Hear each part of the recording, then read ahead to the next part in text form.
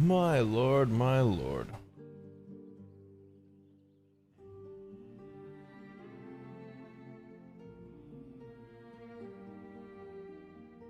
Hello.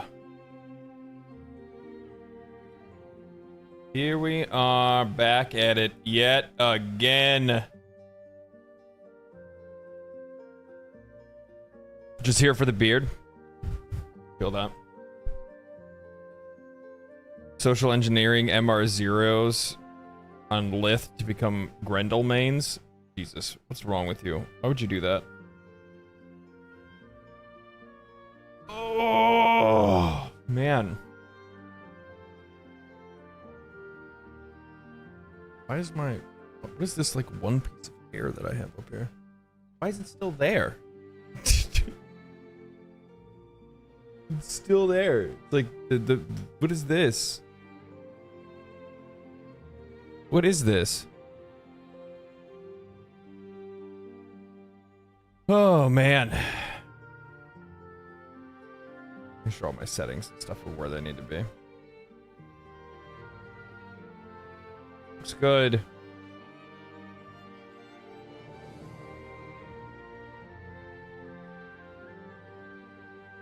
Hello. Hello. You doing Delta Force today? Man, bring back memories. Yeah, I've been really interested. I've been watching a lot of other people play it on the side, and it looks, you know, interesting enough. And I got invited to the alpha, so I figured I'd give it a shot. I think it also has drops. I don't know if it's specific for, like, player to player, but I'm pretty sure that, like, by watching on Twitch, you might actually get access to it as well. I was just catching up on another one of your streams the other day, and then saw you started streaming today. Yeah. Yeah, be like that. You do be like that.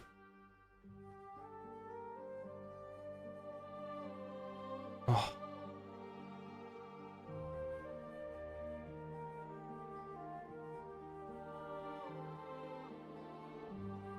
First time you woke up to an LD stream, what weird timing.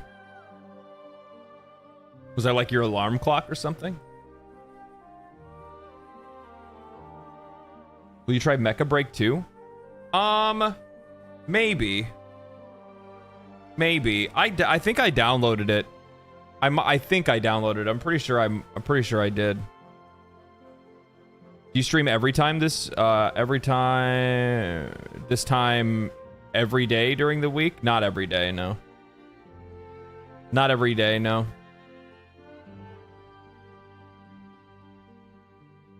I have to, whether or not I keep doing it, I don't know exactly what I'm going to be doing. The goal was supposed to be that I was going to make it where, like, Monday, Tuesday, Wednesday, I would work on videos. Like, that's all I would do, right? I was just going to work on videos. So, like, the idea, hopefully, would be that I would make a video on Monday, make a video on Tuesday, and then make a video on Wednesday. So then that way I can put out 3 videos in a week. And then that's smart. That's smart, Jax. Just pinning it straight from the get-go. I can actually pin that on on YouTube as well, actually. So the idea was that I'd be able to get out 3 videos a week because I would like to increase how many videos I put out a week, but I also don't want to, like, burn myself out, like, feeling like I need to, like, scratch the bottom of the barrel to be able to find things that I want to discuss. Sometimes what I want to do, sometimes it's just trying to, like, make sure that I can, Twitch mod view is an awful design, really. But, yeah, I think I need to be a little bit more flexible. Maybe try to find, like, a middle ground where, like, some weeks maybe I stream 3 days a week. Some weeks I can only stream 2 depending on what's going on. You know what I mean? Like, what's going on for, like, videos and news and stuff like that that's happening. Because there's, like, a lot of games that I want to play, like, off stream too. Certain games that I don't really want to,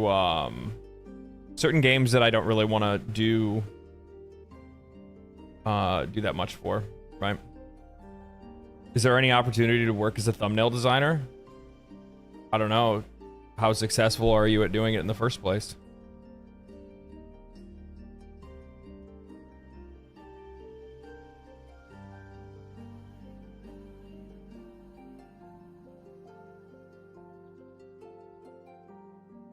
And to be honest with you, like thumbnail, like I don't really need somebody for thumbnails. Not really.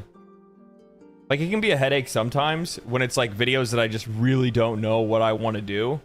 But like 9 times out of 10, my thumbnails are fine.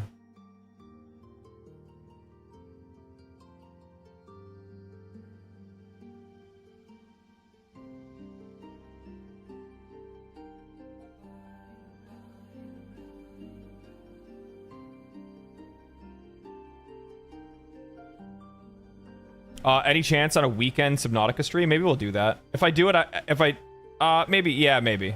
If I do, it'll be like a low-key stream. We'll do it on, we'll just do it on Twitch or something like that.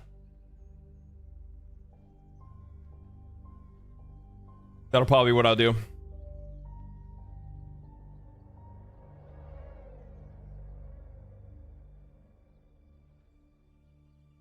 I want you to stream Kingdom Come Deliverance.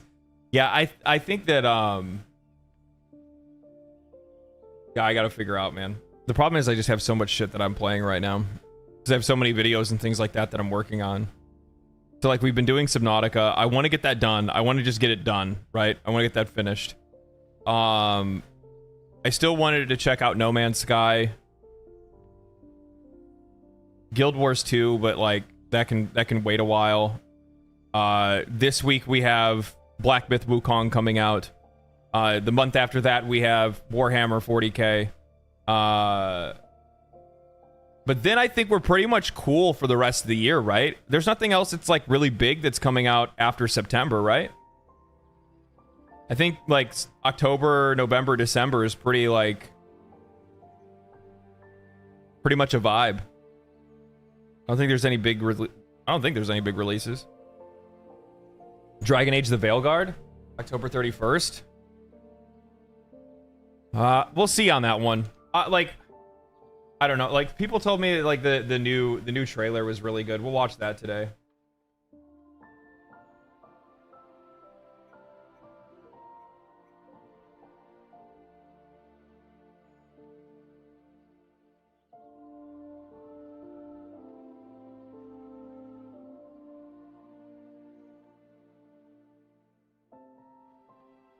I really hope Wukong looks good, or is as good as it looks. Yeah, we're gonna watch a couple reviews for that or something like that today, because I seen like reviews got opened up for that, so I want to kind of check it out. I will say this as well, by the way. Like not taking any shots, not trying to take any shots or anything like that, but it is not a good look, and I can't think of any streamer or content creator that enjoys having people try to come in and like solicit themselves, like not during a live stream, like reaching out on social media or something like that, or you know, getting in contact with, like, you know, if they're with an agency or something and trying to find work that way, that's a different story. But like coming into live streams and asking for work is it's not the way. It's just not the way. Will you do Frostpunk 2 when it releases? I don't know. I can't remember. What kind of game is Frostpunk 2? Isn't it like a city builder?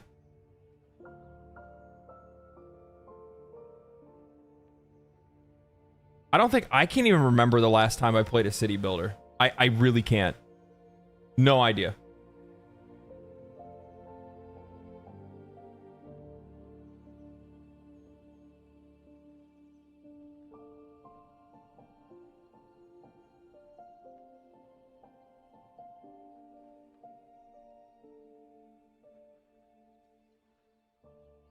How much you gonna bet? I'm gonna fucking test you. I'm gonna test people.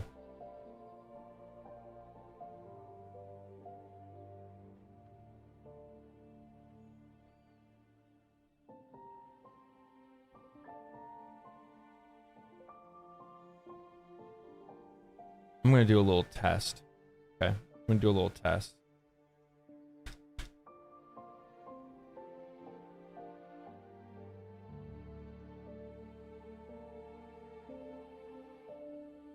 Shit, why did I do that? There we go. It's a hard survival type city builder, you could say. Yeah, I don't know anything about it. City builder with RPG elements. Afternoon, good afternoon.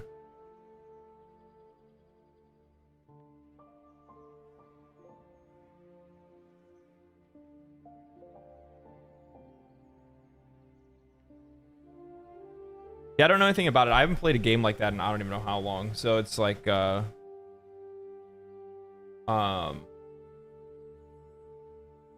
is not something that's been on my radar. I'll say that. I'll say that much at least.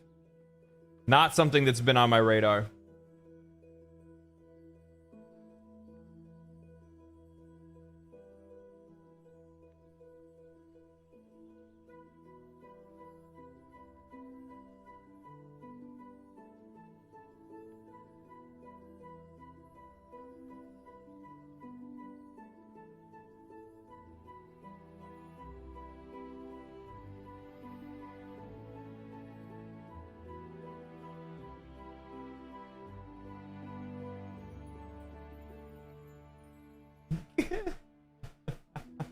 It's funny. Let's see here.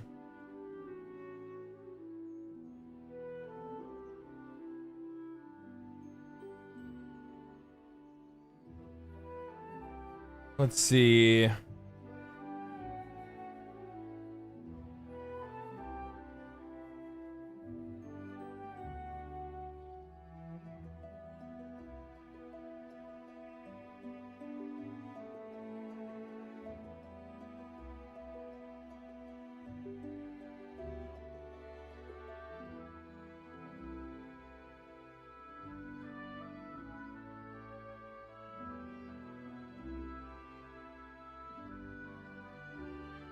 Where is, what do I need to pull up here? Get my stuff ready.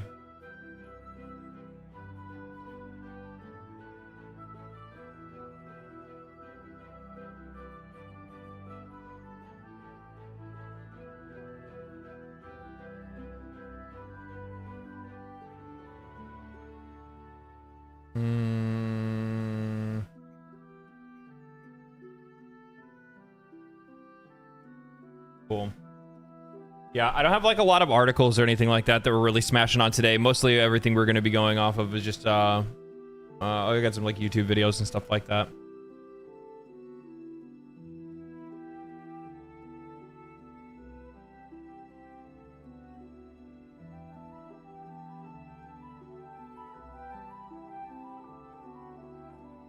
Chill stream today? Yeah. Yep, relatively chill stream today. Not a lot. Not a lot. Like, there's a couple of different things, some like drama stuff that's going on right now with a couple of games that I want to talk about a little bit, but then outside of that, it's really not a whole lot going on. It's tough when it's tough because like there's only so much that happens between 2 days or between 1 day when you stream.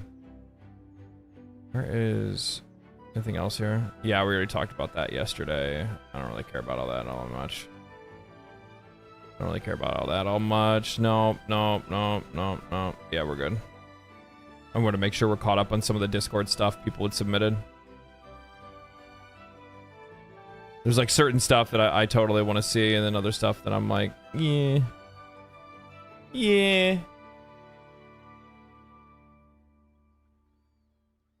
Somebody posted like a YouTube video of like meet the voice cast for Warframe 1999. I actually met the voice cast, all of them, in person. Had breakfast multiple days in a row.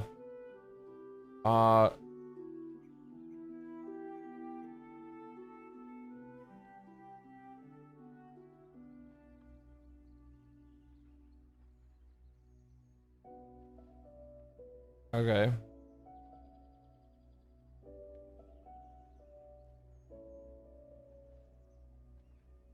This is like a really weird thing.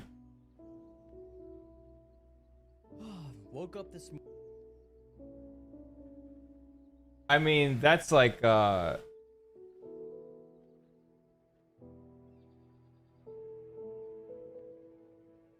gonna watch this. I'll watch this. Just because there's something that I want to talk about anyway. Somebody posted it. It's like a Warframe video. If there aren't that many games that you're hyped on, that just means you got time to play and catch up. Yeah, that's basically kind of what's going on right now. So,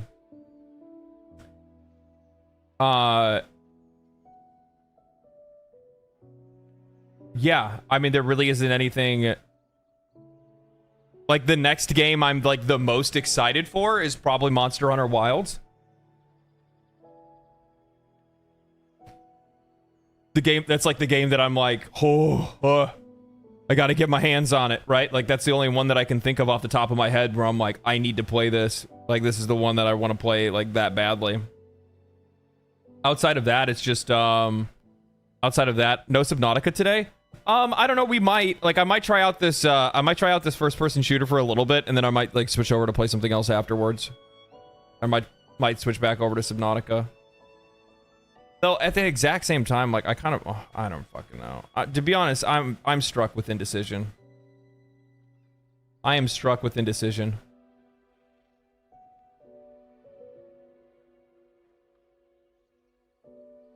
Struck with indecision. Have you seen the new Dragon Age trailer? We're gonna watch it here in a little bit. Part of me wants to play Subnautica because I just want to kind of get that one done. The Delta Force Hawk Ops, I kind of want to play just because it's an alpha test and it looks really good. But at the same time, I feel like I kind of want to play it with like friends, like the boys. You know what I mean? I don't know if Mark is still working evenings or not. I don't know what he's doing. I don't know if he got into the alpha either. That's the other thing.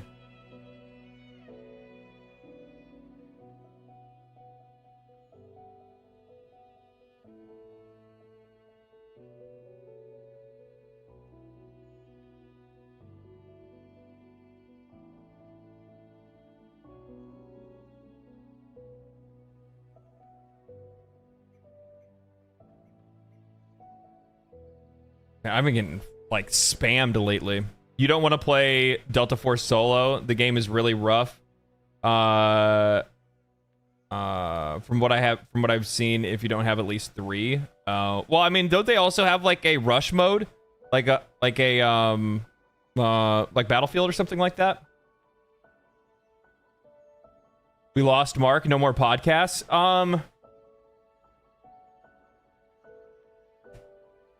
I don't like. I want to figure something out for that and try to figure out a better way and a better day to be able to like slide it in and slot it in. Because like the problem is that like when we did it on Sundays, it just doesn't like it just makes it where I don't have any days like to myself, like for not anything related to YouTube. You know what I mean? Otherwise, like literally I am working every single day outside of 1 day a week. And it's like it's just not healthy, man. It's not healthy.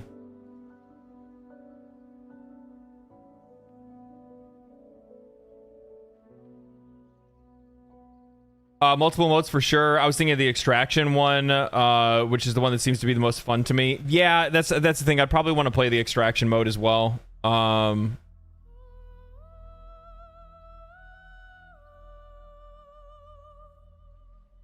Yeah. Yeah. So maybe I won't actually play that today. I don't know.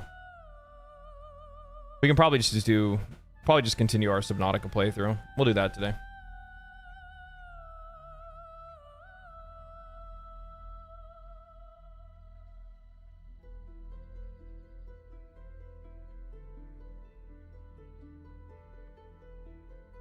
I'll change the Twitch stuff to it.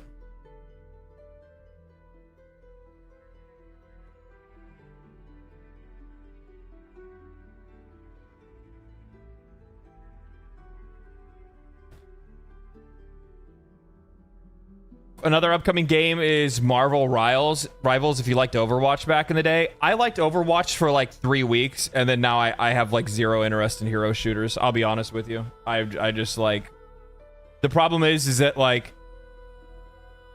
you know, Overwatch copied off of Team Fortress 2, and now Overwatch has been copied by a bunch of other games for their own hero shooters and stuff, and now it's exhausting. It's played out. It's not new. It's not fresh. It's just fucking boring to me.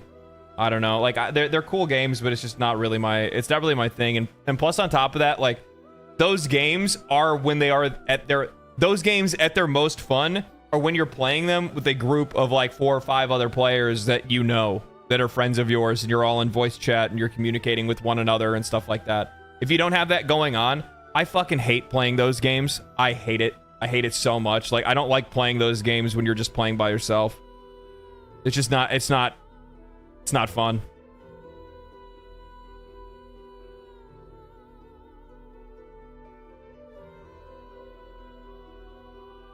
I don't see how you can make a hero shooter fresh again. I don't know either, to be honest with you. I have no idea. The demand is there. Yeah, I'm sure that, like, there's people that want it. I'm not saying there's not people that don't want it. I'm just not one of them, personally. I'm not one of them. Believe me, like, when I saw that Bungie had switched gears and they said that they wanted to take and make Marathon a hero shooter because they brought in somebody specifically for that design purpose, I was like, well, there you go. I'm fucking done. I don't care about that anymore now.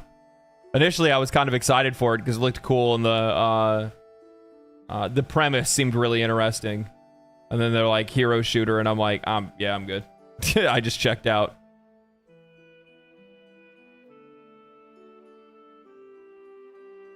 Do you get mad at the slightest things? That's what I'm like. I have to be distracted by a buddy so that I don't get mad. No, it's not actually getting mad or anything like that. It's just not fun. It's just boring.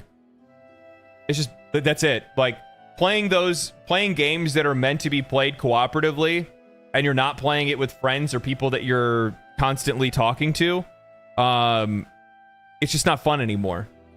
And I think one of the things that ended up ruining it is private chat.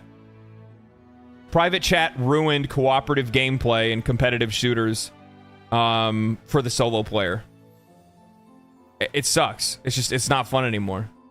Because when you have a whole team that's all in party chat, or other people that are in private chat, or people that are in Discord or in Xbox private chat, or whatever it might be, like, you're not communicating the same way that you used to. Even though most of the time people will just kind of talk shit back and forth to one another. I mean, at least people were talking. So now it's like, here, I'm going to hop on to play this cooperative game. Here I go to play Overwatch 2. Nobody's talking. And nobody wants to talk. So what am I doing? What am I doing? Why would I even bother? If that's the case, I'll just go play something single player.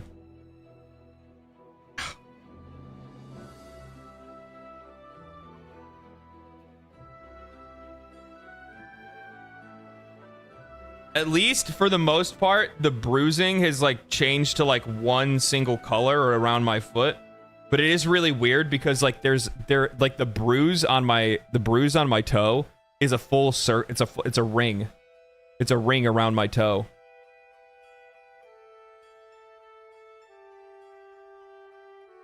I saw something about that. Who said that they should bring Mike's default back to on? Oh yeah, that was Keemstar. But of course, like, people that bring up those kind of discussions always take it to some like weird fucking extreme. That stuff's so weird. It's so weird. What did he say again? Like, I'll give you a really good example. Like, this is such a good example.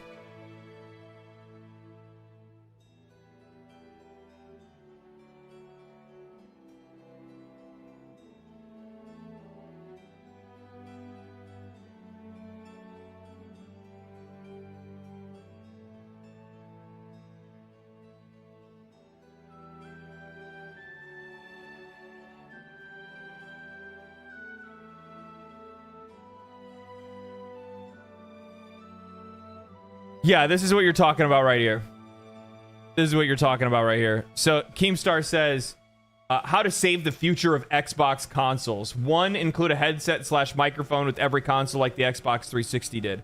This is how the minds of these kind of people work, right? So like, this is like, oh, okay, you know, I could agree with that. I could agree with that. Yeah. Force the mic to be automatically on so players don't with players with the option to mute like Xbox 360 did. I don't really like that. Don't automatically mute toxic players if they receive too many reports or mutes from other players.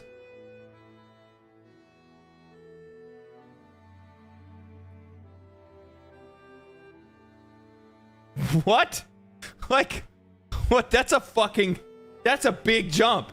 How do we go from include a headset and microphone with the console to don't automatically mute toxic players if they receive too many reports? What? Use proximity mics like they did in Halo. Like, one of these things is not like the other. One of these things is bullshit. Like, it's like, let people be pieces of shit. It's just like, nah, dude. Like, there's some people who just don't want to deal with that shit, man. Nobody wants to deal with that. Proximity mics are great. I don't think there's any problem with that. You want to like, if you want to, I mean, I would make the argument that if you want to, but you're never going to be able to get rid of it. That's the problem. Like, what's the fucking point in complaining? There's no point in complaining about it. You're never going to be able to change the culture on it. What are you going to do? Ask for them to take, like, you know what the real solution to this is? The real solution to, like, online games and, you know, more, like, interconnected lobbies and a stronger sense of community within video games? It would be remove private lobbies. Remove private chat. But that's not going to happen. You're not going to get, it's never going to happen on PC, right? Like, what are you going to do? Tell people to stop using Discord? Okay. Yeah, all right. And you're never going to, like, have Xbox remove private chat. What are you talking about? Right? So it's just, it is what it is. It is what it is, man. It's just the way that people are today. Like, what it is, what I think people fail to realize is that we, in the dawn of online gaming, we were still very incredibly social people that were you know, kids and adults were still in very social situations, and as we've become so interconnected through convenience on the internet, we no longer feel the need to actively participate in conversation, actively be in, you know, social situations. Instead, because of the convenience of the internet and online culture as it is, we're social when we feel like it.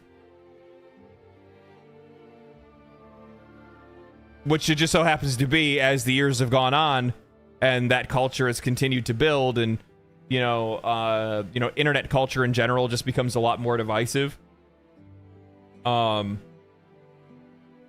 It's become less and less. Now we want to talk less and less. Or at least that's how I feel.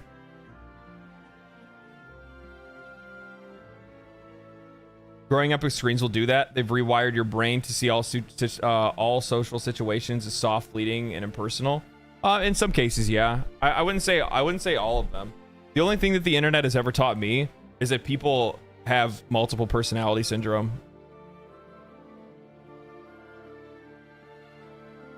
They have their self on the internet, and then they have themselves off of the internet.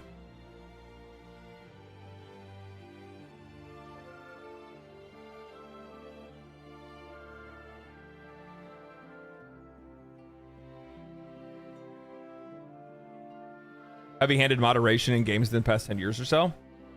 I don't think it has anything to do with it, personally. That's me, though. I don't think it has anything to do with the moderation. I think the moderation is a extension of just general social culture, right? Where did that moderation come from? Did that moderation come from the game, or did that moderation come from just like public perception? Do you know what? There's a great segue. There's a great segue to this. Great segue to this. Right here. Dead Rising. Dead Rising Remastered. So, in the Dead Rising Remastered, Larry Chang, which is one of the bad guys in the game, I think he's one of the psychopaths, it changed way back in 2006. There was a lot of animosity between Japan and China. Larry was originally a yellow-skinned fat guy to make fun of, and to make fun of them and even their culture. Larry was changed in the remake because Capcom / Japan do not hold that same animosity. Erotica. So in Dead Rising, you used to be able to take erotica pictures, right? Which basically was just like suggestive pictures of some of the other characters inside the game. Like, you know, upskirt shots or something, cleavage shots and stuff like that. That's been completely removed from the game.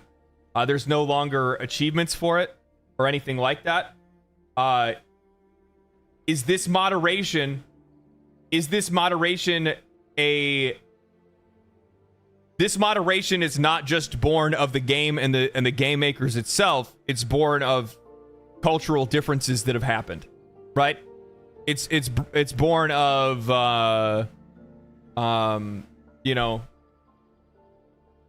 a world that is growing softer and softer and softer by the day. Yeah, you used to get points for violence, erotica, drama, but all that stuff has been removed. You played as a tabloid photographer. Yeah, you did. You did. Yeah.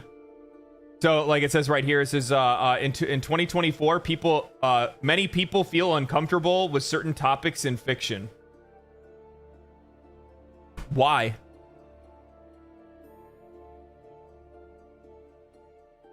Don't engage with it. If it's something that offends you, religion, it has nothing to do with religion. Today people are less religious than they've ever been in the history of the human race.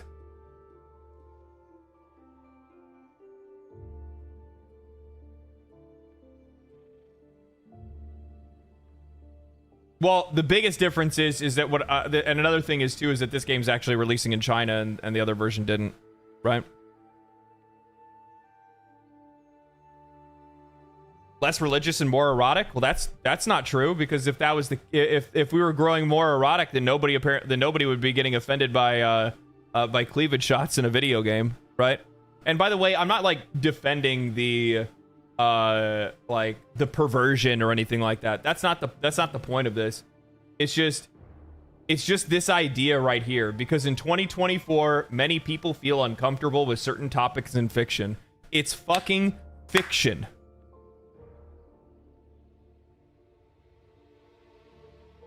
You're not allowed to write about certain things anymore. You're not allowed to talk about certain things anymore. You can't even make them in media anymore because people feel uncomfortable. And that also leads to another change as well, which, by the way, it's like, okay, like shit like this we can make an argument for. Removing this you can make an argument for.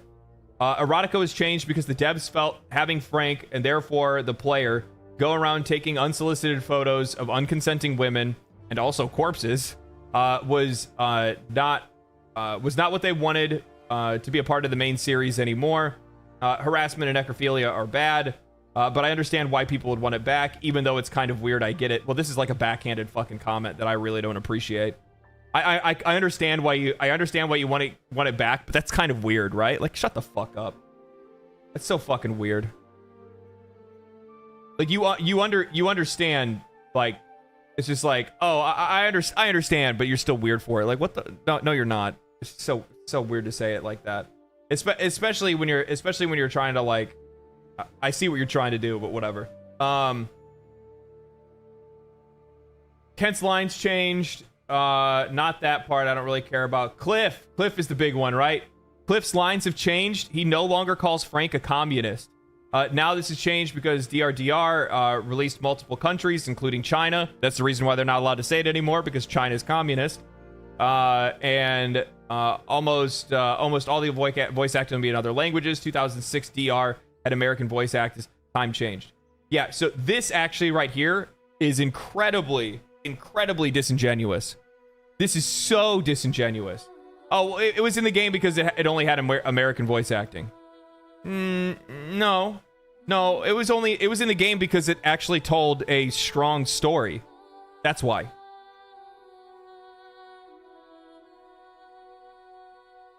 It was in the game because it told a good story.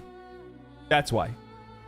Because the idea of Dead Rising, and the reason why Dead Rising was such a big shakeup when that game had came out, because keep in mind, Dead Rising wasn't like this like comedy game that it now is turned into, where it's just turned into like fun times killing a bunch of zombies. Dead Rising, when it first came out, was a hard-ass zombie survival horror game.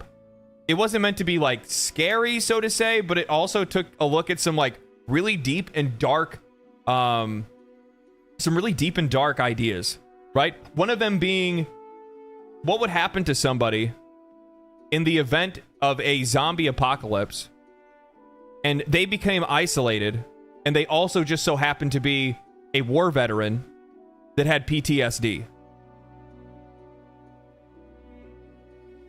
But now that context of that character has been thrown out the window because times change.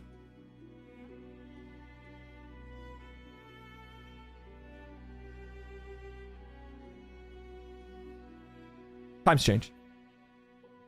PTSD, times change. We don't need to talk about, that's a sensitive topic, guys. That's a very sensitive topic. We shouldn't be talking about that. We can't talk about sensitive topics anymore.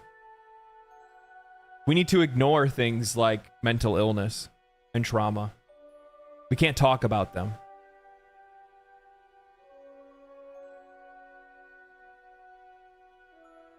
It's crazy. Times change.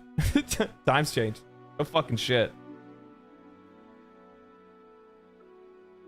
I don't know, man. Like stuff this part, like this is what it ultimately leads to things like this.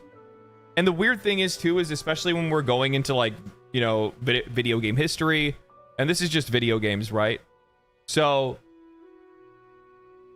I'm just not a fan of this like weird revisionism, man. I'm just really not a fan of this like weird revisionism, trying to go back and pretend like things didn't happen, things weren't said, or things haven't happened to people, or wars didn't even happen, things like that. It's just, I don't know. It sucks, because by the way, I just want to let you guys know, I was really looking forward to this. And I've heard a lot of really good things about some of the other stuff, but like the core of like what made this game what it is like being completely ripped out of it. And I'm not even talking about the narrative changes. I'm talking about just like even like in the gameplay itself, because like what they changed here also reflects in the gameplay of the game as well, where they modernized it, which is cool, which is fine, and you want to see some modernization, but at the exact same time, they also made the game like exponentially easier than it's ever been before. Exponentially easier than it's ever been before. So it's like you see it not only reflected in the narrative, but also reflected in the gameplay. And Dead Rising was hard. Dead Rising was hard, man. Trying to save everybody, all the survivors. Good luck. Good luck. The old game still exists, by the way. Yeah, but you understand where I'm coming from, right? Just because the old game exists doesn't mean that it's like this somehow does not insult the memory of the game that it's emulating. Nor does it not make it any less of a leading indicator for future things that we're not going to enjoy.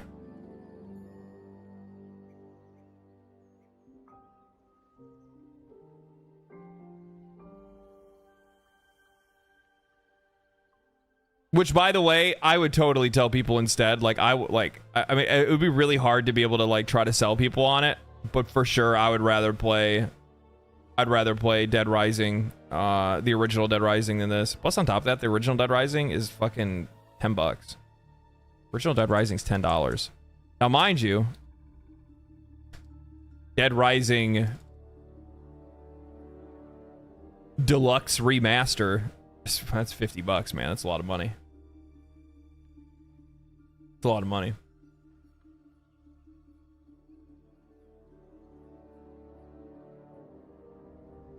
Somebody once said, history exists to be erased. Yeah, well.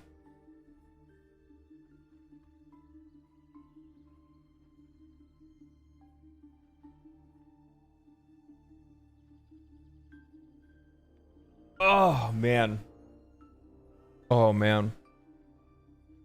Wokeism destroys quality. They focus too much on stupid shit than what really matters in a game, such as graphics and gameplay. It's not just graphics and gameplay. It's the whole experience. I think over the last few years, there's been some really fun games that didn't have didn't have other great elements, and because of that, players have kind of taken to this idea that the only thing that matters is gameplay. And while gameplay does play a very large factor, at the exact same time, you know, you can ask those people, why did you like Gears of War?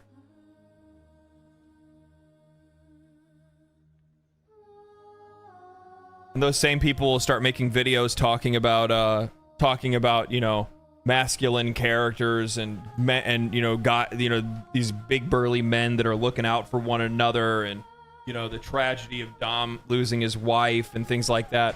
That doesn't sound like gameplay to me, does it? It sounds like the narrative. It sounds like the writing. A great game is equal parts everything. A good game can be a good game could be just gameplay, but great games, legendary games, they're equal parts everything.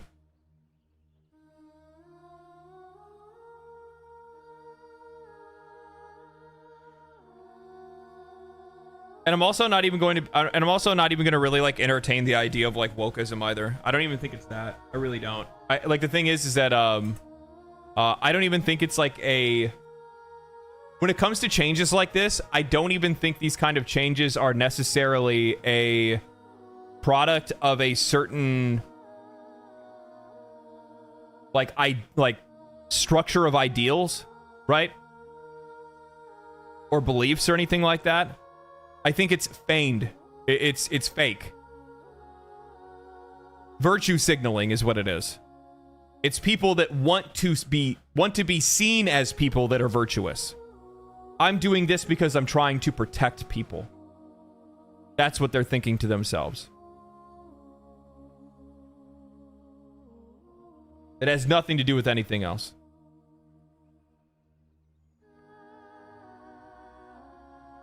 Sad to see, man. Sad to see. You wouldn't expect it out of Capcom, but I mean, I don't know. It spreads. It spreads. Gameplay is the foundation. Everything else, like story, graphics, music, and sound, is the castle that's built on top. Correct. Correct. And while you can make your own fun standing on a foundation, right? A foundation can only take you so far.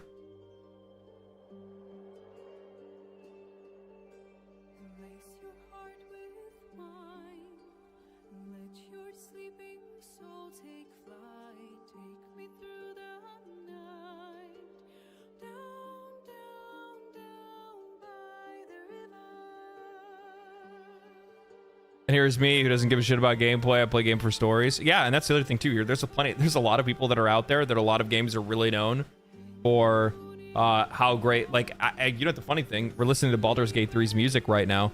I even think Baldur's Gate 3 is probably a really good example of that, right? Baldur's Gate 3 is a fucking massive success. It's a beloved game by many. Is the gameplay what really sells it? Like, sure, the game, the gameplay is good, but it's a turn-based RPG. It's not the most complex or engaging of gameplay types to some, but the narrative is what really is the core of that game. The amount of choice that you get, the player agency, all of those kind of things, the dynamics of the game, right? So gameplay doesn't always become the leader in all cases.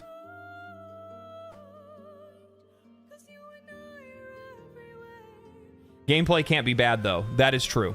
Gameplay cannot be bad. Yes. Gameplay cannot be bad.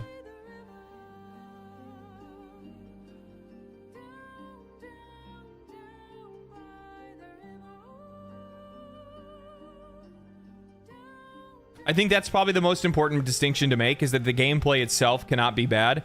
That doesn't necessarily mean that gameplay is the only thing that matters.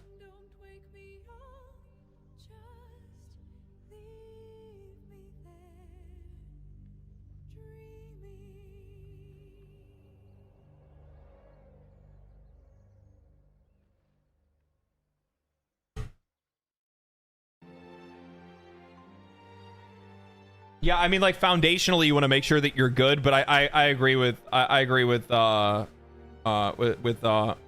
saying that's the point that I'm getting at. Games should go for a good overall experience. There's no such thing as gameplay is king. Nothing else matters. Yeah. I think that the idea of gameplay first, nothing else matters, only exists in the lens of, like, competitive shooters. Maybe a few other types of games.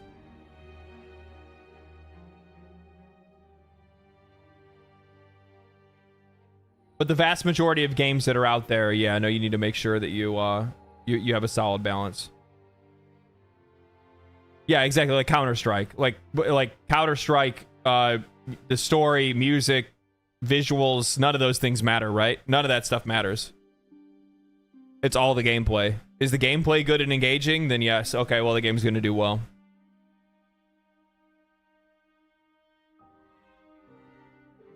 So this is a very interesting thing that happened. So Activision put out a mod for Modern Warfare. Sorry, not Activision didn't. So there was a mod that was coming out for Modern Warfare that apparently a lot of people are looking forward to. I don't understand what the mod is.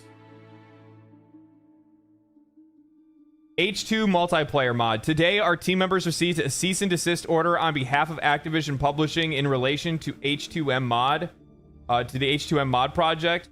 We are complying with this order and shutting down all operations immediately and permanently. We are cooked. You guys fucking suck, Activision. If you bought Modern Warfare on Steam and you haven't played the game, please refund it. Activision doesn't have the balls to support their game. So this must have been some type of, like, multiplayer mod. I don't understand what it was going to do. Oh, okay. RIP Road to Killcam 100. A new gaming channel. I don't know what all this phase stuff is about. That's something else. And oh, this is because it is phase. So there must have been some type of, like, multiplayer mod that they were putting in for Call of Duty. Apparently the servers are down. Is that what it is? You can't play the game online?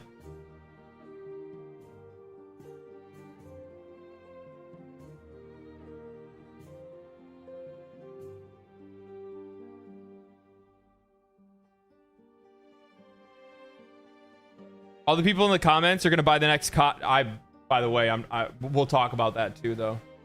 We'll talk about that too, but yeah. So I guess BT made a video about this, but I haven't watched it yet. Who's BT?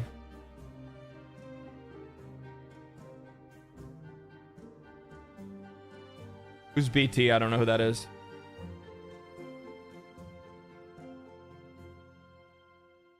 Blame Truth? I don't know who that is.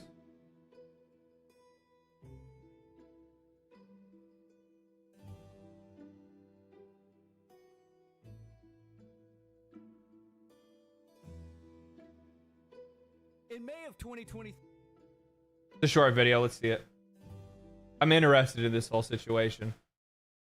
In May of 2023, I covered Activision shutting down SM2.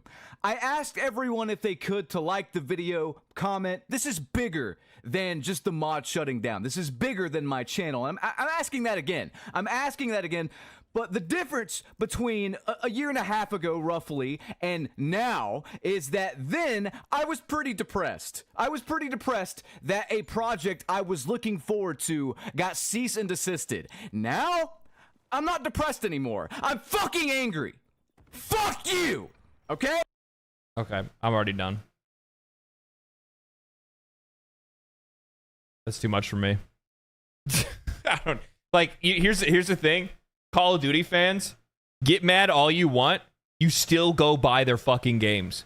And here's the thing: you're complaining about this in the wrong fucking genre, in the wrong fucking game, because no matter what you talk about online, it will never enact any truth within Activision Blizzard, because there are so many people outside of online communities, outside of Discord, outside of Reddit, outside of Twitter, that are buying this game, that what you say and what you think does not fucking matter.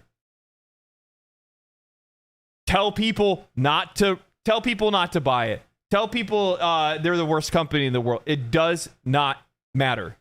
It's like you're trying to tell people to stop drinking water.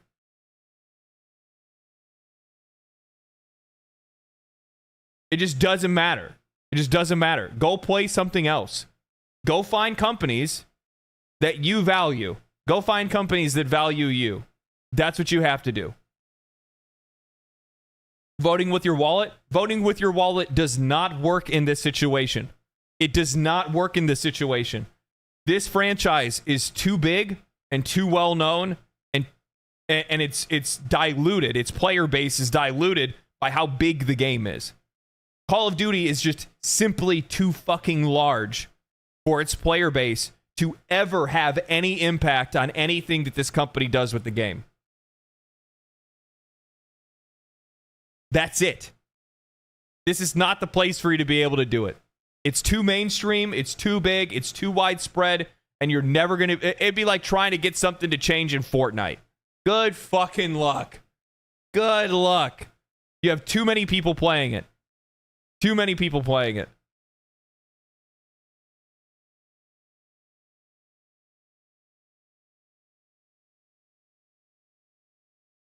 Drops of water can take down walls. I'm gonna be honest.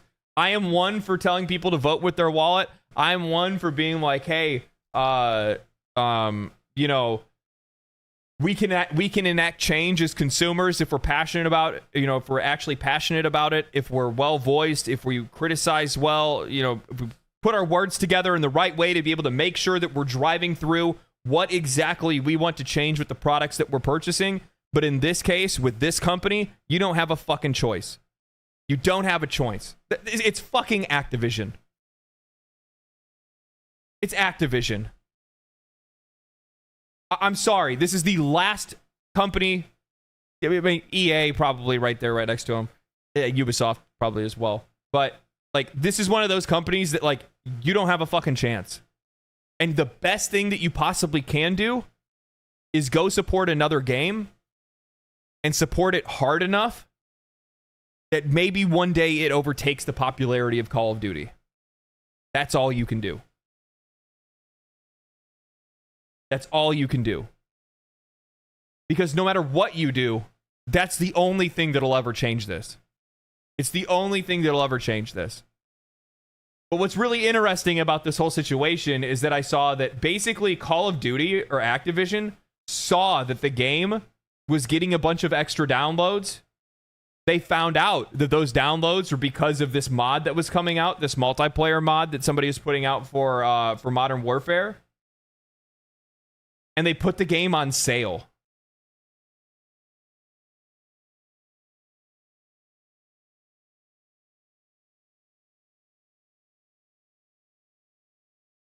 So they saw all these people were excited about this mod. And then they put the game on sale.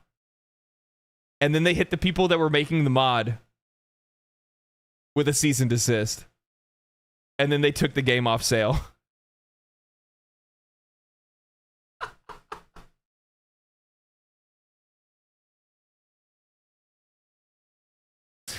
Fuck.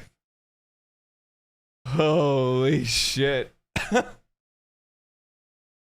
Easy. Easy.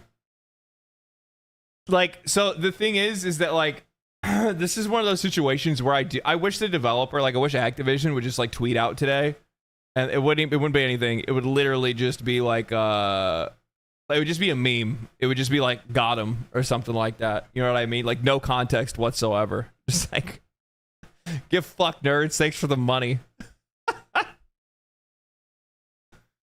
They're like, you dumbasses gave us money again? Again?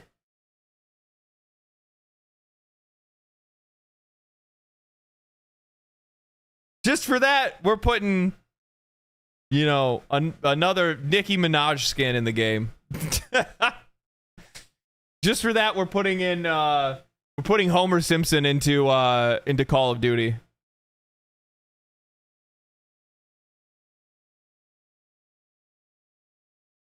They want GTA 6 to be like a arcade game you can feed quarters into.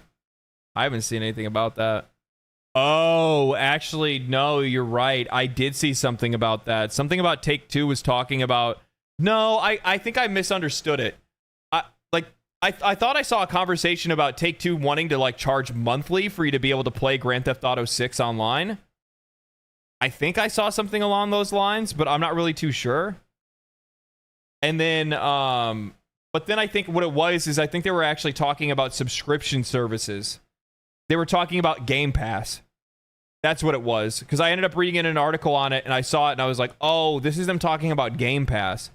They were talking about how it's useless for them to try to want to put the game on Xbox Game Pass or anything like that, which I fully agree. It'd be a huge waste of money on their side. And plus, on top of that, like, I mean, I don't even know how much money Xbox would have to pay. Have to pay for Grand Theft Auto 6 to be on Game Pass. I have no idea. It would be obscene. So yeah, what it was is that a lot of people took a headline and they didn't actually read the article because people saw a Grand Theft Auto subscription and they were like, "Holy shit, they're coming for our money!" But actually, it was them talking about Game Pass and not putting it on any of those like subscription services that like game subscription services and stuff like that.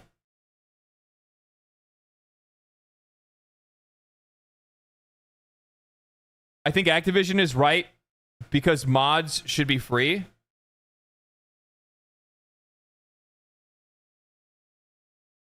The mod, you don't pay for the mod. They weren't taking donations, I don't think. They were not charging for the mod for you to download it. The only thing that was required for you to be able to play this Modern Warfare mod was that you owned a copy of Modern Warfare. Like, they were doing it fully legit. No cracked version of the game or anything like that. No DRM-free version of the game. I don't think that probably even existed when Modern Warfare came out or anything like that. But none of that stuff. It was just a fan service mod that was coming out, and it didn't have anything to do with it.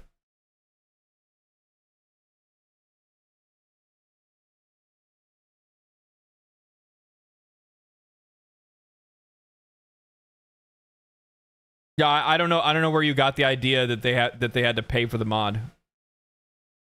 At Legendary Drops, there is a new extraction shooter with the possibility of buying ammo, and people are defending this. Remember the EA idea? We're already here.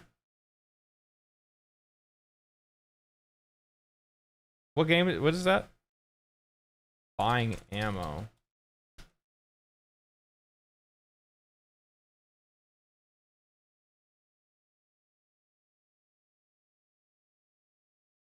Probably not what I wanted to type in. I should have done that right here.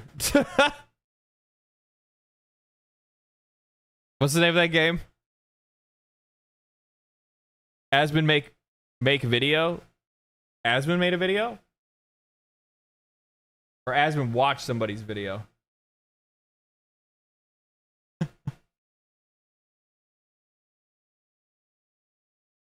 I'm gonna go.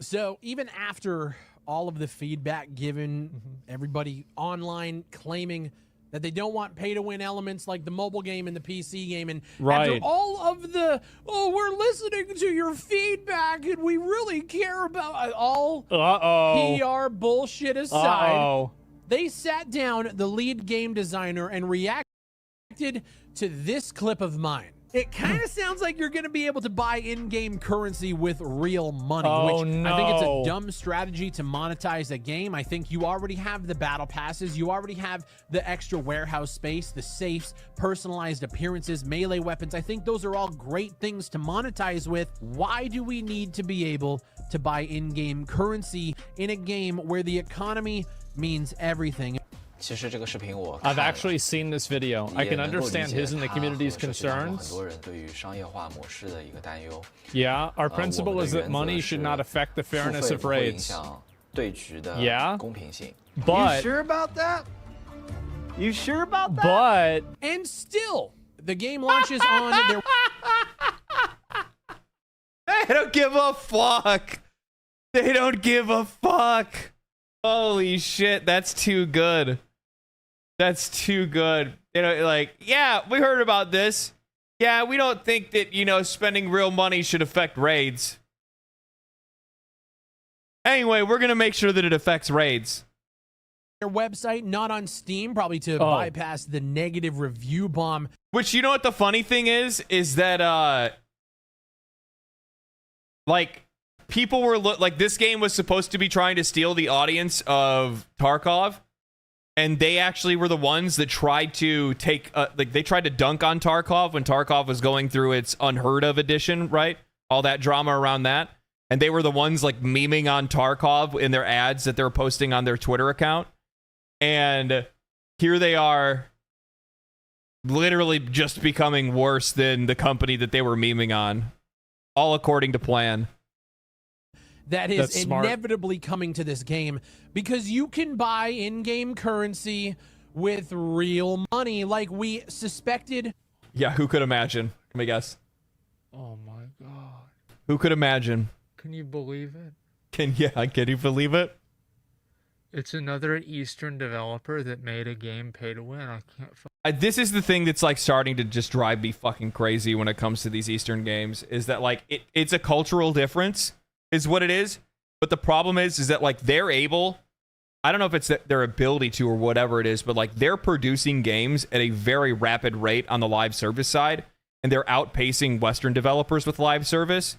And it's only a matter of time before, like, their flooding of the market ends up starting to, like, move player bases around, and you're going to start to see games like this get adopted because players are just ready to play something new or play something different.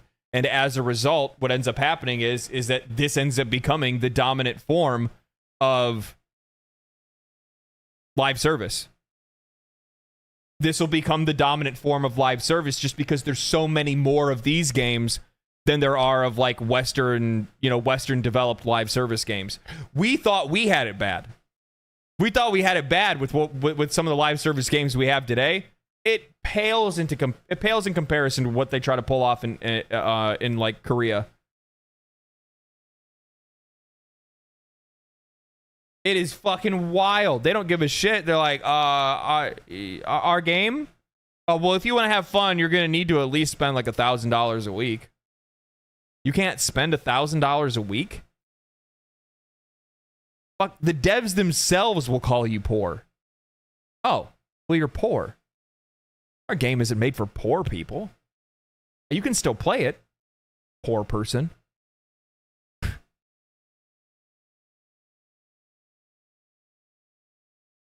Fucking believe it.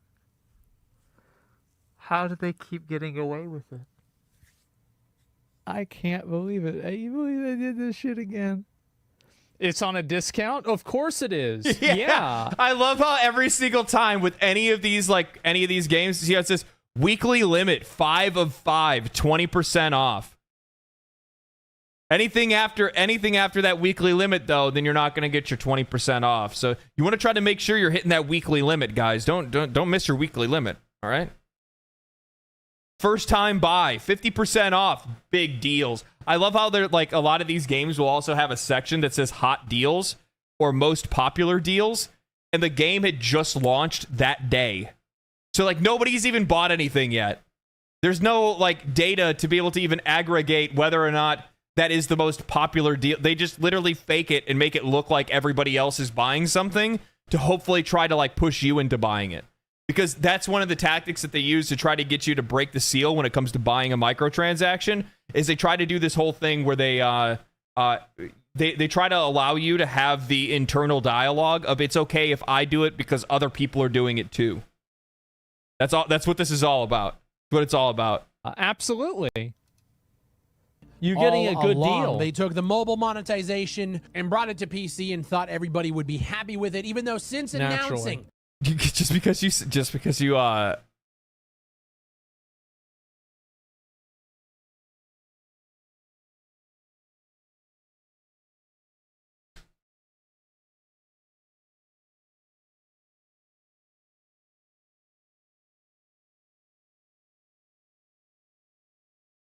where's it at?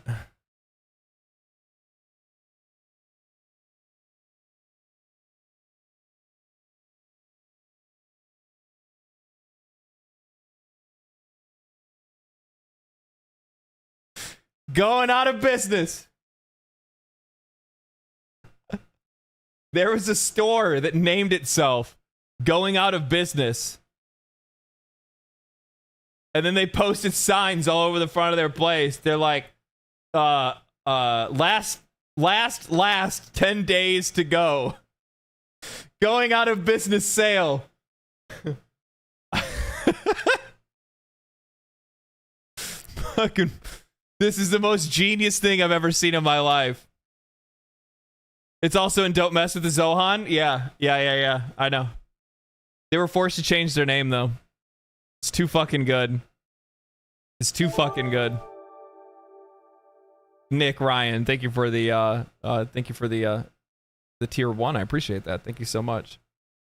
That the game is coming to PC, every single person has said they don't want monetization like the mobile game in this game. You have to figure out a different economy for this game. I don't think that they realize that with these Korean developers, that when they say they want different monetization than the Korean game or than the mobile game, it's the same fucking thing. It's the same thing to them.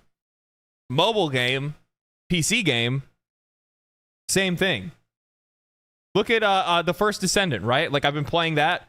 They have mechanics in the First Descendant that are straight up ripped from what we would normally see in pay-to-win mobile games. One of the best ones being when you feed a weapon into another weapon, it grows that weapon's abilities. And I'm not talking about the level exchange. I'm talking about the actual potency change. So if you make one legendary weapon and then you make the exact same legendary weapon and then you fuse the two of them together, the like lightning proc chance of the thunder cage will increase. So they want you to make multiple thunder cages, waste your fucking time just to be able to increase the power of the unique ability. Yes. It's disgusting. I hate it. It's like the worst thing it's the worst thing ever. And mobile games do this in gacha games by trying to get you to do more pulls, right? Spend more money or play more in the game or play the game more to be able to get multiple versions of the exact same, character or monster or whatever to feed them into each other to bring their base stats up just a little bit. On same PC, thing. And did the developers listen? Fuck no. Well, they did listen. They heard it. They just said no. Yeah. I'm sure they seen the feedback. Yeah, they probably were like, yeah, a lot of people don't like this. Yep. All right, well, let's put it in. They did not. Yeah, they clearly Even after saw claiming that they don't want one player to get a significant advantage over another. I just want to say this. So, like, it's just one thing that I want to bring up when I talk about these Korean games. I think what's frustrating the most about it is that through their monetization, they are actively making worse games. And the reason why that's frustrating is because like they can actually make some fucking banger games. In a lot of cases, like their art styles look good, their performance is really good, the the fidelity's good, the mechanics are good, the gameplay feels good. Literally everything about the game feels good. And then they just fucking destroy it through monetization and putting in all these like time-wasting mechanics. Like they could make a banger game that would take the world by storm if they just made something fair. Here's the thing though, like I understand when people want to come through and say money, money, money. I get where you're coming from for sure, because that's the way that they're thinking. But the problem is that what they don't realize is they're actually being four-head, not five-head, okay? This is a very four-headed decision. It's tunnel vision is what it is. They only see the little bit of money and they don't see what else they're losing on the outside of that. If they just made a banger game that was fairly priced and fairly monetized, people will line up to play your game in droves. They'd line up. But by making your game so financially inaccessible to other players and creating such a large divide between the poor, I shouldn't say the poor, between the haves and the have-nots, by creating such a massive gap between those player bases, it becomes too hostile for other players to want to get into. And as such, you're leaving out so many other people because there are so few of them. Or sorry, there's so many of them and so few of the other. And while, yeah, you can definitely farm some seriously good cash off of the whales are going to spend regardless. The whales are they're going to spend money regardless of how hostile your monetization is in the game. It doesn't matter. Like, that's just what they do. It's part of who they are, right? So you don't have to make the game as hostile with its monetization in the way that a lot of these games do. They could tone it back a lot, and you're still going to get the money for the whales. But you're also now going to be able to get a larger player base that'll likely want to make bigger investments into the game later. They just take longer to want to make investments into it, right? So like as an example, playing Warframe, right? I really like Warframe. I didn't want to spend any money on it. I didn't spend any money at all on Warframe until I was probably 60, 70 hours in because I wanted to make sure that it was a game that was worth my time. And until I found out that the game respected my time, that it had good content, and that it felt like it was a game that would be realistic to play without spending any money, right? Constantly. That's really the point. It's like, do I have to spend constantly? No. Just maybe sometimes if you want to, but not really. If you might take a little bit longer, but that's about it. Okay, that's fine. But if it's like, do I have to spend money constantly? Yes, unless you want to die. Unless you want to feel like you're being dragged behind a truck. Because that's how it's going to feel having to grind for some of the stuff that you want. Right? So then those games, I will 100%, when I reach that point and go, oh, it's worth my investment, I will very easily go, okay, well then I'm going to look for something that I think is a good deal. And I'll go and I'll buy Ember Heirloom or something like that. Now I'm getting platinum. I'm getting some other, cosmetic accessories. I got a discount on some platinum. I'm going to buy some platinum. Then all of a sudden I have no problem spending money on the game. But the problem is that you're cutting out those people by making the game so hostile so quickly for new players to play. That's what all these games end up doing. They this did is the it garbage anyway. version and of the Tarkov. crazy thing about this entire situation, I feel like I'm in an episode of the fucking Twilight Zone. There are so many people on social media defending the use of microtransactions like they're this. dick eaters. What are you surprised? You surprised that there's an army of dick eaters? I think I might I think I might I mean his react is like super long and I have way too much to say. I think I kind of want to watch the original guy's thing.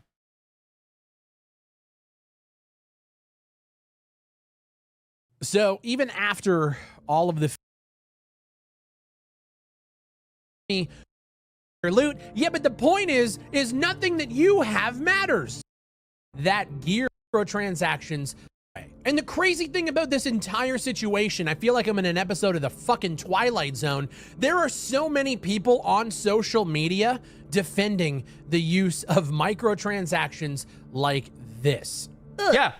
Because they fucking suck at video games, and the only way for them to not suck at video games is to be able to pay to have an advantage over other players. And also on top of that, it's a fucking pride thing. They like the fact that they can afford something that other people can't. But Dick Eaters is right. Asmongold was 100% right when it comes to this. It is Dick Eaters. And actually, by the way, I think I saw this already, because if I'm not mistaken, So I think I was actually watching. I think I was all of watching his video. Hold on. I think I was watching this. That's right. To bring them into, like, they still have cable television. These people are professional Dick Eaters.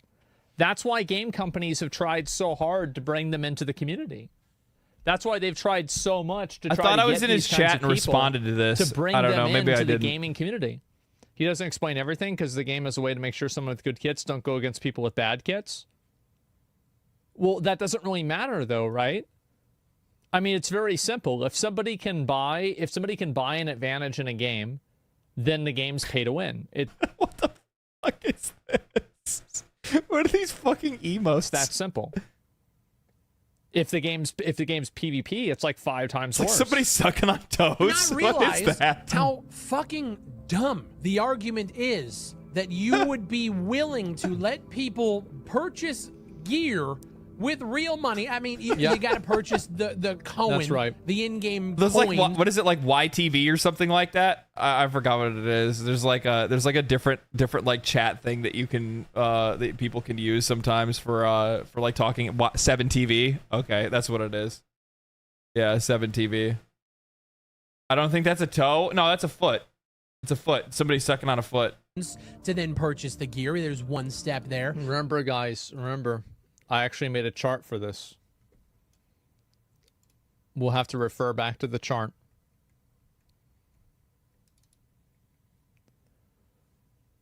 Okay. Yes. That's right. In case anybody's forgotten, this is the way it works. This is the best one. Yeah, it's totally. It's so true. It's so true. Pay to win, fair and balanced monetization system. Yeah, and you know what the best part is? This right here. This right here is not what's fucking. This is right here is what's fucking you. This right here is fucking you. This obfuscation of our currency between these currencies, and that, yeah. Completely different, guys. Completely different.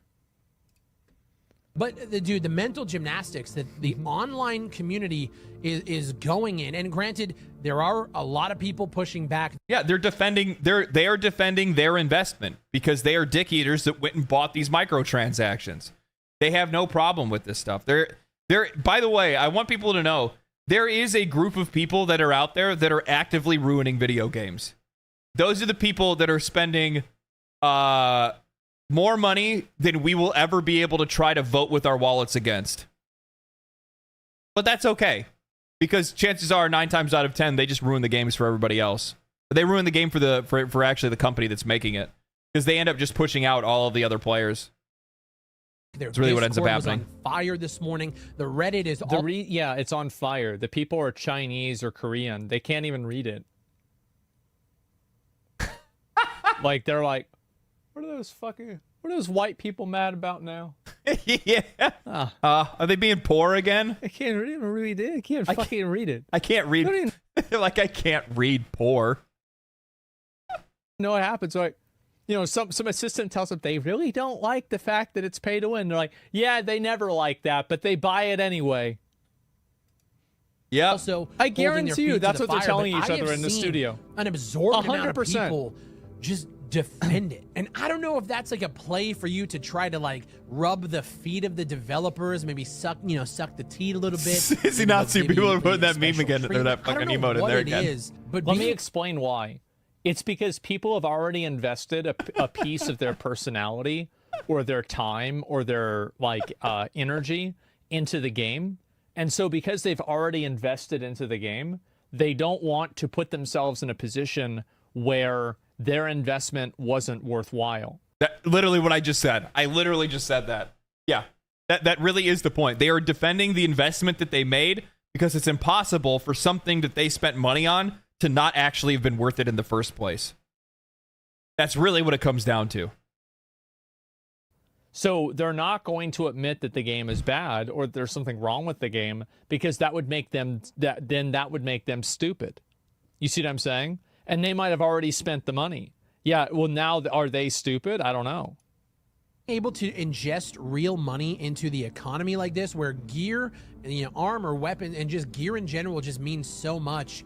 It blows my fucking mind that they thought this was a good idea. Like, yeah, like, I mean, gear, weapons, and all those things matter a lot in a game like this. Like, you have to think about it. Like, I don't know if anybody here has actually played Tarkov, but like, if you have a kitted gun, is it always going to be the deciding factor? No. Does it tilt things in your direction? Yes. Well, that's the reason why they're doing it. Gear and armor matters so much. That's why they're making it to where you can buy it, because more people will buy it if it matters more. My last video on mobile, it doesn't matter, because mobile gamers, if you're a true mobile. What is this? Mythics with $10 says, what is a game company that fell off you wish the most to make great games again? I asked my friends this, and I thought it was interesting question, but Game Freak? Hot take. Game Freak never was like a good video game developer. They had a good core idea that ended up actually really working well for like the medium at the time, for like mobile games and stuff. And, or not, I shouldn't say mobile games, that worked for handheld games. But if you remember, like, the vast majority of the games that they tried to translate to console were never received as well. Like, the Pokemon format works really well for a portable game. It doesn't work very well, like, and the thing is, like, they can't design anything outside of that. What do they make? Pokemon Snap? What is a game company that fell off you wish the most to make great games again? I asked my friends this and thought it was an interesting question, but me Game Freak.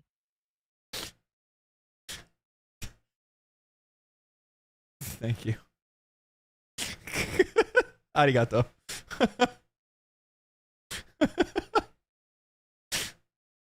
There's probably some people here that have no idea why it's doing that. I'm gonna be honest with you, I don't know why it does it either. It's literally set to English man voice, but for some odd reason it keeps coming with this like Japanese translator. I don't know why it does it. I don't know why it does it. Game Freak is like Rockstar. It just kept renaming characters. Yeah, it's something similar to that. But I really think that like they were never a really good game developer. I think that they just like the game that it just so happened the game that they made worked really, really well for the platform in which they were making those games for. And ever since they tried to make the game for console specifically, it just hasn't worked out. Not the way that people wanted. Like Sword and Shield was mid. Legends Arceus was like decent, but has its own problems. The other one that they made too, not as good, right? So like but the standard mobile games always did well. Or I keep saying mobile, but portable games always did well.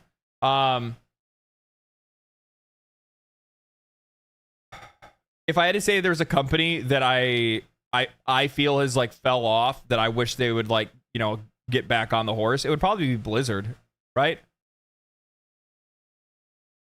But we know that's never going to happen. Or Activision. No, not Activision. Ubisoft, actually.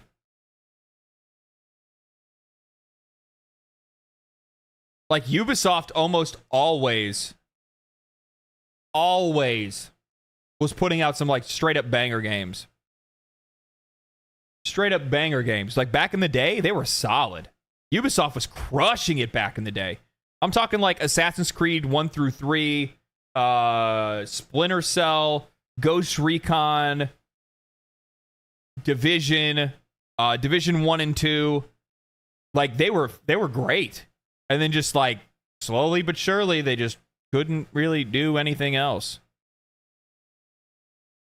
They just couldn't do anything else. Gamer, you are bred to be okay with just insanely terrible monetization models. But on the PC landscape, it's a lot different. Or at least I'm hoping that we can fight back enough to make sure that we are different. And the general argument is like, well, if you pay... They might claw back a couple of the features, but the truth is that the PC marketplace being different isn't really true that much anymore. Like, look at something like The First Descendant. The First Descendant has obvious pay-to-win features. Now, you can get them by playing the game, but you can get them faster by spending money. The truth is that even PC gamers have become acclimated to pay-to-win. Yeah. Look at Lost Ark. Money that doesn't... But this goes back to the discussion that I was having before, which is that ultimately this style of pay-to-win gameplay does not lead. It leads to initial financial success, but a very, very fast fall off. Right. So if we look at Lost Ark.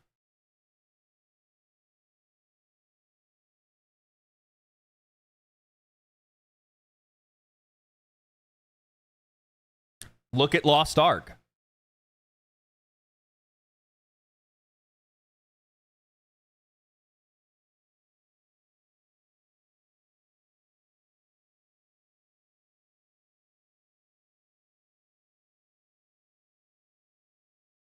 And I'll tell you guys a crazy story about Lost Ark, okay? I actually used to play Lost Ark on a VPN, and I played the Russian version of it with a mod that allowed me to be able to like play it with like basically AI English or something like that is what it used, so that I could like read some of the stuff in the game. Not all things were translated, but most things were enough for you to be able to like get through the game's campaign, do dungeons, basically play the game. You can play the game no problem, right? But the one thing it didn't work with was the fact that if I wanted to I couldn't make purchases in the game because you had to purchase it through a VPN, which means I would have to do an exchange rate from my currency to Russian rubles and get it that way. And you had to use it through the VPN in a different account on a different website and stuff. It was too complicated. I could do it if I wanted to, but it was too much of a headache to go through in the first place. And I really, really, really fucking liked the game until I got to the end game and realized how much of a slog it would be if you were not spending money. Like, you would literally not go anywhere. And I was like, man, that sucks. Well, I hope they change it when they release it globally. And they didn't.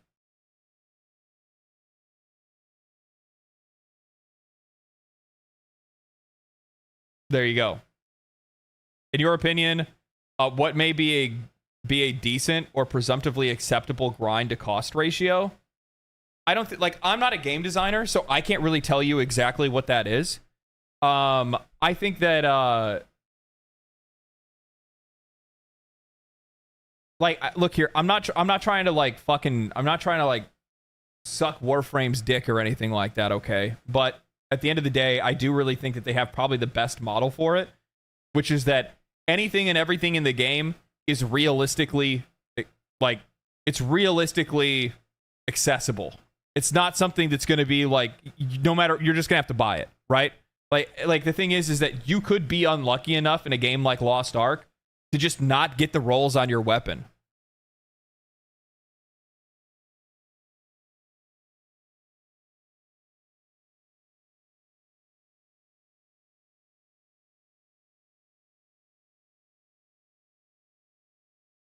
Like it really does come down to that conversation of like it's still pay for convenience, but it's still pay to win, but it's more on the convenience side than the like you have to do it to be able to progress kind of situation. Russian games have the same problem from the more Eastern world. Dead ass pay to win systems all over the place. Yeah, well, I mean, the thing is that Eastern games are really popular in Russia.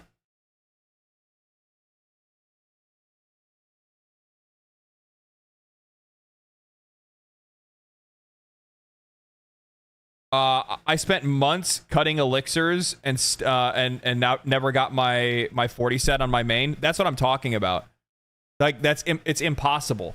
But again, I go back to the original conversation of the thing that's the most frustrating about these situations is that these Korean developers, specifically, I'm looking at Korea on this one because Korea is the biggest perpetrator of these kind of games. Is that at its core, Lost Ark was a fucking great game. Oh, it was great. Lost Ark was great. Gameplay was awesome. The raids were cool. The class design was cool. Everything about the game was really cool. If Lost Ark was a... Do you guys think that Lost Ark would be at 23,000 players? Do you guys think that Lost Ark would be at 23,000 players if Lost Ark didn't have any of its pay-to-win mechanics and instead had a monthly sub?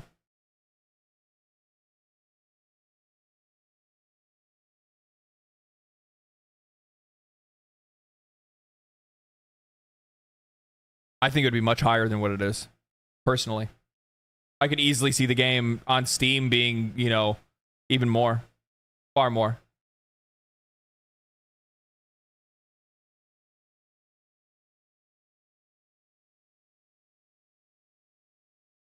Considering how many bots Lost Ark have.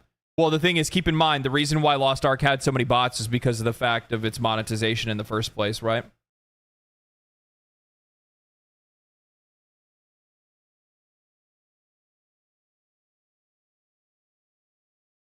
Doesn't necessarily mean that you win the game. You have to still have the skill. It doesn't fucking matter. If you can pay money, you can get gear quicker than somebody who has to earn it in game, who has to go through the trials. Okay, like, and here's the thing, when people want to try to make that argument of like, well, you still need to have skill. Okay, so what happens in the occasion where two players have equal skill, but one paid money for all of their equipment?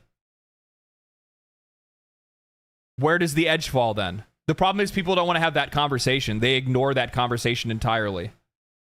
So it's like, if we're going to have that kind of thought experiment, that's fine. Okay, let's have that thought experiment. You have two players that have equal skill.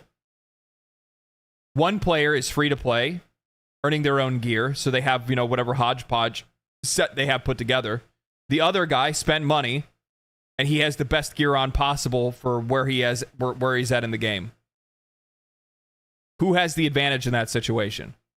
But they don't want to have that. They don't want to have that talk. In the tribulations, if you have better armor, you better have an ammo, advantage better that they weapons, don't have. right off rip, compared to little Timmy who just grabbed the credit card that his mom just did a line of blow on to go spend a bunch of money on Cohen's to then just buy the gear that you have.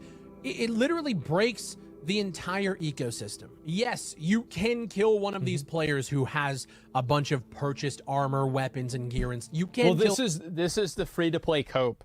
The free-to-play cope is that if I grind 13 hours a day and play this game non-stop like it's my fucking job, I can beat somebody who is a light spender, which makes me better than them. Meanwhile, it's like some stockbroker that drops $1,000 on the game, and then you kill them, and they're like, oops, okay, well, I guess I'll buy another one. And they don't even think about it. No. Meanwhile, you're investing your entire life and identity into being able to beat these people. They don't even know that. They don't even care. Self-inflicted humiliation. You can take it for yourself. But the advantage comes from two. Yeah, because you can imagine the free-to-play player in that situation being like, bro, I own free-to-play noobs. And like they think in their mind that like that person that got, you know, wrecked in that situation is like, oh, I just got taken out by a free-to-play player. No. Like, no, that dude doesn't fucking care. He doesn't give a shit. He's just going to go spend more money. Equally skilled players going in. He'll feel like it's a charity. He just took care of his Make-A-Wish kid for the fucking week. Spending hours to grind up, go through the raids. I'm scared Delta Force. No, Delta Force went out very specifically on like multiple social media accounts because they saw what's been going on with this game, and they've already came out and said they're like, no, we're not gonna do that. They said, nah, we're not doing that shit, which is smart of them because like, one, it's just completely unnecessary, and then two, at the exact same time, it's really smart to be able to get ahead of something like that because then you get to be the game that's more fair, right? And more players are going to be attracted to the fair game. You earn the gear versus somebody who can come in, swipe the credit card, and they just have the gear already. Absolutely. If you don't see how that is pay to win, or if you want to mentally fucking bend over backwards and eat your own asshole and say that it's pay to progress or pay for advantage or whatever the fuck, regardless, it is complete horseshit. And the thing is like, he's right. Called it is. I made this video like a month ago where I said, like, the game is great. I hope so. And no. I want you to see something, actually. Let's look at Twitch. Actually, I already have it. I have it up right here. I was watching.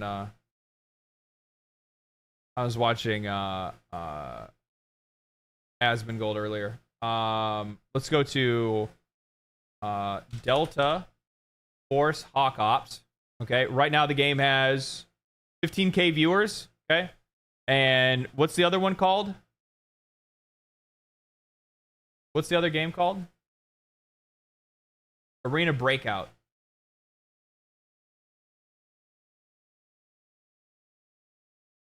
15, and this is going to be a little bit higher. 19K. Okay, this game is out, if I'm not mistaken. This game is out. Okay, this has been released. The other one's an alpha. People don't even have access to it. So most of the people that are watching are just watching to watch, and they're not even playing the game yet.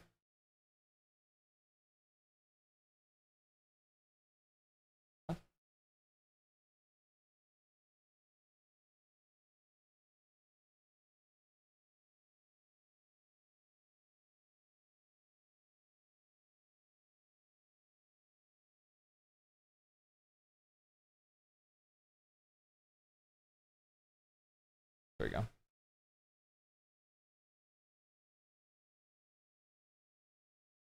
People watching people eat dicks. Well, I mean, like, that's pretty popular. You know what I mean?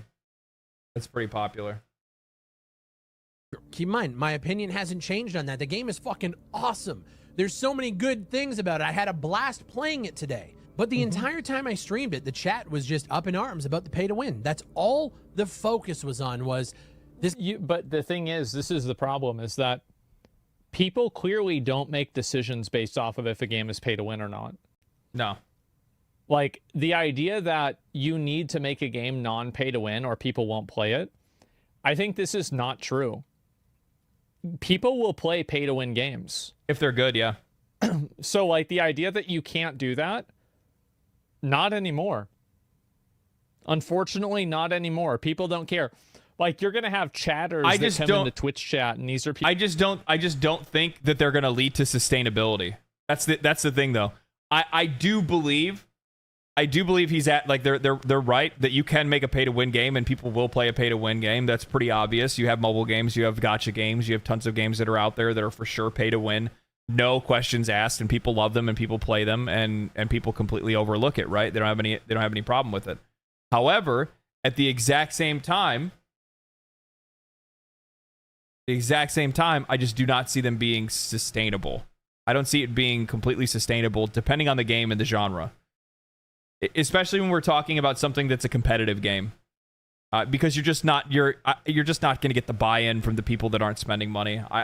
You need to have the goldfish to be in the water to get eaten by the whales, and if you don't have enough goldfish, then the whales are fighting the other whales, and that doesn't feel good because now all of a sudden it feels like it becomes evenly matched, right? People that are mad because they want to express how mad they are. But the truth is that they're like such a tiny minority that if you're developing a game, why would you make content for them? Zenless Zone Zero made $100 million in 1 month. Yep, yeah. That's right. Games pay to win. How are you enjoying buying currency with real money? Nothing you're doing is mad. It was just a negative cesspool of gamers pissed off at the why did you guys ask for feedback at all? Why did you reach out? Why do you have a content creator Discord where literally like a month ago I said in private... And Zenless Zone Zero is not pay to win? It absolutely is pay to win. It's a mobile game. It's pay to win. Directly to the developers that this isn't the way to go. We've done sponsored deals where like... people are getting into the gotcha conversation where like Zenless Zone Zero is not pay to win. What do you mean it's not pay to win? Well, because there's no PvP. Because, like, apparently in most people's minds, winning only exists. Like, it's that same, like, weird, like, the philosophical gamer. I hate that discussion. The philosophical gamer. But what is winning? What truly is winning? You know, to be honest, words are merely constructs and don't really have very much meaning to begin with. So... do words even matter? Do I matter? Yes. What is is. Anyway. Tune in next week to find out. So fucking annoying. So annoying. As a Hoyo fan, Star Rail players, I will say it again and again. They are pay to win. Star Rail's pay to win. ZZZ's pay to win. Genshin, yeah, they're all pay to win. Of course they are. Of course they are. Like, you can't. Can you pay to progress in the game? Yes. Do you have to? No. Free to play. Free to win. It's gonna take you a lot longer to win.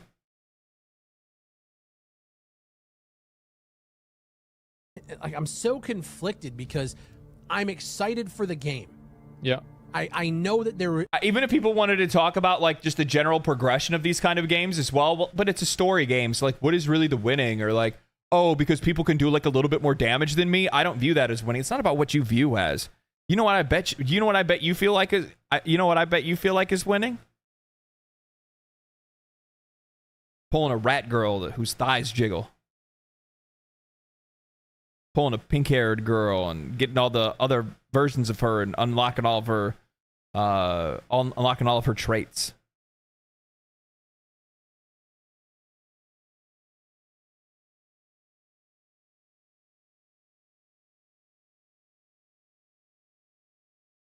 Bet pulling a waifu feels like winning, don't it?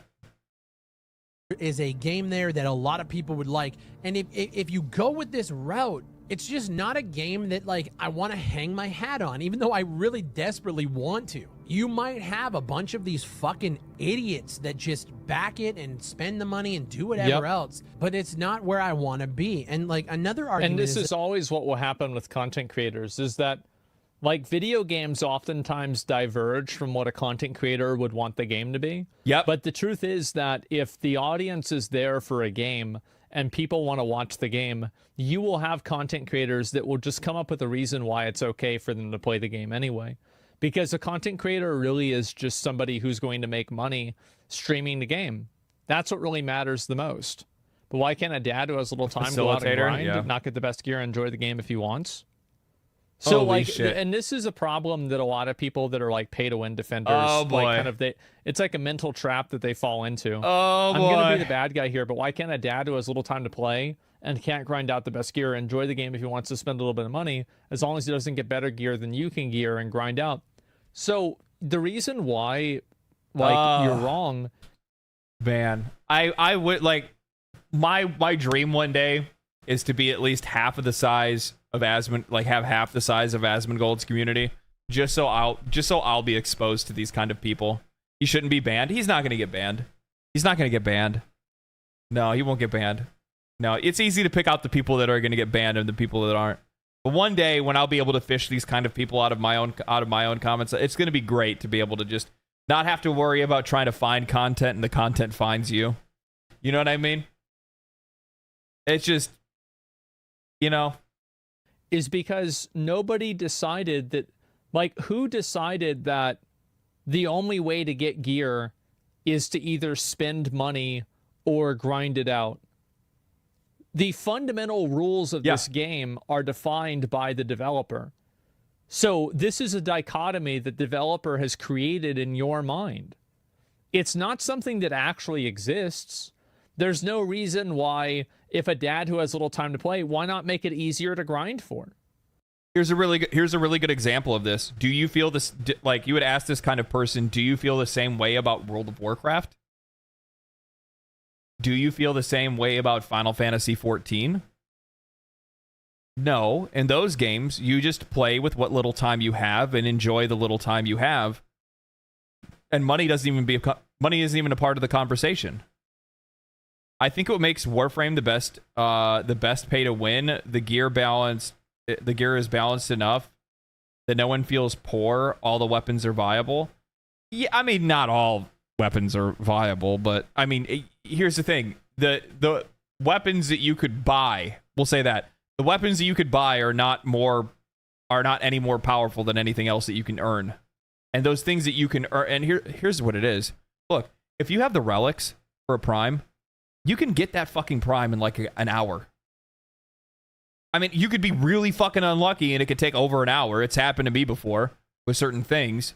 But in the most cases, if you have relics, and especially if you're running with a group of people that also have the same relics, you'll get what you're looking for very quickly. Very quickly. I popped into Discord and was like, hey, I'm looking for people that have Ember Prime relics. Is there anybody here that does? Immediately made a party of 4 people, got Ember Prime in like 30 minutes. That's it. That's all it took. Your ability to be able to achieve things in the game are realistic. It's not something that it's going to be like, oh, you know, it's going to take me, like, a really good example of this is you know what? If I had to say one of the things that really makes Warframe more, like, ethically monetized, it's the fact that these kind of things, for you to be able to actually obtain these items, whether that's Warframes or weapons, are not behind any type of cap. Like, weekly cap. Like, there might be with some of the there's a bit of a barrier when it comes to, like, the modular weapons that you can put together, kit guns and stuff like that, because you have to be able to raise rank within that faction to be able to get the points that you need. That's one thing all onto its own. But the vast majority of the content that's in the game isn't behind some type of, like, you know, artificial barrier that they put in place to waste your time. And that's the biggest issue that ends up coming into these games. It's exactly what Asmongold's talking right now. And he's like, why are you talking about, like, I'm the bad, you know, am I the bad guy here that doesn't have the time and I just want to get some good gear and enjoy the game? Well, it's like, you're spending money to overcome an artificial barrier that was put in place for you to make you feel that way in the first place. You are being manipulated to come to this kind of, conclusion. Why not make there another way to get it that doesn't have to do with money? Like, why is it that the only 2 alternatives are you have to grind all day or spend real money? Why is this dichotomy existing? Well, I'll tell you why. It's because it's beneficial for the developer. Yeah.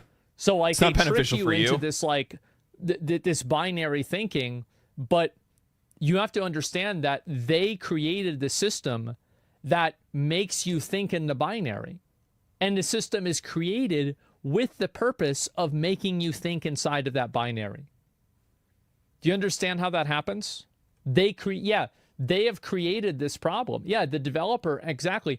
They created the problem to sell you the solution. So this dad wouldn't have had this problem in 2001 because the game would have been designed differently. But the game is designed in a way that makes him feel like he has to do this, which is what the problem is. Like, well, it's a free-to-play game. How do you expect him to make money? There's a million different ways to make money in a game like this. Spending real money on currency isn't one that I think is the best route to go. That's the thing, man. It's crazy because, like, I do really feel like, am I the crazy one here for believing that in a lot of cases when it comes to these kind of games, like, cosmetics can take you very, very, very far and make you a lot of money. Look, man, people give it a lot of shit. Fortnite makes a fuckload of money and it's fairly monetized. It's all cosmetic. The gameplay is free. Enjoy. The gameplay's free. You don't need a damn thing. Everything they sell is cosmetic. They do what they can to be able to try to make as much money as they can out of the cosmetics, that's for sure. But outside of that, the game itself is free. And it's one of the games that makes the most money out there. Look what they have to do to mimic even a fraction of its power. Because it just ruins everything about this game. Like, you're going in to earn gear. Yeah. The gear fear is no longer there because you can just swipe at the end of it. Fucking just put in put in the security code and you're good to go. I got a helmet, got a chest rig. Like, who gives a fuck? None of it matters. He's right. For as creator-centric as you guys were going, you could talk to a bunch of creators and have weapon charms where, let's say you guys wanted to buy a Big Fry weapon charm. Mm-hmm. Let's say it's $3 or $4. Content creator gets a split, developers get the split, and all it is a logo on a weapon fucking key ring that you can put on your weapon. You could have things like weapons. Yeah, but are people going to buy an M249, or are they going to buy a keychain more? I think more people are going to buy the M429. So guess what? That's what they're going to sell. Yeah, I mean, I guess from like that perspective, I mean, if we're talking about like, but like, I think that using like the keychain is a really bad example. Weapon skins, that's a completely different thing, right? Like, I think you're going to sell more weapon skins than you'll sell anything else. Though at the same time, because of the nature of the kind of game this is, since it's an extraction shooter, they would stand to make more money from being able to sell digital currency for players to be able to buy weapons to use in the game, because they will lose those weapons when they die, right? They'll lose those weapons. So you're going to get, obviously, people will buy a single skin one time, right? But outside of that, if that weapon's getting, lost all the time, they're going to keep buying those weapons more times than not. So you have more chances to be able to get like subsequent purchases, but yeah.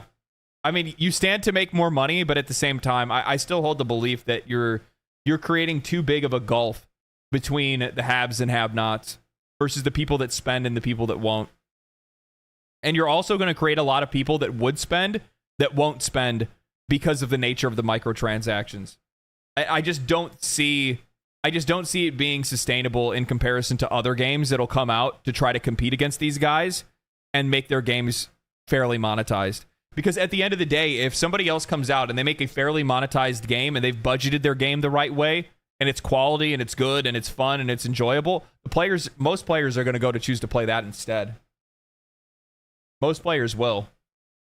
I think what will be really interesting is to see in about a few more months, to see where like where the players rest between Destiny, Warframe, and the First Descendant, because I feel like it's a really good reflection of how that actually operates in real time. Because it's a single genre, right? Looter shooter, single genre, one space, and all three games have different styles of monetization. So it'll be interesting to see where the players lie in those, in the triangle of those games. And I don't really see it being. I don't see it being the First Descendant. I don't.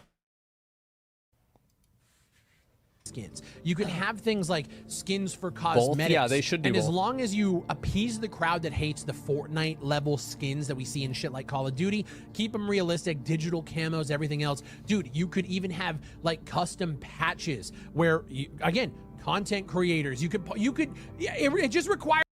Hold on, what is this? What did you say? But if Digital Extremes has been beholden to an open stock market,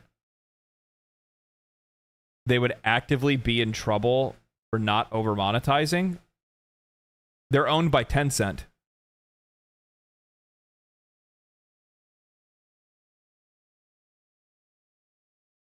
They are in an open stock market. You cannot buy Digital Extremes stock, but they are in an open stock market, so they are still beholden to whatever the expectations of Tencent are. But it just so happens that their model has worked so well and so consistently, their monetization model has worked so well and so consistently that Tencent doesn't mess with them.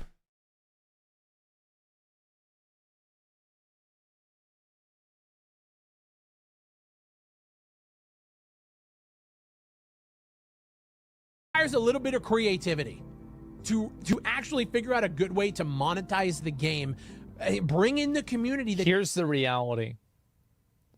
People spend more money when a game is pay to win, because paying to win has a higher value proposition than having a keychain. Yep. Obviously. Yep. What are we even talking about? That's why they're doing it.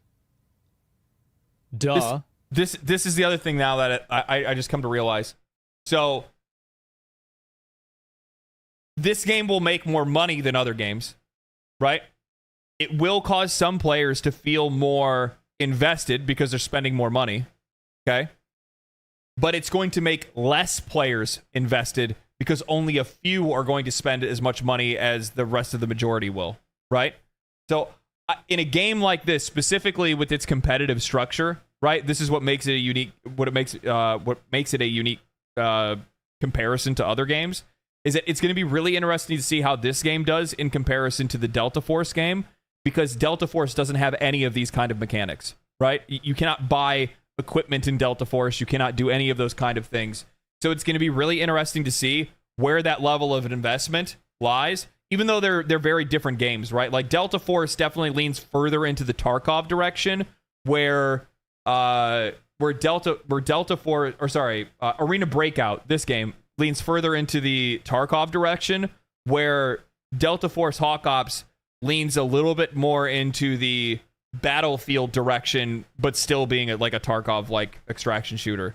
So like there's a little bit differences in the gameplay and stuff, but I'm still interested to see how it shakes out in the end.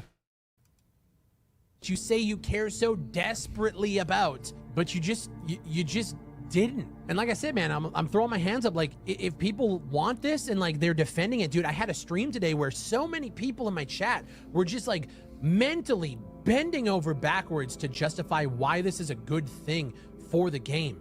And it blows my mind that after 11 years it's really frustrating doing content and talking about this kind of shit on YouTube, I feel bad for this guy because he's in like stage 2 or 3.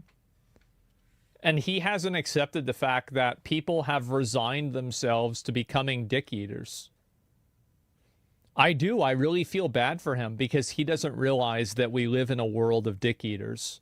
And we have ever since Genshin Impact got popular. I think that was the real breaking point. Damn. It was Genshin Impact. Damn. And now it's You hear that? normalized You this hear type that, of Hoyo fans? It was you. It was you guys. Fucking weebs. Simps. Waifu chasing. Credit card swiping. Sweaty pits having. behavior, and every game has it. We're just at the point where people accept anything. I haven't even talked about the fact that the Gamma container is on a subscription fee every 30 days. Naturally. Because that, to me, isn't even as egregious as something like just being able to funnel money into in-game currency. This is where we're at. I don't care if a game is free to play. I don't really care if a game is that good. And the thing is, like, I even all of this said, I still want to play it because the game. And that's why they're doing it, because it doesn't matter. Like, at the end of the day, adding in pay-to-win features doesn't make people stop playing the game. You think it does, but it doesn't. And that's the issue. And so people talk and they complain and they're in Twitch chat. I can't believe that you would do this. Why would you ever fucking put this in the game? The greedy fucks. I thought you cared about. I still have to kind of disagree with them because I don't want to have to bring it back. I'm not going to bring it back up. But like the one thing that I'll say is that I do think that in a lot of cases, if you look at the massive fall off of like a game like Lost Ark, one of the reasons why it suffered such a bad fall off is because the people that got through the content and were playing the game, I think a lot of folks, when they reached the realization like how egregious the monetization, the pay to win monetization was, they quit. I'm sure the bots had something to do with it. I'm sure maybe lack of content cadence and things like that also had to do with it. But ultimately, I think that these kind of practices end up creating a less positive ecosystem around the game. So that means that like even the slightest nudge can send things like straight down a hill. I think a really good example of this as well is a game like Helldivers 2. So people are like, why is everybody upset about Helldivers 2? Why is everybody upset about Helldivers 2? Well, because of the kind of game that Helldivers is and the size of crowd that it attracted when it first came out, and then the lack of meaningful content in the game and how bored players got of the game, and then the developers didn't really make the game all that much better, it created an ecosystem. It created a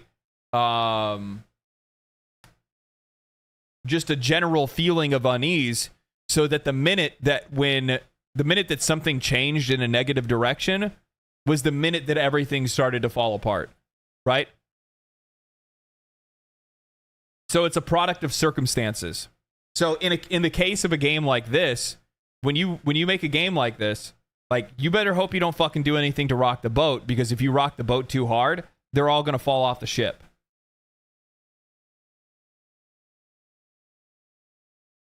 There's something inherently different about PvE games versus PvP games. Like, a game like Genshin Impact, they can do something to piss off their audience. It's not that big of a deal. People have already spent thousands of dollars on their characters. It's a PvE game. It's really not gonna... It's gonna piss people off, but it's probably not gonna make them fully quit the game or anything like that. And it's really not that big of a deal if they do quit the game, because they can come back to it any time, and it's not that big of a deal because they're not competing against other players. In a game like this, where you are always... That is the focus of you always competing against other players. I don't think it's the same. I don't think it's the same.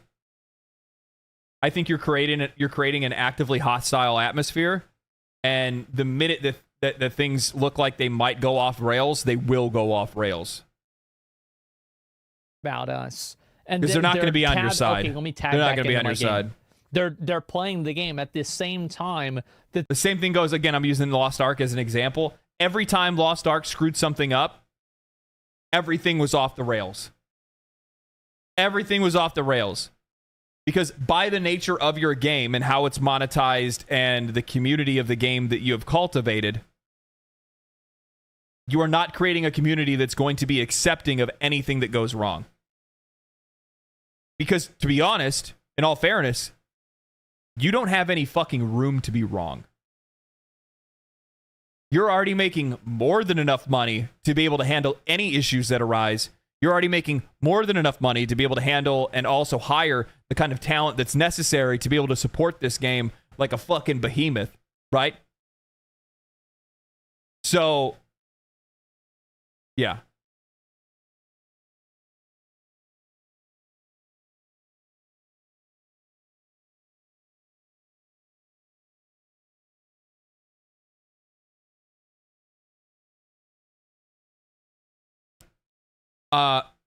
Mods, you have somebody to play with on YouTube. It's the feet pics guy that's come back again. It's weird, man. It really is. Yeah. Don't worry, his next account will be 7.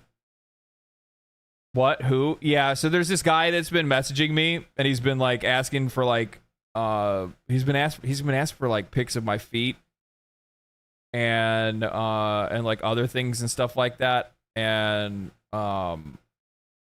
it's weird. It's fucking creepy. And when I told him no, now he like switched and he wants to like try to like harass me on YouTube and like spam my channel and stuff like that, and keeps making other accounts and whatnot.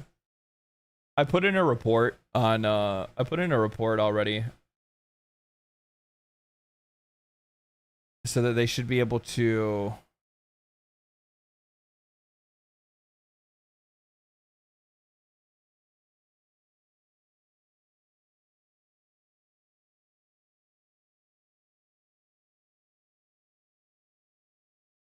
take care of that whole situation for me. I already got a hold of YouTube on it. that they're writing a post about how much they hate the game. It's because gamers have no self-control. Is that fun? I really genuinely You're all enjoy about Genshin it, but and holy being paid to win? shit. Okay. Do you guys have to do a 180? Because once this game launches on Steam, whenever that's going to be, the review bombing is going to be insane if you don't correct course now. But here's the thing. Who am I even talking to? I'm talking to my community, people who don't want to put up with this bullshit. I'm not talking to the devs because clearly they haven't listened to the warning signs that Can you every IP ban them? creator has Yeah, put they should in be able to. Private, in public, in videos, on Twitter, just anywhere. We have been talking about it and saying that it's a bad idea for months, and you guys don't give a shit. So, yeah, Arena Breakout is incredibly pay to win like we thought it was going to be. I figured with all of the anger and all of the outrage of, like, you know, people talking about the situation. And but like, here's the thing, regardless of like review bombing or whatever your opinion is, they're not going to walk this back. They're not going to remove premium currency from a game that they already put it into. It's not going to happen. Through to the developers, maybe they'll do something different. And they just didn't. While at the same time using videos like mine as a promotional tool. They sit the game designer down and he responds to it and reacts to it in a very like what you'd consider a genuine way, where he says he doesn't want to break. No, we're not, guys, we're not doing it. No pay to win, no nothing. But like the mental gymnastics to say that it's not pay to win, it's just like pay for convenience, blah, blah, blah, blah, fucking blah. It's bullshit. And here's the thing, Delta Force, which is another game that is just hot on YouTube, and another game that I've been really enjoying playing, they're now coming out and saying that they're not going to be pay to win, and they're focused on making sure microtransactions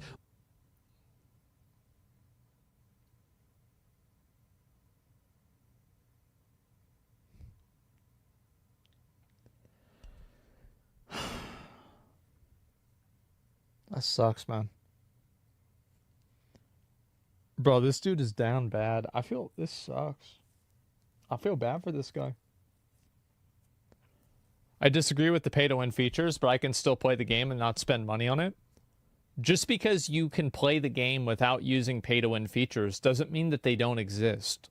Like, I wouldn't immediately. Here's the thing: I would not immediately just go and throw like blame on another game before that game even comes out. Like, let's let them fucking cook first. You know, if they want to get cooked and they're the one, and and later they want to change it and go back on it, well, then you have that discussion then. But you're not gonna like. Here's the thing: don't ship the game, right? Don't ship yourself with the game and say this is my game, this is gonna be my dream game or anything like that until you see where that game goes, right? Until you see where that game goes. Thank you, anonymous person with the tier 1 gift. That doesn't matter. It still exists in the game.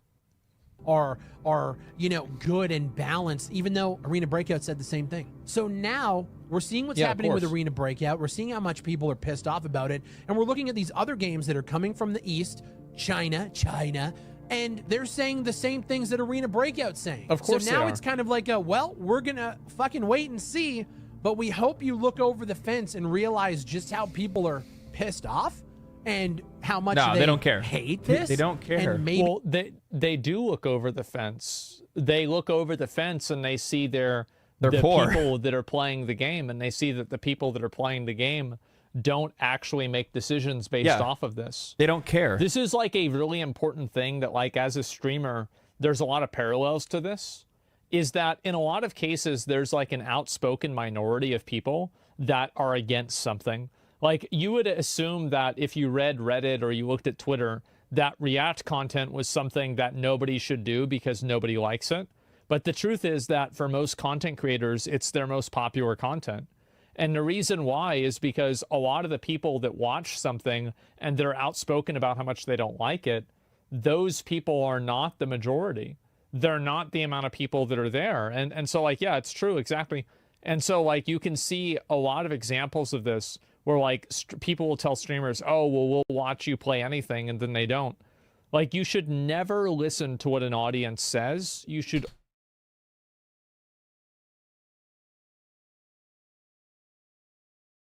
always listen to what they do.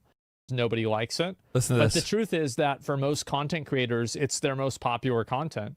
And the reason why is because a lot of the people that watch something and that are outspoken about how much they don't like it, those people are not the majority. They're not the amount of people that are there. And so, like, yeah, it's true, exactly. And so, like, you can see a lot of examples of this where, like, people will tell streamers, oh, well, we'll watch you play anything, and then they don't.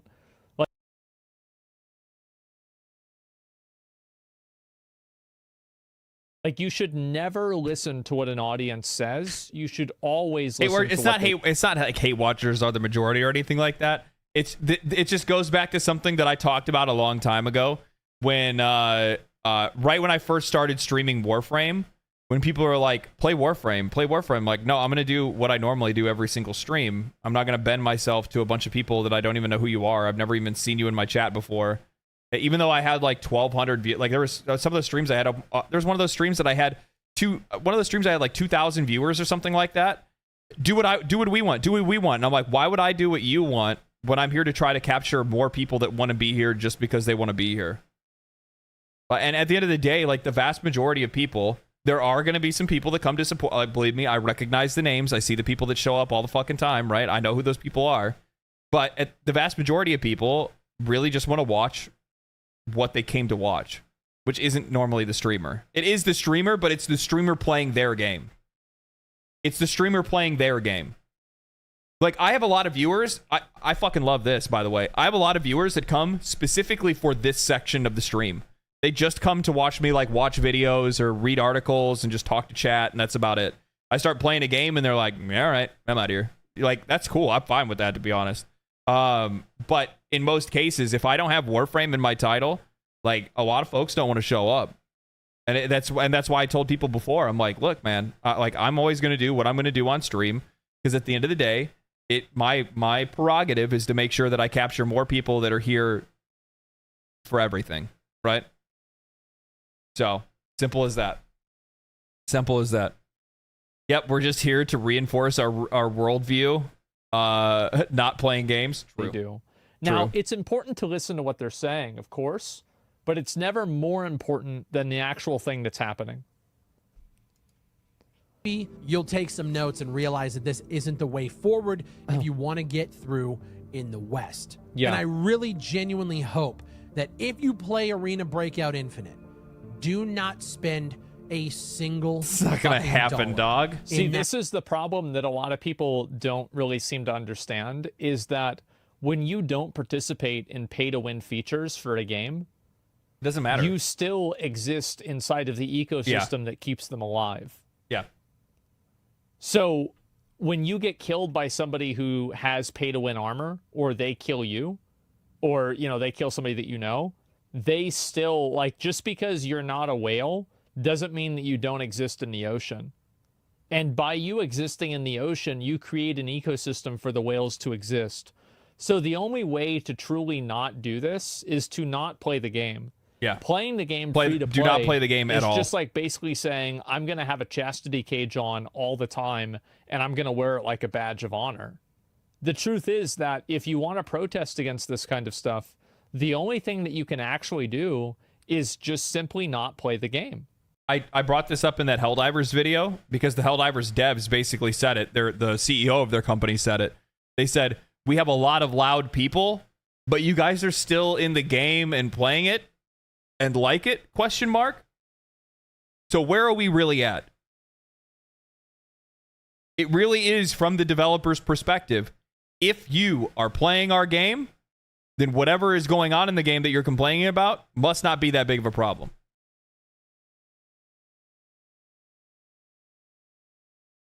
Must not be that big of a problem. That's the only thing that you can do. You can't. Reddit posts don't matter. A Steam negative review is just like, they don't really care about that. Like, yeah, it'll make the game look bad, and maybe some people won't play the game, but the advantage to playing it is still much higher.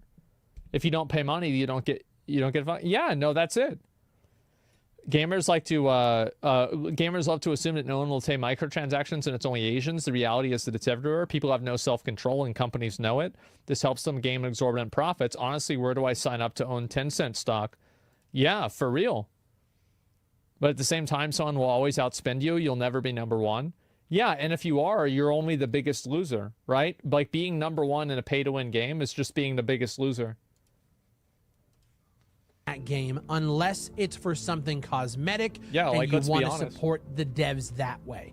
But like, paying for currency to buy gear with was something that the old EA CEO came up with back in the Battlefield 3 days. Do you guys remember how we roasted John Riccitiello back in the day for saying that eventually he wants games to be able to offer bullets for money? You could pay per bullet in your magazine. Every time you reload, it costs you money.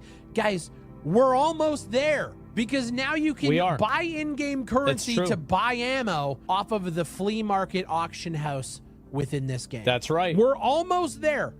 Give it like 4 years. Not even. That's just, it's just... Not even. It's so frustrating. You can mentally gymnastic your way into the comments and tell me 100 reasons why this is a good thing.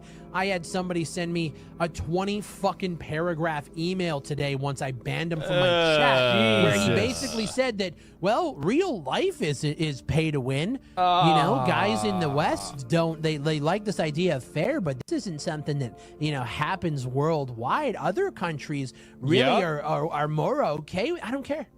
I don't give a fuck. Some dickhead in Nebraska can buy a Lamborghini on his 18th birthday because his dad owns a fucking investment portfolio worth multi-millions. I don't care. Yes, real life is pay to win. Yes, that is how it works. That doesn't mean we need to accept it in entertainment. Anyways, well, I feel so bad for this guy. I really do. He doesn't know how far the rabbit hole goes. Because I feel the exact same way. It's just that I've accepted that I am just simply not the majority. It's the same way with gambling, right? What he says is true. Yeah, the dude just wants to play good games. I know. He just wants to play good games. He just doesn't want to have a game be pay to win.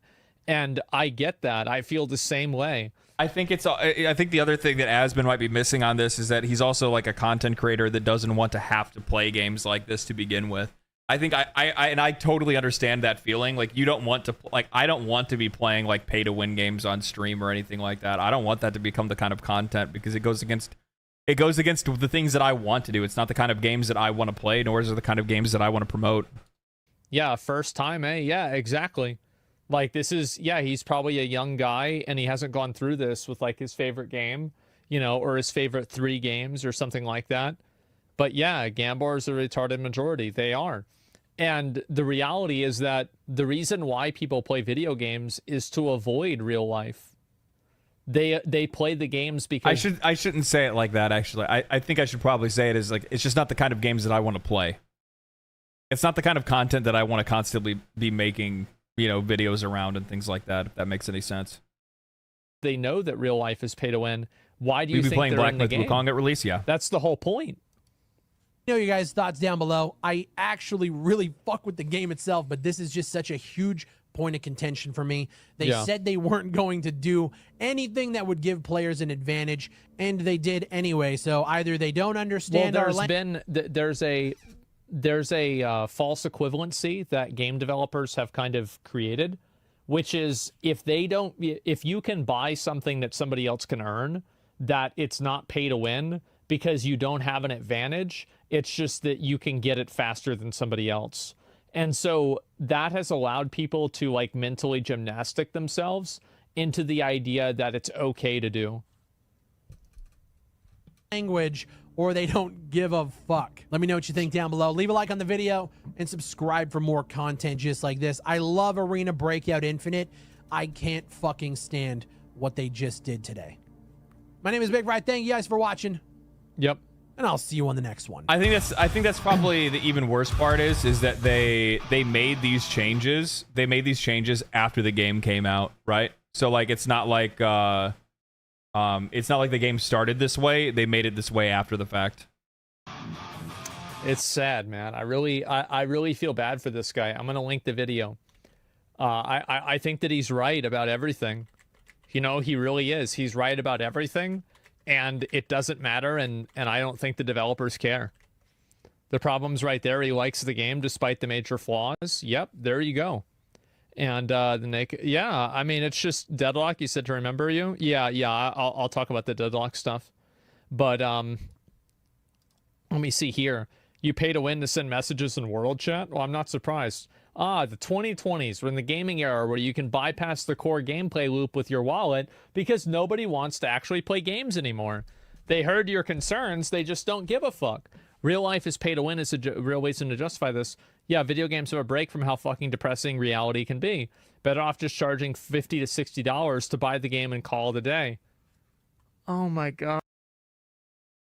They'd earn more money bringing the game to a competitive concept. What the fuck does that even mean?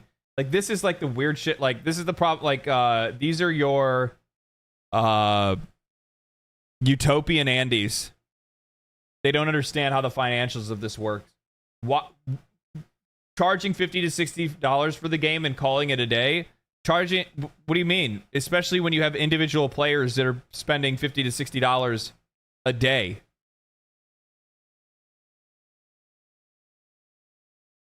A day.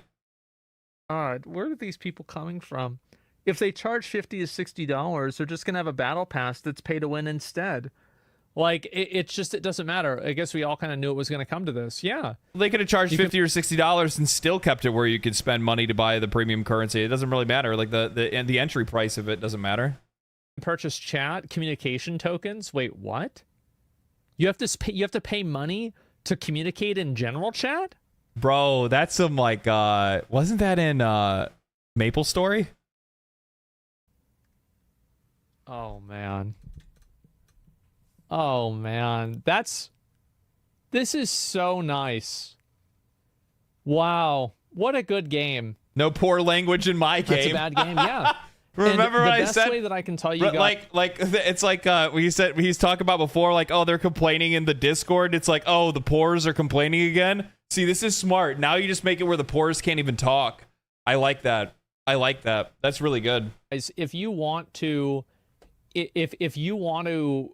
fight against this, I guess you can say, the only way you can fight against it is if you don't play the game. Yeah, that's it. That's all you can do. If you play the game, you are inside of the ecosystem that gives the people that are paying to win a advantage. So even after... I'm gonna share the original video with you guys. Just do not play the game. You guys want to give the guy a like? Anything less than that, you are helping the developer when you are playing the game free to play, because you are plankton in an ocean of whales, and they will eat you. Paying for chat cuts down on spam and harassment? Exactly, it does. Of course it does. The game's just seeing how many devs can nickel and dime you before they can become so broke they can't afford to play anymore. Yeah, I like how somebody immediately is like, paying for chat makes it where it cuts down on bots and other stuff. Telling you guys, like, this is the way it is. Pay to win has destroyed a lot of potential for a lot of games. This is just the norm. So yeah, it's really sad to see it happen. It's just a 10-minute rant. It absolutely is. And it's sad because, like, this kid, like, or guy, I don't know how old he is. He sounds kind of younger. Man.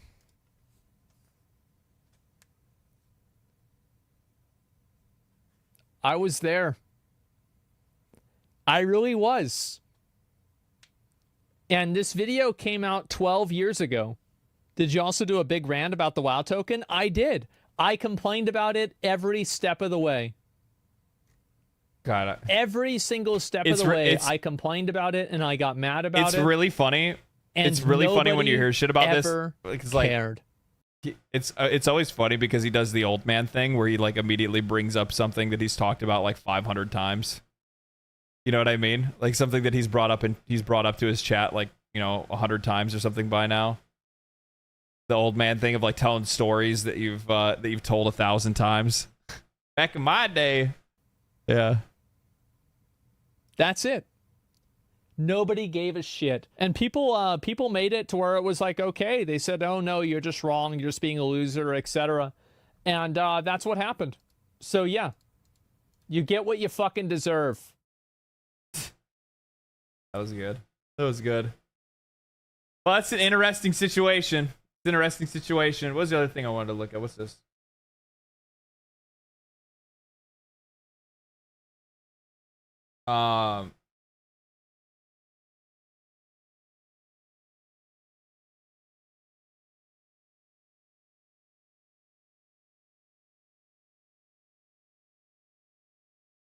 It's a screen rant.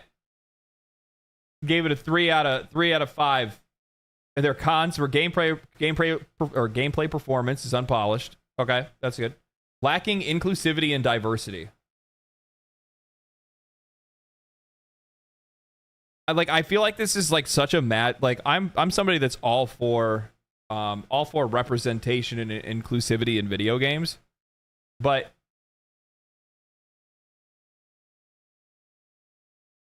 you're playing as a monkey.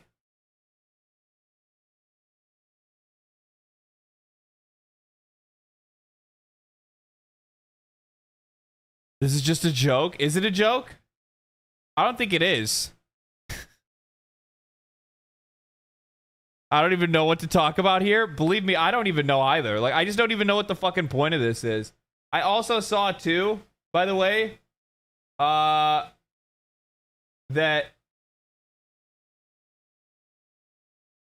Oh, I guess I lost it. So there was another video that I think GameSpot put out. GameSpot put one out where they're like, everything you need to know about Black Myth Wukong, and the first thing they start off with is a long diatribe about how there is unsubstantiated claims against the developer, and we want to warn you that this might not be a game that you want to support because they may or may not be sexist based on a report that came out from IGN that was also unsubstantiated. It's so weird. It's so weird, dude. It's so weird. It's like, how the fuck are you gonna like start off with this like long fucking like virtue signaling it just doesn't make any fucking sense, dude. It just I guess, and here's the thing, like somebody fucking I got like messages on my last video, a bunch of like comments of like people calling me a fucking grifter and shit, and I'm like, I don't even like get myself like involved in like social political discussions. My response to these types of conversations is usually like, what the fuck are you doing? Like, I just don't understand what the point of this is. I don't understand. Like, what are you doing? Like, this entire conversation, it would be one thing. Maybe we could have this conversation and talk about, talk about how people should be treated in the industry, how developers should be treated in the industry and whatnot. If these claims were substantiated, but they're not. They were proven to be otherwise. They were proven to be misrepresented in the first place. So my question is, why do games journalists still want to run with that story, even though it's been proven that it was wrong? That's what my question is. It has nothing to do with the right and the left. It has nothing to do with the woke and the... I don't know what the other part of it is. I don't know what it has to do with any of that shit. My question is, what is the end game of continuing to try to have this kind of conversation when it's already been settled in the first place? No wonder the developer doesn't want to respond to you when you keep asking them about something that's a fucking lie. Yeah, they likely don't want to respond. They likely don't want to say anything about it because they don't want to be involved in the conversation. Chuds? Is that what it's called?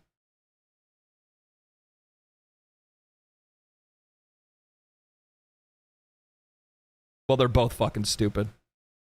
They're both fucking dumb.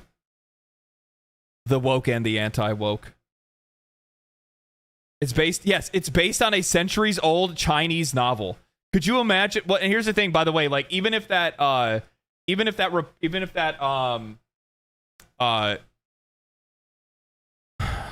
Screen Rant review was a joke or whatever, like in the initial reportings from IGN, both times they said there's not enough femme-coded characters.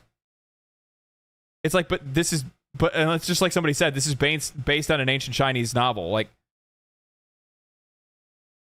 please, we need you to make sure that you go back and we're going back to that discussion of revisionism again. Revisionism based on, today's perceived sensitivities. That's really what it is. And it's fucking weird because it's just not true.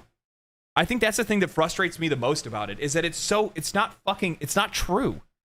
People are not.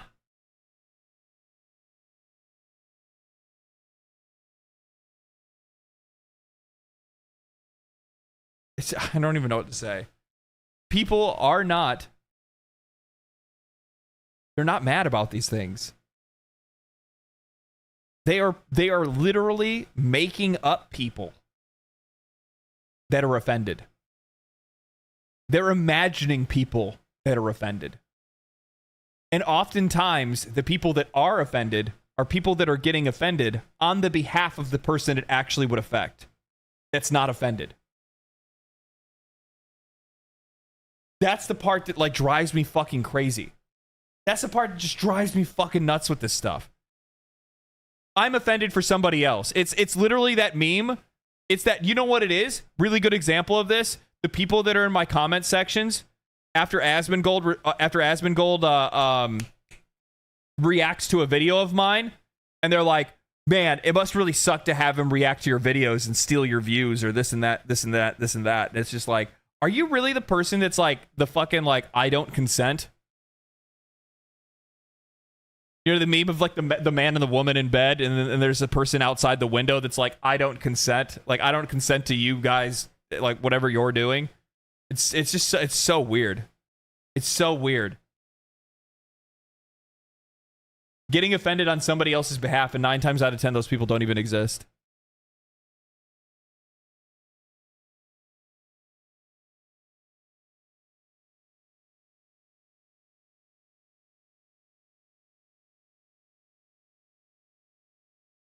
That's really my problem when it comes to a lot of this stuff. But, all right, let's watch this review. Let's see it.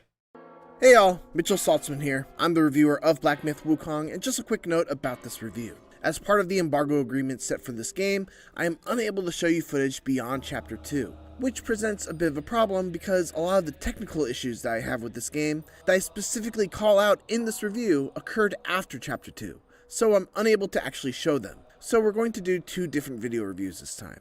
This first one will abide by their restrictions and only show footage from the first 2 chapters, but we will also be posting a more complete review with the relevant footage added in on launch day. And with that, on with the review for Black Myth Wukong. I pick IGN because usually their footage is the best, to be honest with you. That's the reason why I picked them. I've never been so utterly blown away, yet simultaneously so unbelievably frustrated by a game as I have been with Black Myth Wukong. This is undoubtedly one of the most ambitious and impressive action games I've played.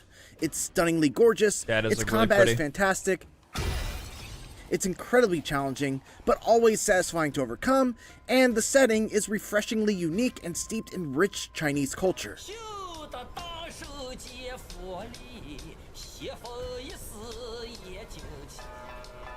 Despite all of that, it often feels like it's barely holding it all together. I suffered numerous crashes, despite having a top-of-the-line setup with a GeForce RTX 4090. Not to mention the multiple times I fell through the ground and died in the final phase of a boss fight. Or the way characters would randomly switch from English to Chinese, or the way the dialogue audio would just drop out altogether and leave me completely in the dark during an important cutscene. It's a rickety roller coaster for sure, and there were definitely spots during the ride where I was not having a great time. But taken as a whole, this is one adventure where the bumps are worth it.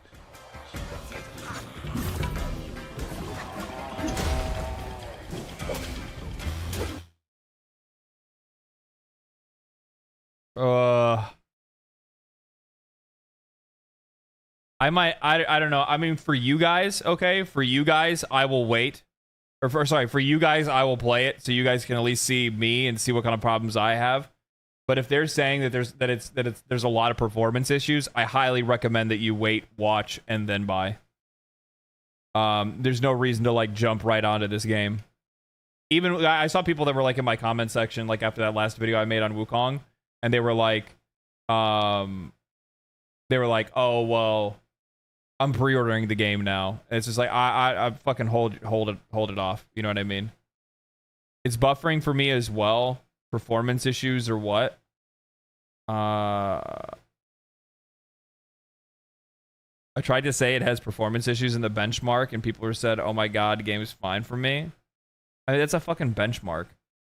Why would people say that the game is fine? Nobody even knows. Nobody knows if the game is good or bad until you see this. Total Biscuit Acolyte, I wait to buy. Yeah, I'm the same way. I'd rather give it a couple of days. I just don't like buying games day one, personally. Because, like, what? That game's gonna come out on... I think it comes out on, like, the 19th. Like, I'm not gonna buy it on Monday. Fuck, I'm not even gonna be playing the game on stream until, like, Wednesday or Thursday, right? When will you play it? Probably midweek, Wednesday or Thursday. Unless I don't take Monday off and I stream on Monday. Specifically for that, but I don't think I'll do that. It wouldn't make any sense.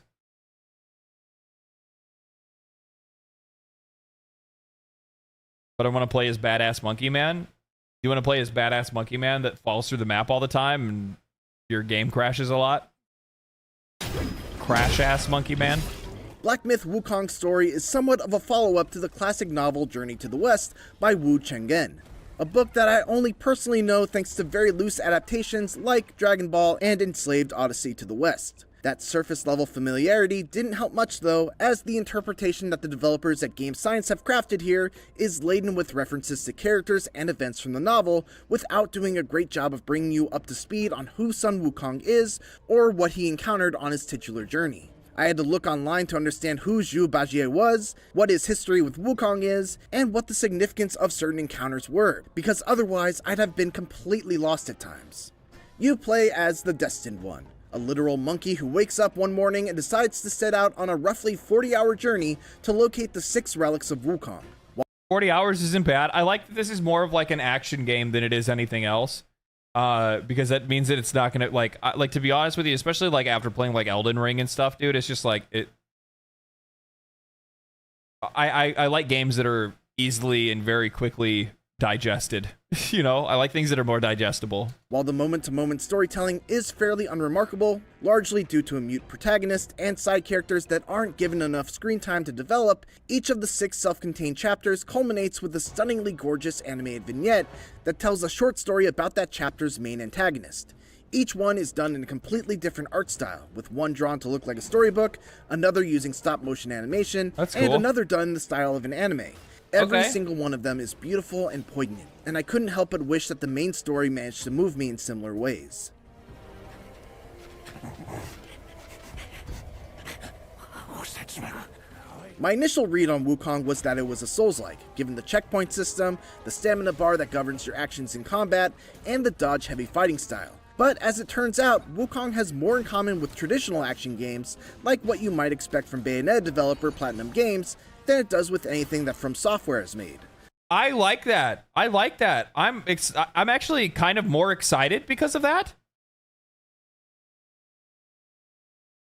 I'm like way more excited for the game because of that. Like I like I'll be honest with you. Like even though like the game got a lot of hate for its combat, I fucking loved Final Fantasy 16. I didn't need it to be like some crazy difficult game. I didn't need that. I just like to play games, man. Most of the usual Souls-like conventions are missing. There's no penalty for death outside of respawning at the nearest checkpoint. You don't use a shared currency. Did you read/see the Screen Rant review? Yeah, it's dumb as shit. Yeah, we talked about it. To level up your stats and purchase items or upgrades, and while there is gear and stats to consider, you largely just go and swap out the old equipment with the new, as opposed to making choices as to what kind of weapon or piece of armor you want to hold on to an upgrade.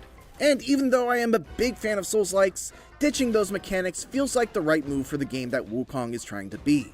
It's far more forgiving, focused on keeping you in the action rather than poring over menus or retracing your steps to regain your lost currency after dying, and Wukong is a better, more distinctive game for it. To be clear, so it's going to be a little bit more like Devil May Cry. I don't mean that it's any less difficult than a From style game. In fact, I'd go so far as to say that between this and Elden Ring Shadow of the Erdtree, I had more difficulty getting through Wukong's toughest challenges. Really? That's because your ass is probably fucking spamming magic. That's why. Yeah, I had a much more difficult time in this game. Well, this game's like 90% physical. Like it's all like action combat. Meanwhile, you know, in Elden Ring, you can just go over level and then cast magic spells at something until it dies, which I appreciate, by the way. But at the same time, those challenges never felt unfair, and overcoming some of the tougher boss fights. Well, here's the thing. I'm not throwing shade on the guy at all, because I'm the exact same way. Like I don't want to, like, there's certain times like in Elden Ring where I got to a boss and I'm like, this motherfucker's too hard. This is too hard. And I'm like, I'm just gonna go level up. I'm gonna over level, and then I'm gonna, like, I don't know, like figure a way to be able to like break my build so I can just smash through this rather than have to like try to sit here and memorize every single swipe and every single attack pattern that this enemy has, because I just sometimes just don't have the patience for it and don't want to do it. Sometimes for me it's just not fun to do that kind of stuff. Other times I really like doing it. Sometimes I don't. Just depends on the mood. Was always a satisfying combination of learning their attack patterns, figuring out where I could maximize my punishment windows, and tweaking my loadout in ways that made the best use of my chosen powers.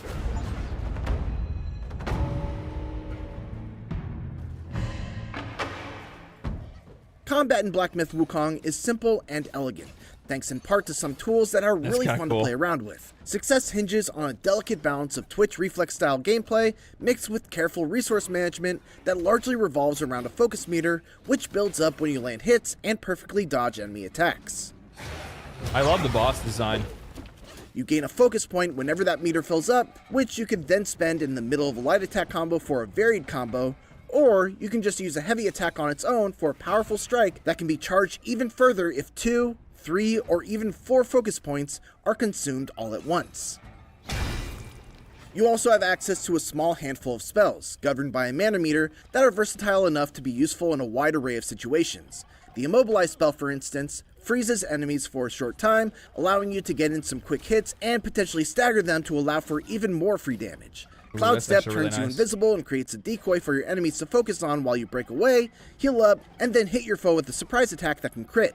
Rock Solid briefly turns you into a statue that will cause an enemy's attack to bounce right off of you, giving you an opportunity for a counterattack. Ring of Fire creates a barrier around you that will initially repel enemies and grant you some health restoration, along with enhancing any stat-altering drinks that you may use while standing inside of it. And really finally, there's my personal favorite, a Plug of Many, which lets you make multiple clones of yourself to all gang up on an enemy at once. Okay. Shadow Clone Jutsu, I'm down for it. I'm down for it. Separate from that, you've also got transformations, which allow you to morph into powerful creatures that you've already bested in battle. I definitely see that Ring of Fire being very strong. Same goes for like the parry ones and things like that. I like being able to see some of that stuff. What's really cool about these is that they don't cost any mana, they're tied to a very lengthy cooldown instead, and they turn you into a totally different character, complete with an all-new moveset, special moves that use their own focus meter, and more. For example, one of the first bosses that you fight is a wolf with a fiery dual blade that has a lightning-fast dash attack.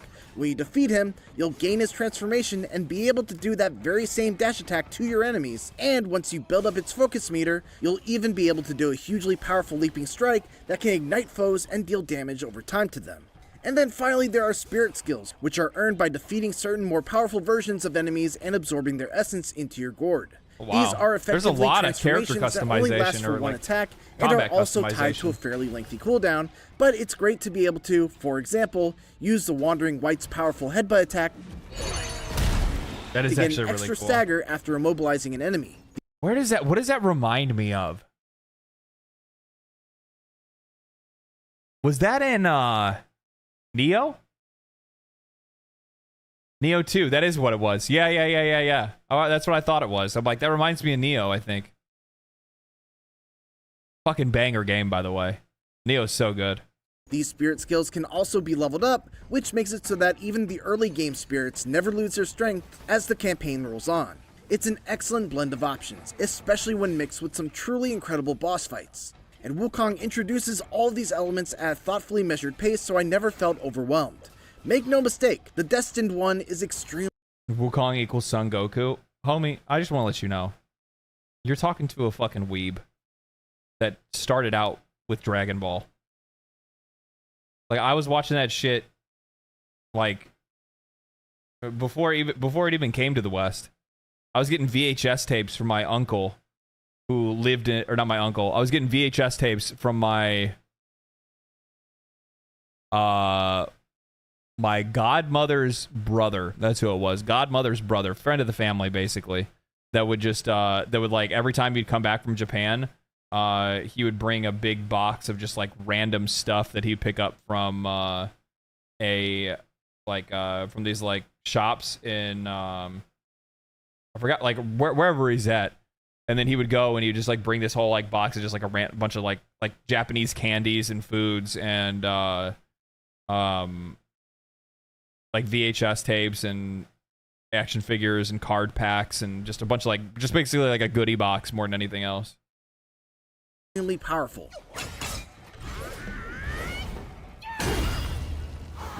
And being in control of him is definitely a heck of a power trip. Even beyond the many powers and abilities he has at his disposal, nothing beats the feeling of just slamming a 50-foot bow staff down onto an enemy's head. But I still had to be smart with how I used my spells due to the fact that mana restoration is actually very difficult. This is where the resource management aspect of combat comes into play.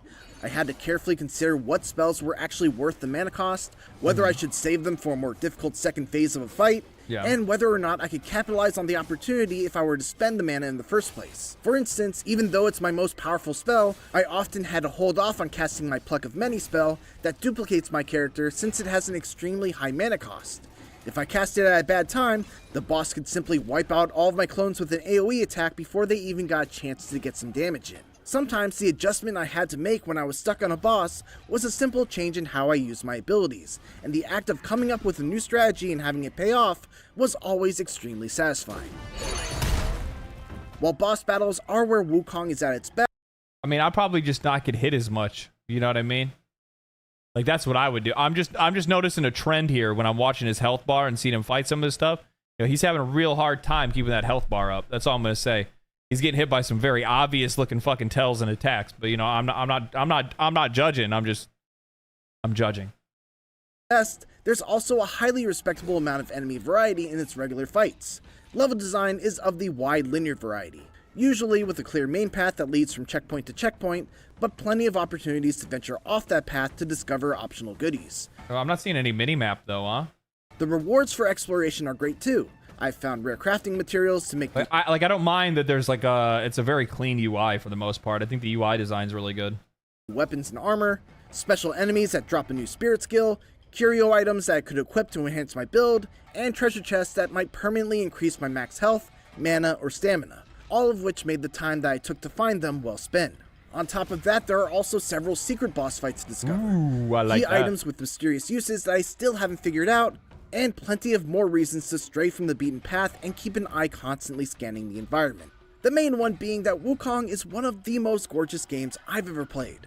Every environment is brimming with detail, from the chipped pieces of bark on the trees in the forest, to the real-time deformation of the snow as the Destined One moves through it while dragging his staff along. I remember like the like deformation of the snow was like one of the big selling points when people first saw the trailers initially. Not only that, but the animation is impeccable too, with wonderful touches and flourishes, like the way your character will do a little hop step when locked onto an enemy, then change to strafing around them as opposed to just running straight on while keeping their head turned. The music and sound design is fantastic as well, with epic drum-thumping battle themes and melodic flutes and chimes adding to the air of wonder and mystery as you explore the unknown. Very cool. Very cool. All that said, this game really would have benefited from a map, plain and simple. The lands you explore in Wukong there's are no beautiful, map. no doubt, but they're far too big and too crammed with secrets to not give you some sort of navigational help, especially the second and third chapters. This, along with the fact that it's aggravatingly hard to tell what obstacles can actually be climbed over and what's an invisible wall, can make exploration... no map. That's... okay. That's... I guess I'll have to see how that feels. Not being able to at least like see where I've been is kind of yellow paint time. Oh yeah. Yeah, well, I mean, like, I guess it's like hard when a game doesn't do a very good job of being able to like show you where you're supposed to be able to go. People are going to get lost. Yeah, people are going to complain about that. I mean, I think there's some like modern conveniences that are fine, but I don't know. You guys got, I mean, just immerse yourself. It's a good thing. That the problem is that we've all just been fucking built into these like completionist checklist tools that like all we can fucking think about is making sure like I can't leave anything behind. I can't leave anything behind.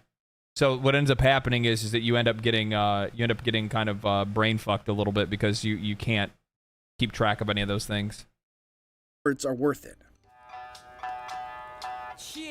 I think it's a worthwhile complaint to have. However, it's hard not to feel like it just all depends on the player on whether or not they're going to like that or not. Came at a great cost. I experienced numerous crashes, with one particular heartbreaker happening right after defeating an extremely tough boss that I then had to defeat again. Several others were more minor and would typically happen as I was loading up a new chapter or fast traveling to another level, but they eventually add up to a lot of frustration.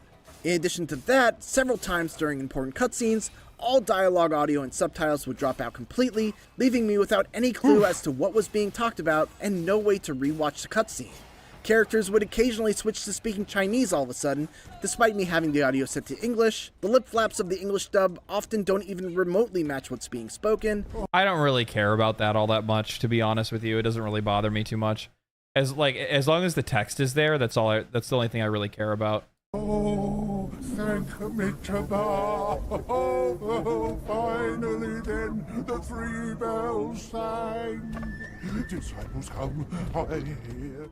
And most of the journal entries you find along the way haven't even been localized yet into English. The worst, though, was one particular fight in which the boss would plunge me down through the ground during the transition to its final phase, only to have me fall through the world once I regained control of my character. This kept on happening to the point where I thought my game was unavoidably bugged and I wouldn't be able to reach the end. But my insanity of trying the same thing over and over again eventually yielded a different result for no discernible reason. These are the kinds of technical problems that Game Science will hopefully look to address in post-launch patches. And it's not outside the realm of possibility, as even Cyberpunk 2077 was eventually whipped into shape after its own buggy launch.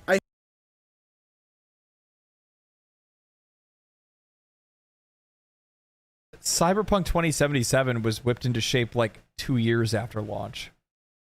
Were they given a release copy? I think I would imagine that's what he is. I think that's what he's asserting, is that what he is playing is a release copy. And I'll be honest with you, I don't have a whole lot of faith in like developers fixing issues post-launch. Look at Dragon's Dogma 2. Dragon's Dogma 2, Capcom still, to this day, has not addressed any of the performance issues. None.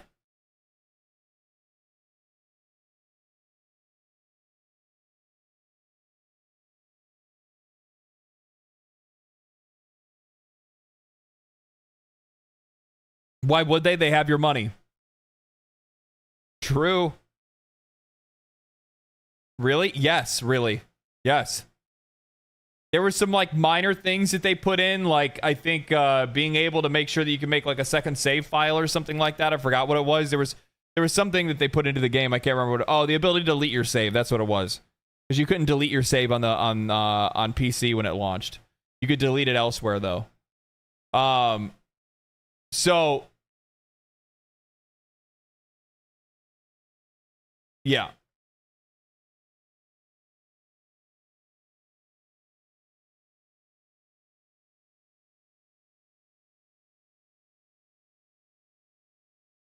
Dragon's Dogma 2's title update was literally two bug fixes for solo pawns. Yeah, exactly.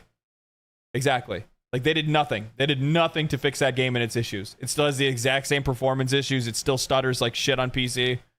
Yeah. I hope that those fixes come swiftly, because while I still wholeheartedly think that the things that Black Myth Wukong does so right are worth dealing with those problems, I would love to be able to recommend it without those caveats.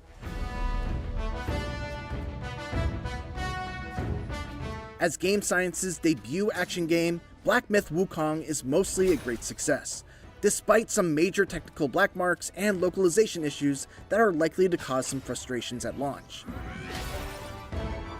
Combat is fantastic, thanks to a great balance of careful resource management and lightning-fast twitch reaction gameplay that tested my skills as much as Elden Ring ever has, despite it being a more traditional action game than From Software style.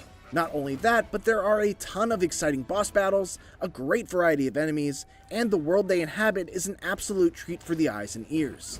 Its story has its moments, but relies a bit too much on having prior knowledge of the events of Journey to the West, and it really could have used a map to make its rewarding exploration measure up to the strength of the combat. All said, its strengths more than carry it through, making Black Myth Wukong a great action game that could be even greater if Game Science can squash the bugs. For more Black Myth Wukong... well, fuck, hold on a minute. Wait a minute.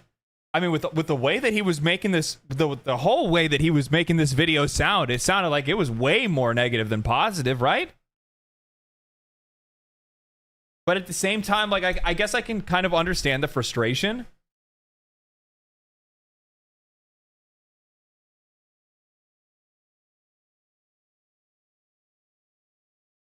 It was sounding like a 7. It was sounding like a 6 out of 10 to me, honestly.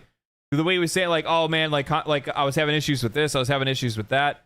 But to be honest, I mean, like, if from the way that I'm looking at this is that if they did a better job with, like, this would be like a 9 or a 10 if it wasn't for the performance issues. So let's hope that they can fix some of that shit before launch or soon after launch.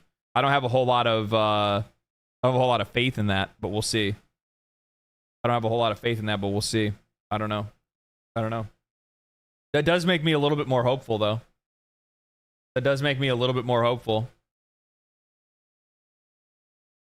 When journalists ever talk about bugs, it's way worse than when the public gets it on their hands. Well, yeah, because the thing is, you have to keep in mind that 9 times out of 10, they are using it on the highest end hardware possible, right? So if we're talking about on PC, like he says he's using a 4090, and I think he said he was using like a 5800X or something like that, or something even higher than that.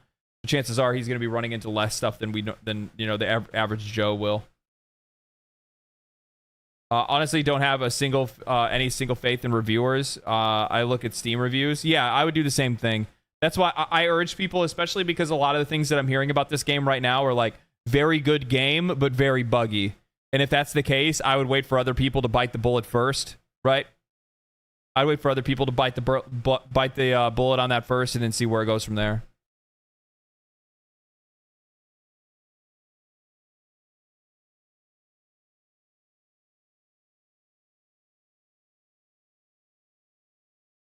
I also wanted to watch this too, actually.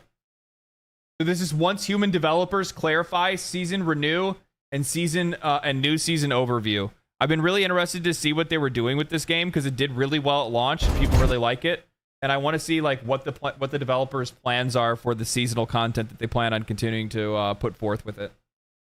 So let's see. I actually really liked this game. I think it's really good. The only problem is, though, is that the issue that I have with seasonal models in games like this is that, like, I want to play it with people and I want to play it socially, and that's what I tried to do, but the problem is that, like, I don't have the fucking time to dedicate all of my time to playing one game. I can't do that. So no matter what, when you're playing on a server and that server has a limited amount of people, and you can't play for a week because you're playing other games or you're working on something else. Well, as those people continue to play, they leave you behind. And one of the things that I found was every time I would go to hop back onto the game and I needed to go do like a boss fight or something like that, I no longer could participate in any social functions in the game because nobody was trying to matchmake for those things.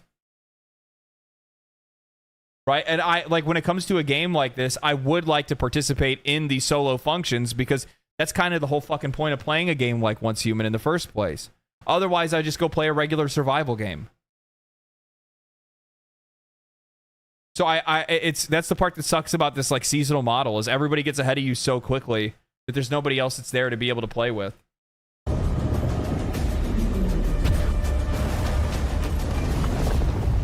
Presented by Once Human, available now for free on PC.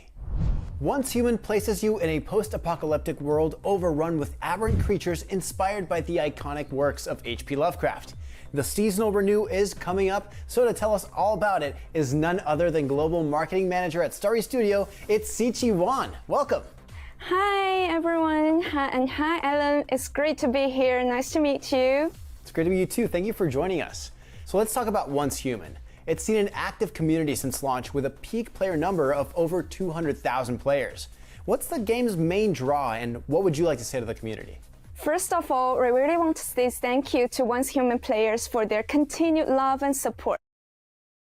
Once Human couldn't have achieved such success without the PvP social things in Once Human, like Cargo Scramble, also got really annoying to be having to be level 50.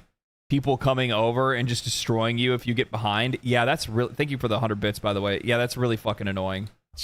Within a month of launch, Free in studio? Yeah, I'm pretty sure, yeah. have exceeded 230k, becoming 5th on the Steam most... But they did a really good... It's not pay to win. Just cosmetic shit. Don't pay to win. Just cosmetic. play chart and 7th on the top seller chart in July. Our Discord community member has surpassed 650k, all of which have proven the love and enthusiasm of our players. So once again, thank you so much for your support. We'll continue to polish our Once Human to bring players an even better service and content. When it comes to what makes Once Human so popular, firstly, we try to provide a rich supernatural open world survival experience. Look how consistent Lots of our players mentioned how much they love the unique world and monster design. Secondly, there's no pay-to-win monetization system. It is. Has also received praise from which I'm hoping that they actually, like, here's the thing, if they support it the right way and they figure out how to get around this like seasonal stuff and whatnot like that, like there's a really good chance a game like this could be a really good example for the rest of those Korean developers. Media and all of our players. The community is calling us the least pay-to-win free game in recent memory. Yeah. Last but not least, we try our best to show respect and respond quickly to suggestions and feedbacks from players worldwide. Well, yeah, actually being able to jump in myself, I can definitely give you guys some kudos on your monster design and world because it truly is something to behold. Now, Once Human features a unique seasonal system that Why does it feel like this dude wants to date her? He's like, yeah, I really like your monster design. differs pretty significantly from other MMOs. It has prompted some discussions among players, so could you please elaborate on how your system works? So firstly, I want to differentiate the two concepts in the game, scenario and season. A scenario is a gameplay theme of a server, which means a combination of rules, game modes, and... Yeah, somebody says, what a great representative. Yeah, exactly. You know what the thing is? I will say this, very, very smart picking this girl because I'm really sick of like, when you see like the Korean devs that are talking about their game, it's like 3 guys in like a white room. Gaming content. We created this concept hoping to bring a richer gaming experience and different choices to our players. For example, the scenario we introduced after launch is a PvE scenario called Minibus and a PvP scenario called Evolution's Call. On the other hand, a season means the cycle and progress of a scenario. During each season, the in-game content may vary based on scenario you signed up for, and each scenario will be split into several phases based on their feature. As your server progresses and the time passes by, more in-game content will be unlocked. When the season comes to the... Yeah, see, I don't mind that part of it, like the tiered season content progression. I don't mind that part. It's the wipe part that I'm concerned about. That's the part that I don't like. I don't mind this part because I actually kind of liked it because it was like, hey, play this week, right? Or play for the next like few weeks. This is all the content that you can do, and then after that's done, then you're going to be able to, you know, have access to new content. Barely anything is getting wiped though. I don't know what the details on that are. That's why I'm watching this video right now. The final phase, which we called a settlement phase, you are offered a choice to sign up for a new scenario, or you could choose to stay until the settlement phase is over. Now, some players have expressed concerns that this will be a seasonal wipe. Can you give us more details and break down how it works? So first of all, seasonal wipe is an inaccurate saying. Scenario is a very important feature of Once Human. At the end of the scenario, players would come across what we call a seasonal renew. The seasonal renew process is not a wipe. After entering a scenario settlement phase, players will be given the opportunity to sign up for a new scenario and start a new adventure, where they will keep their original characters, appearance, rare currencies, long-term development content like blueprints, modules, and inheriting some of the material according to the new scenario material entry rules to aiding their character growth.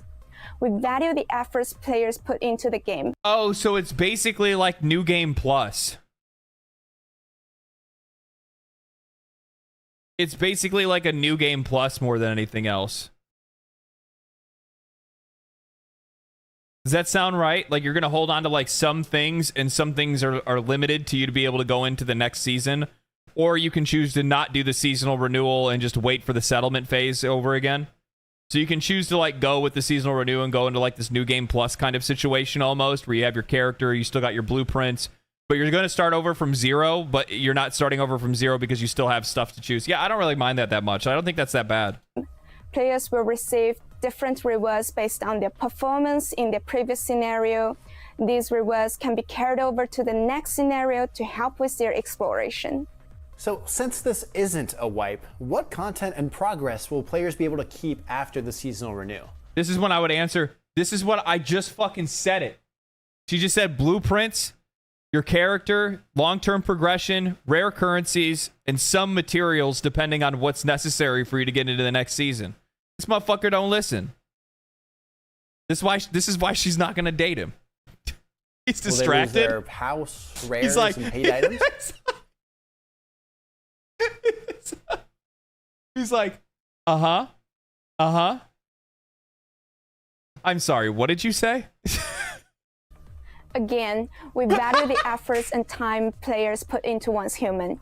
Even when a scenario is over or when a player decided to exit a scenario halfway, they can take away the rewards and accept it from some extra. Oh, so now they're giving us even a breakdown here. Okay, I like this. So, do you keep your weapons, regular resources such as materials, medicine, and bullets, deviations, calibration devices, energy links? So that's like your that's all your like build stuff, right? And it says retained in your Etherland depot. You can bring them to other scenarios so long as you meet the requirements. So likely what it is there's like level caps that you'll have to meet again to be able to use those things. Like you're not just going to be able to like go into this new scenario, this like seasonal refresh. You're not going to be able to go in there level 1 with like the and also still have like the greatest weapon, you know, the end game weapons in the game and stuff like that. Right? So they want to avoid that kind of stuff. You'll still have it, so once you hit the level requirements, you can still use it. So that's not bad. And then it says energy links, convert your astral sand, so you'll be able to use it in your entertain. Okay, and you'll be able to just go ahead and use that stuff as well. This isn't bad this isn't bad at all. You cannot take the following content from other associated scenarios into the new scenario. Map exploration progress, that's fine. Character XP, that's reset. I pretty much kind of understood that part already. Scenario core gameplay items, such as chaotic cortices and steroids. I don't know what those are. I don't remember what they are at the very least, but it sounds like it's all probably like specifically for progressing the scenario and story stuff, specifically, if I'm not mistaken. Specialization items crafted using mimetic specialization. Oh, okay. Because also your mimetics are also going to be reset as well, right? Okay, so that's fine. So basically anything that has to do with like character progression stuff, you're not just going to be able to use off the rip. That's not bad. Cases and items specifically related to scenario and mimetics. However, to ensure that each scenario offers a complete gaming experience and allow all players to enjoy the gaming regardless of their progress, there are some things that players could carry over, like character nickname, body shape, appearance, friend relationship, rare currencies like Christian, Starcrom, Mythical's Mark, etc. Long-term development items like equipment blueprints, fragments, weapon accessories, modules, recipes, cosmetics, territory house blueprints, furniture formula, and furniture except those unlocked by the mimetic specialization. Last, main and side quest progress. Players can fast experience the completed quests in the simplified version and get rewards in the new adventure. Also, there are items that will be transferred to the Eternal Land. After the beginning of the new scenario adventure, players can carry some of the previous resources from Eternal Land into the new season to assist in the growth and development, like crafted gear, weapons, regular resources like materials, medicines, armors, deviation, collaboration, blueprints. In addition to the item above, due to the special nature of the scenario feature and game balance consideration, some of the game data will not be inherited to the next season. These include items strongly related to the gameplay mechanism of the previous scenario, like Echo Stone in the Minibus scenario, special items created through mimetic specialization like Solar Drill, character level experience, map exploration progress, etc. So that makes why sense. does Once Human have this seasonal renew? First, we want to provide players with a more immersive and richer gaming experience. Yeah, I mean, like, she's gonna give kind of like the generic talking points of why, but like the thing is that I think what's kind of smart about it is that it brings a more live service feel, MMO feel, to a live service game. I don't think there's anything wrong with this. I think this is very cool. Yeah. Okay. Yeah, I'm down with it. We hope that by setting a play period, players will be able to fully immerse themselves in the backstory of the scenario. For example, in one of our current PvE scenario, the world will change the season stage and unlocked over time, which allow players to be more immersed in the urgency of Maniba's storyline. Furthermore, when a player finishes their adventure in a scenario, they can choose what they want to play next, instead of being stuck in an unchanged world. Yeah. Secondly, the mechanic. Yeah, that's the whole idea. It's like if I finished, so I play once human. I finish a season or whatever. I finish a scenario. I get to the end of it. I beat the final boss or whatever, and it's like now I can choose to like chill. Do I want to play more? Do I want to like, you know, am I good? I want to walk away. They start a new season. I come back. I can just reset that same character, go back at it, and I still have a lot of stuff that I get to hold on to. I wanted to play the game, but it has a real-time character FAT. You'll eat nothing but stuff, and your beautiful character turn big and ugly. I wanted to play... Huh?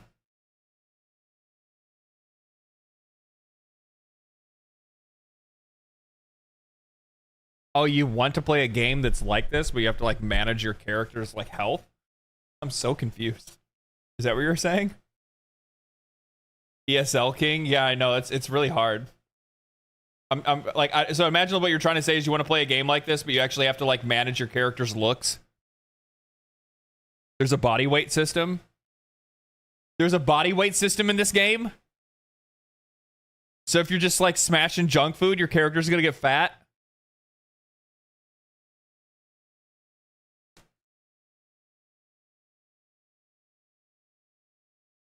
Maybe that's why my character stayed skinny the whole time, because my character doesn't eat.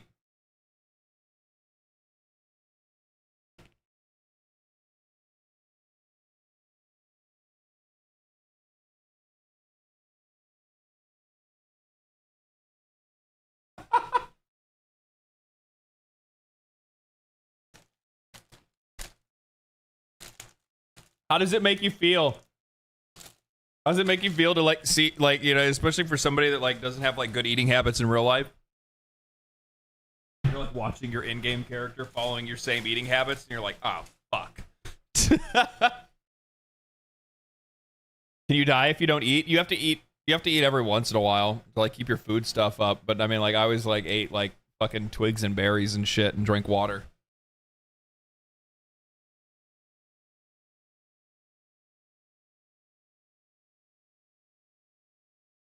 Oh, I also do sprint everywhere. That's the other thing too. Yeah, you're right.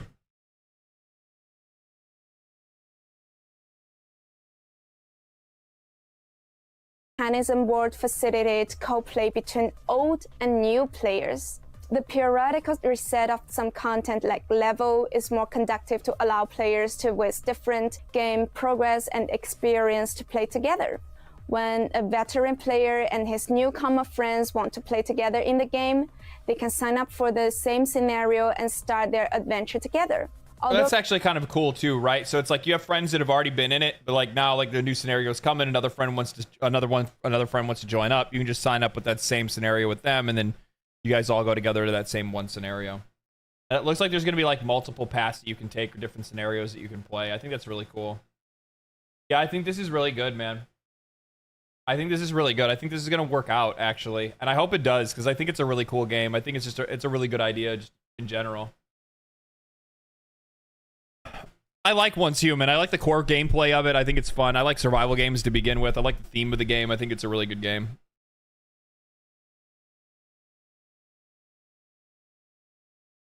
You could have made a new character instead. You could, but at least with this, at least with the way that they have it set up with this, you can, you have the choice to either make a new character on a different server if you want to, or you can just use the character that you already have, and you also have access to a bunch of other stuff to get you started. I don't think there's literally no negative side to this.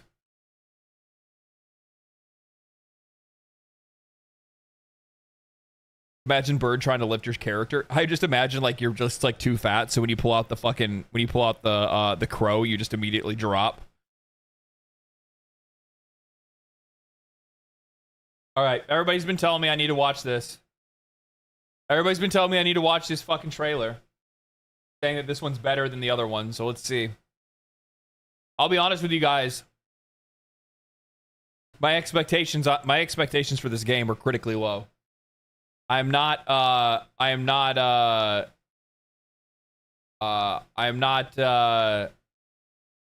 optimistic when it comes to Dragon Age the Veilguard. Everything that I've seen for Dragon Age the Veilguard up to this point, I've just heard nothing but like things that you can't do, right? You can't be a blood mage. You can't be I don't think you can be a bad guy. I think that they said something about that, so you can't be a bad guy. And you can't play as the other characters.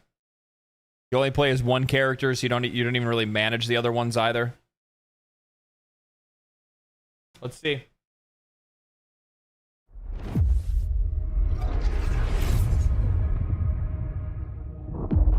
You have no idea what you have done. The blighted elven gods walk free, all because you disrupted my ritual. You battle against gods. They will not rest until you are on your knees. Fearful, cowering, helpless in the face of such power. Rook, you've got this. I've seen your work. You're clever, adaptable, and you don't know when to quit.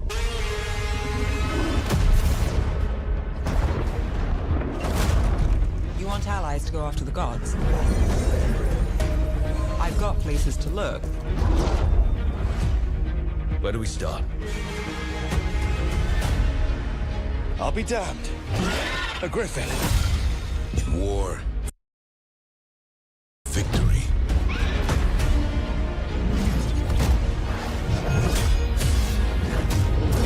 I'm ready.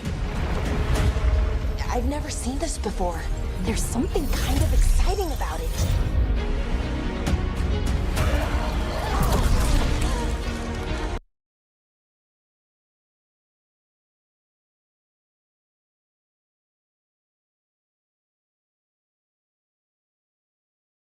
There's something just so very soft about this game. I don't know what, like, it's the art style. Like, the art style just doesn't have, like, I don't mind the character designs. It's like the enemy designs. I don't know what about it's something about the enemy designs that, like, they just don't look threatening. They just don't look threatening. They look like toys. Soft modern, yeah. What is happening to me?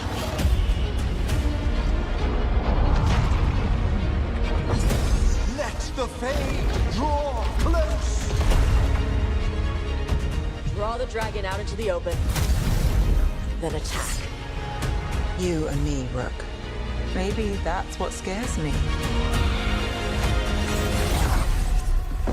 These are the times in which legends are born. Or is that Morgan? What her name is?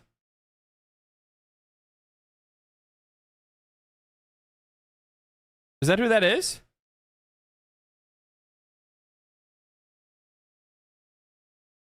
I think that's who it is. I think it's Morgan, right?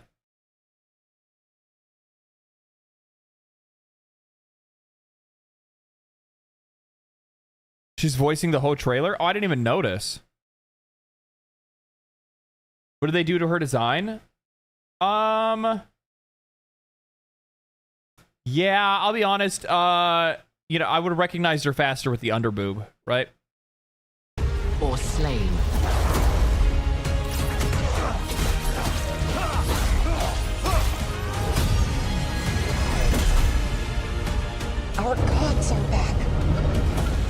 gods.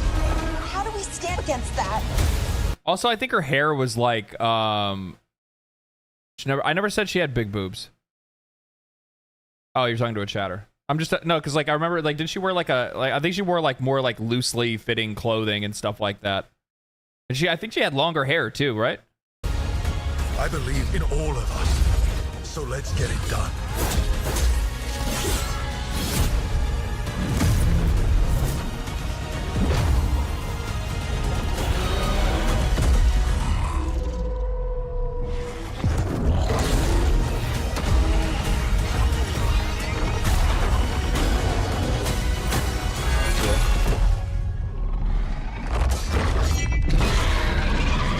There's a tonal difference for sure.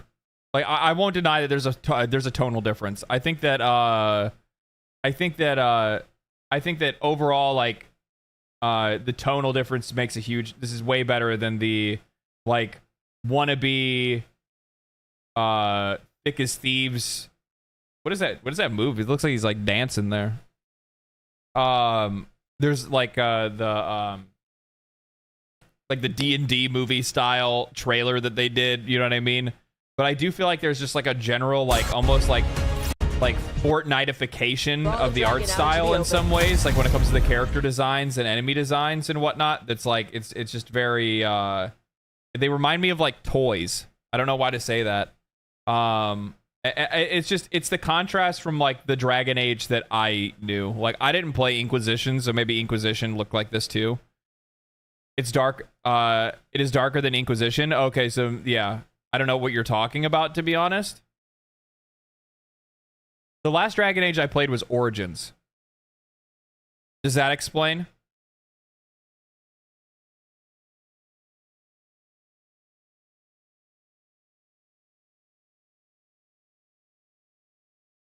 Like I remember Dragon Age Origins being more like gritty.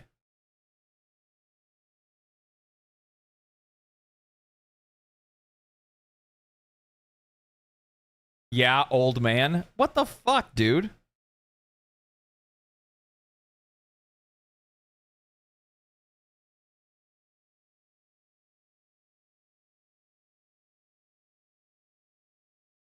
I'm just saying, comparing Dragon Age Origins to this trailer is funny. I'm just telling, like, that's the last one that I played.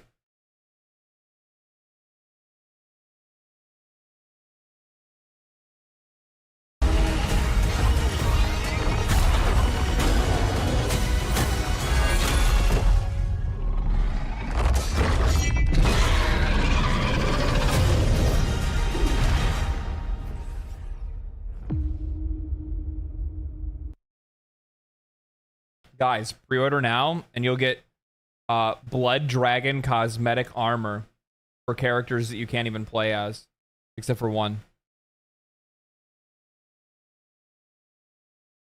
What do you guys think about that? Pre-order now, guys. Pre-order. But no Blood Mage. Yeah, but no Blood Mage. You can get we get Blood Armor, but you can't have Blood Mage. I'm a Dragon Age fanboy, and I will never pre-order games. Yeah. Yeah, Inquisition is the best, and I'll die on that hill. $2 from Samara.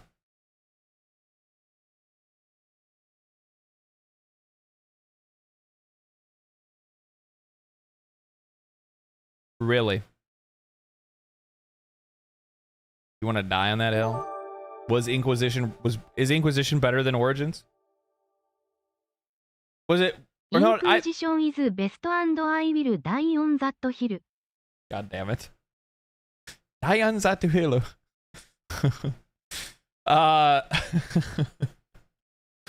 Fucking goddamn. Or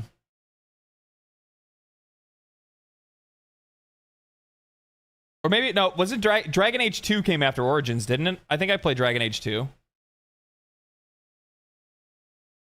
I can't remember.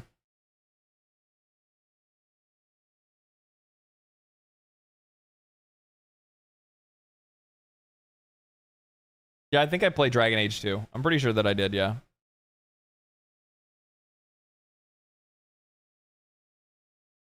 I did not play Origins. I own, or not Origins. I didn't play Inquisition. I have not played Inquisition, though. I own it, but I've not played it.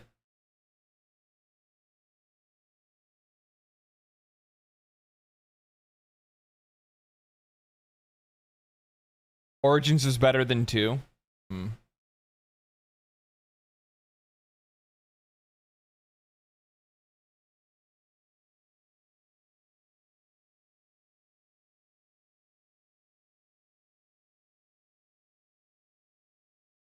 Origins had tons of plot holes and disjointed as fuck. I never liked it, but everyone else did. I don't know, to each their own. Norsky, do you just wake up being this judgy?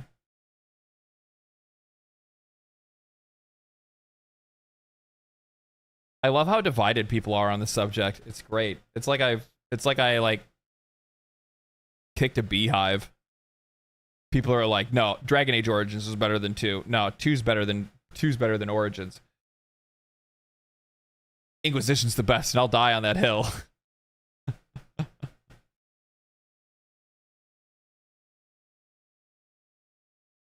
I played all the Mass Effect games though, except for Andromeda, because I didn't trust it. Like, I played 3 and I was like, holy shit, this is all, like 1, 2, and 3, and all 3 games were great. I think I liked 2 the most, though. Because by the time they got to Mass Effect 3, they just, like, watered down the systems entirely. Right? Like, they just watered down, like, all of the, like, other game systems that it used to have, like planet exploration and all that stuff.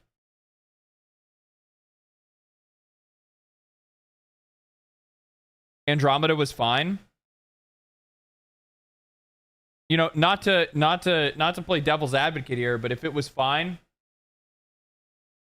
why has it been so long since they made another one?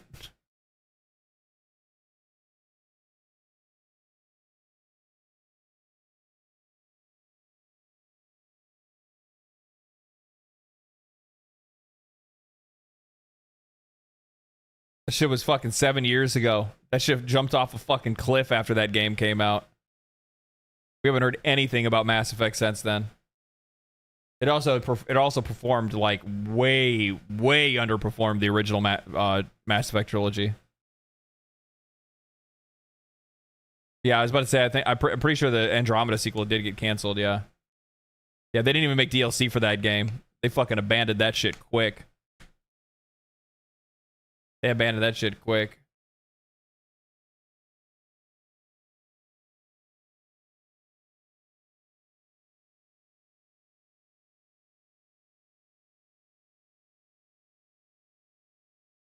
Stop it, LD. My face is tired. How is your face? How am I making your face tired?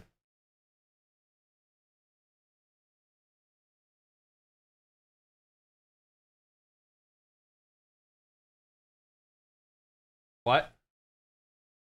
Why am I being mentioned in the comments of this video?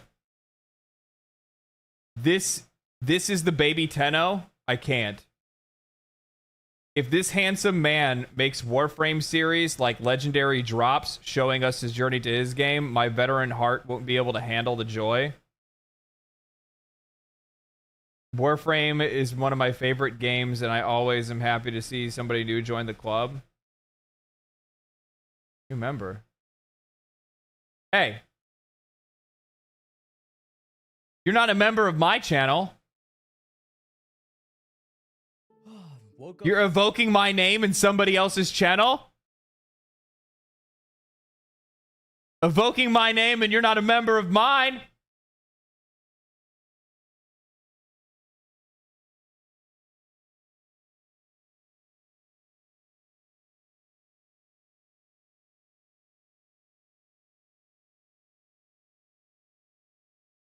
Is anybody else talking about me?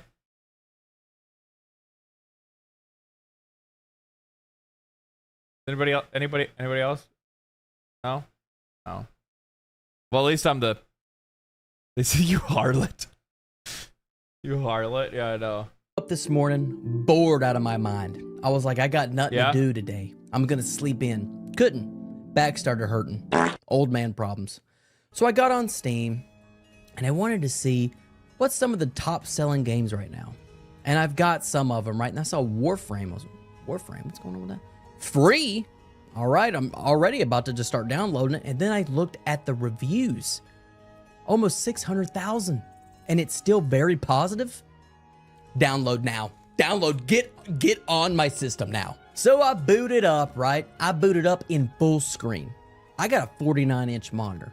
So when it takes up my entire monitor with no lag, already putting my thumbs up, but let's keep playing. And I'm not. Yeah, no, I think Warframe as a game like performs really well.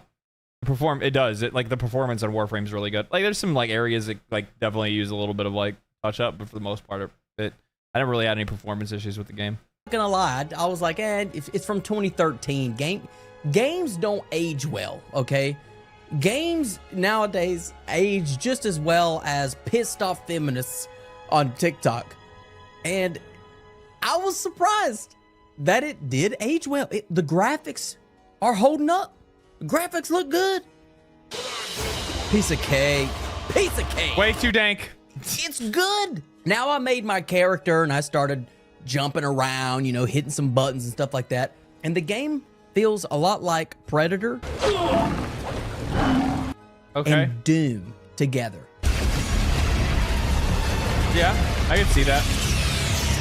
If Predator and Doom had just great sex and they had a baby, they would shit out Warframe. And it's so far so fun. Now, I don't know if I'll ever make videos on Warframe, maybe, who knows, but I wanted to make a video to express my gratitude on how appreciative I am of the game holding up. And I think people need to praise good video games more often. I don't know if they do. What I see on the internet a lot nowadays is everybody bitching, hey, Elden Ring doesn't have a pause button and woke developer this and that. Let's start spreading some positivity a little bit in the gaming community, okay? Come on, gamers. Let's go, gamers. Spread some positivity. Let's stop shitting, okay? You got to be out of shit, right? Let's start throwing some praise over here towards the good games. I think it's really important to try to make sure that you do both. I think it's really important that you do both. I don't think that you should try to like call for. I don't think you should try to condemn the one. Like, hey, like look at all this. Like, look at all these people that like to make comment or like. I mean, I'm not a fan of really like bringing up like content creators when I'm talking about stuff, because one of the reasons why is because it's like, oh, look what these guys do. Aren't you sick of these guys doing that thing over there? Like, look, like, let's do this instead. It's like, no, like, we need to have both. Like, it's really important to have that proper balance, because if things are not being properly criticized, then things don't change. And while you could say, on the other hand, that you could be the glass is half full kind of person and be like, oh, well, you know, if we're positive about games and we're appreciative of these games, then those are the games that get the most attention. And in some cases, that ends up happening. But for the most part, the problem is that, like, if that's the only thing that you do, then we're never talking about the things that we don't want. So, yeah. And so far, I haven't played it that much. Got about 2.5 hours into the game so far, and I'm loving it. I'm loving it. Now, with Warframe, even one of the little robots that talks to you, they even say, hey, it might be a little overwhelming at first, but you'll get the hang of it. And I appreciated that because there were so many different customizations, mods, and different things to but what is this? Let's be real. DE is light woke. They do not make it their view. They don't let their view affect the game. I'm gonna shatter your window right now. I'm gonna drive past your house and throw a fucking brick through it. Okay, that's what this is. Warframe is woke as fuck. Warframe is woke as shit. But it doesn't matter. I've said this a million times before. If the game is good, it doesn't matter. And as long as the game isn't trying to beat you over the head with a rock, it doesn't matter. It doesn't matter. I'm saying it how it is. You're welcome to believe whatever the hell you want. However, you can see it all over the fucking place in that game. Okay? It might be Warframe might be game with a lowercase y, GAYME, with a lowercase y instead of a capital Y. Okay, but it's got some gay in there. I'm just saying. Okay. There's some things going on.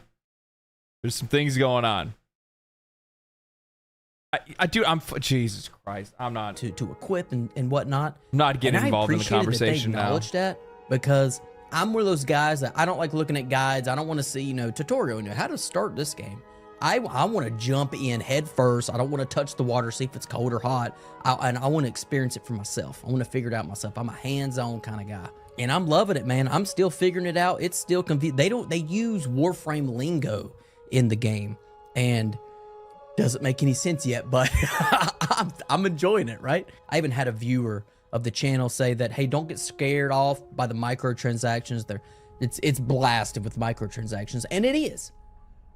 But you can also earn a lot of those items just by playing the game. And that's exactly how it should be done. If there's a battle pass in any game should be free, 100%. Most games that have a lot of pay-to-win aspects of it, they make most of their money from a few whales. That's a fact. Go ahead and fact check me. So I really think making that game free to get as many eyes on, many hands on the game, that's your best bet of actually making money. And it seems like these guys are doing great. I hope they're doing great. So with the game, there's different missions, there's different objectives, there's different planets that you can visit. I've only visited Earth so far, and I'm trying to master some of the techniques and stuff like that, and the jumping around. It's super satisfying. It's super satisfying jumping around like Predator with that can manipulate gravity like Doom guy. Oh, dude. I'm playing it after I make this video. I'm getting back on the game. Now, I used to be a one game kind of guy, right? I didn't know what people were talking about with this game and this and that and this blah, blah, blah, blah, blah. And I had no idea what they were talking about because I only played RuneScape. I played RuneScape religiously in my free time until it was time to go to bed and then wake up in the morning to go to work. All my free time went to one game. And I haven't done my research. I didn't do any I'm actually gonna give some like what I would hope, like if he ever watches any of my content, which he likely won't or anything like that, but I'm just gonna give like, this is just a criticism that I have. Like, he says a lot of things without saying anything at all. He says I think it's great that he's playing Warframe, and I think that it's great that he's enjoying the game, but I'm gonna be real with you. Like, I feel like I've heard absolutely nothing for 4 minutes straight. I've heard absolutely nothing for 4 minutes straight. So far I've been playing Warframe. That's it. Like, my brain's got lost. Realizing that like he's like it seems like he's newer to creating videos and whatnot. How many videos you made so far? You've been making a lot of videos. Holy shit, man, you've been fucking committed, big dog. You've been pushing it. Okay. I have a very strong piece of criticism to give you, my friend, because you've been working at it, okay? You've been working very, very hard at it. One thing I'm going to say is people don't like having their time wasted. If a video does not seem like it is giving them any sort of value, they are going to click off of it and they're going to get away from it. One of the main things that I can tell you as a content creator, which will make your videos do a hell of a lot better than they have, is specifically so right now what's happening is that he's getting kind of supported by Warframe community because they are I'm gonna be real with you. The Warframe community is just like the Final Fantasy XIV community, and they are emotional vampires. They literally just want to be there to watch you play the game. And I love them, by the way. I love them. They will abandon you once you're done. Like, some will stick around, but they will abandon you once you're done. So if there's one thing you want to do to try to keep things going forward, is just like try to clean it up a little bit. Just try to clean it up a little bit. Try to like hit the points that you want to hit the best you can. If you're doing things off script, like keep something off to the side for you to be able to like keep track of your thoughts, so you don't go off on like random tangents or anything like that. And then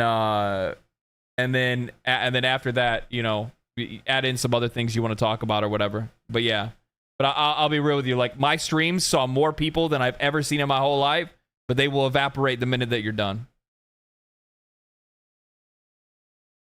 He's actually entertaining, but his YouTube videos are, I don't think his YouTube videos are as entertaining. And by the way, this isn't like a, oh man, like, it's not a don't watch the guy or anything like that kind of thing. It's just saying that like the video, like, it's cool. It's cool the guy's watching it, and it's cool that people are like clicking onto him and they've been like following him. Is getting some subscribers, finally getting some traction.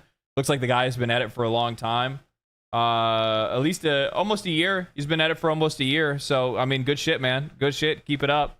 But yeah, like, but see, remember one of the things I told you guys about this, right? I'm gonna show you guys something real quick. So like initially, like you're shotgunning, you're hitting all over the place. First, I'm doing like React content. Then I'm talking about like random stuff that I've done in my life. Then you're starting to, you know, play games, right? And then well, look what happens. The minute that all of a sudden you found something that hits, right? The minute you find something that hits, you follow that trail, and that's all this other content that you've been making, all the other experimentation you've been doing goes away, and all of a sudden now it's all Warframe. 1, 2, 3, 4, 5, 6, 7, 8, 9 straight things of just Warframe. Probably all the streams and stuff as well in there too. You just got to be careful of that kind of stuff. But that's good though. That's good that people have been clicking onto him. Oh. Tinder video? No, initially, like when people when people get started making videos, I think you don't really know what you want to do, so you just kind of just shoot all over the place. Everybody has their own way of doing it. And I think eventually people just kind of find what they like doing. You know what I mean? Simple as that. People just kind of find what they like doing, and then after they find what they like doing, that's what they stick to doing. That's what they stick to doing.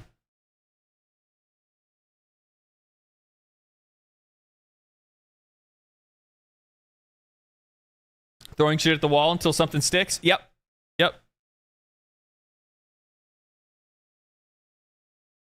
Fair, I just upload my VODs. Yeah, I mean, people do stuff like that. Other times people do other things. I'll be honest with you, like gameplay, like pure gameplay online does not do very well. Like one of the biggest pieces of advice that I could ever give to anybody is that like putting up like Let's Play and VODs will never go anywhere, because like the audience just isn't there for it. They either want like long form discussion content, short form discussion content, or they want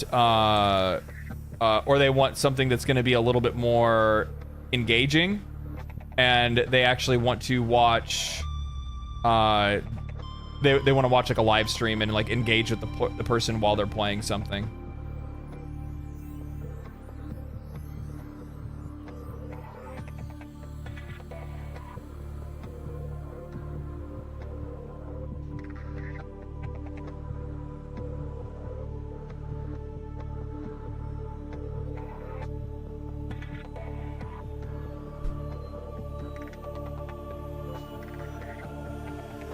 You hear that main menu? Any interest in Space Marine? Yeah, I'm gonna give it a shot.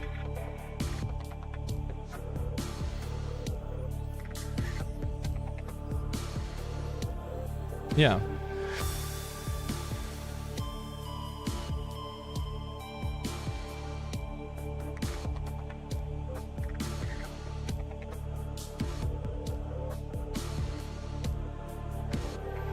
So here's the deal. The other thing is too, and this is actually something that guy might end up finding out as well, and this has actually been true for a lot of people. It's like sometimes you'll find out that you're a better streamer than a YouTuber. You're better at live streaming than making YouTube videos and stuff like that. Personally, myself, I think I'm better at YouTube than I am at streaming. That's just me though.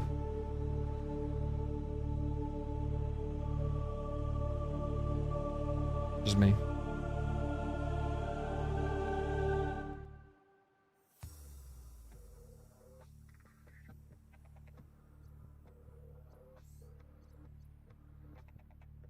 You're dual classed?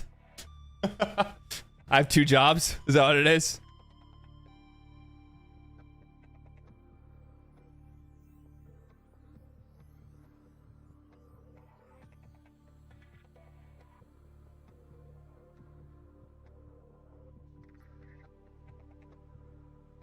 So, ladies and gentlemen, fellow divers,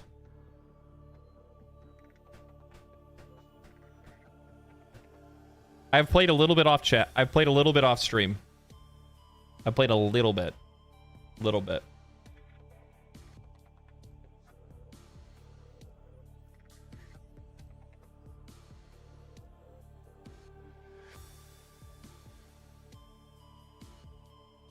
Did you collect or build? I did both.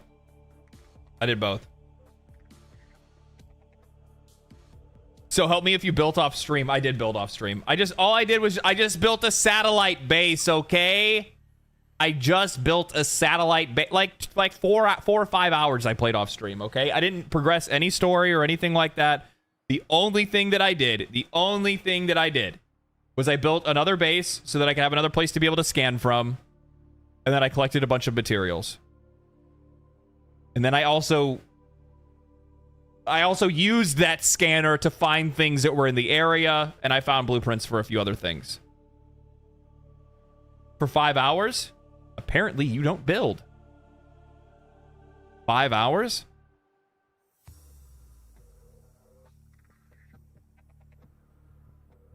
$5 hours? Do you have any idea how long it takes? It takes me like 30 hours to build a base in fucking in Valheim. Be thankful we haven't been playing anything else.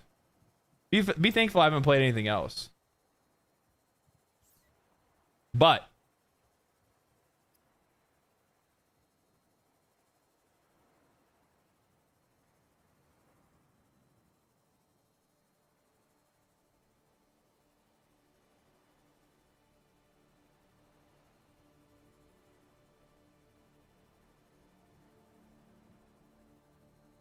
this game has a creative mode? I don't know it did. So I did a little bit of grinding offline, okay? I did a little bit of grinding, all right?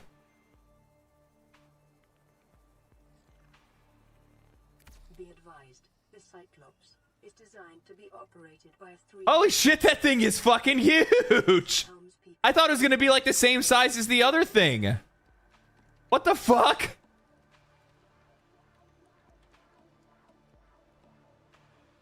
I thought it was gonna be like maybe like a little bit bigger than the like the sea moth. Jesus Christ! It's a fucking yacht.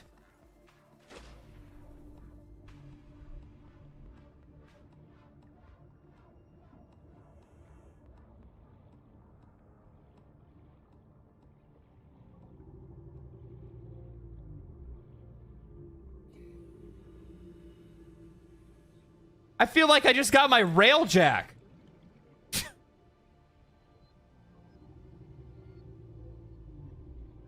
Oh, it's clearly labeled.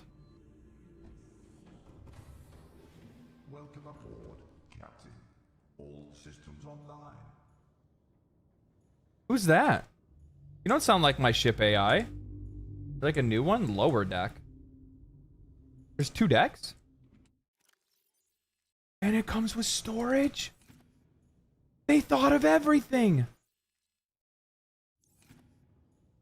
Except for the fact they didn't put any more storage on the other wall. So that's 1, 2, 3, 4, 5 storage lockers? Holy shit.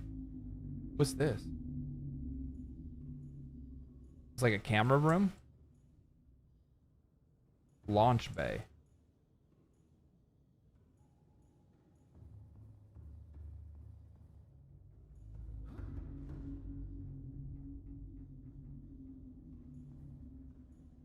Oh god, more upgrades? Can't I make some of these upgrades already?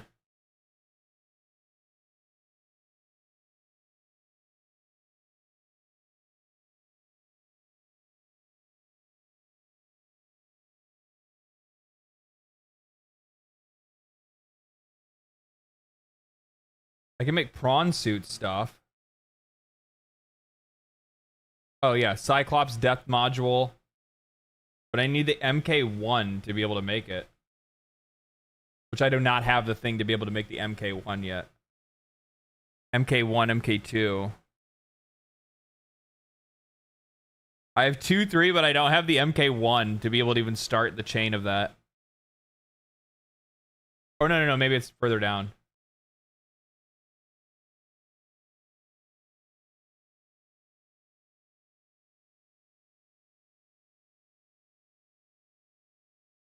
It is. Okay.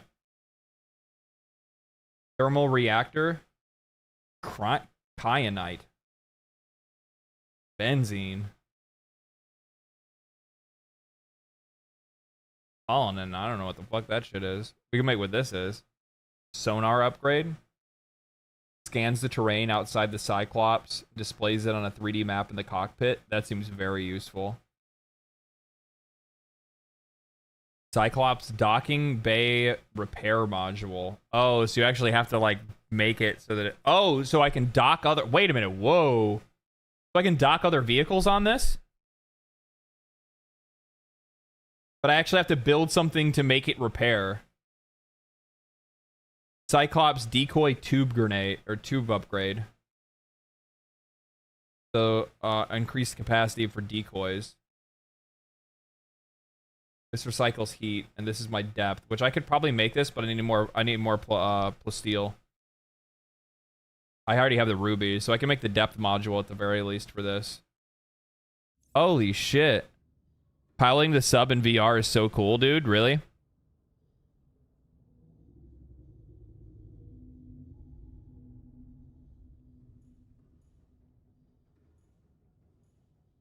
Comes with its own fire extinguisher.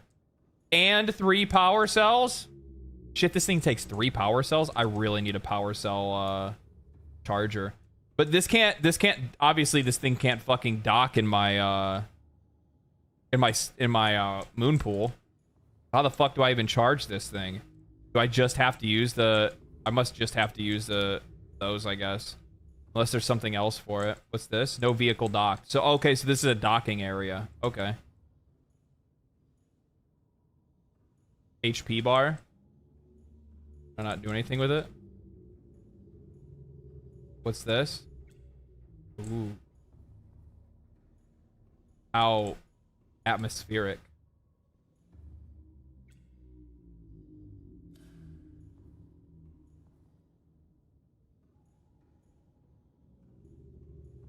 What? No! No! I just want the lights to come back on. I didn't mean to turn them off. What is this? Submarine name.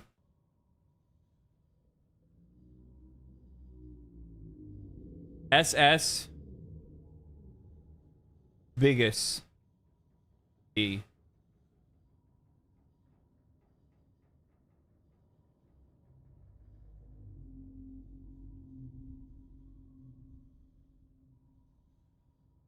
It's gonna be a yellow. It's gonna be a yellow submarine.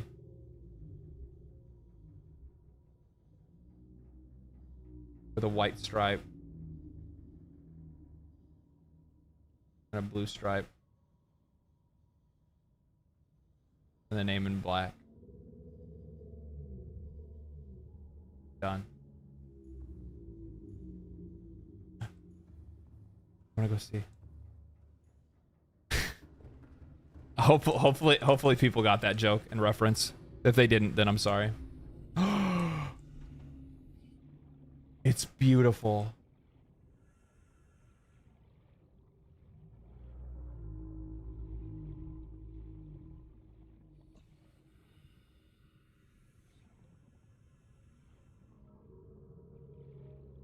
Monty Python is kind of old, to be fair.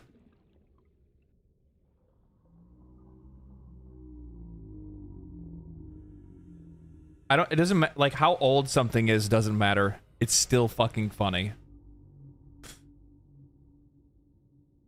Did you know that entire skit was actually that entire skit was improv? Like they made it up on the spot. So like when those dudes are like losing their shit in that scene, like they were actually losing their shit.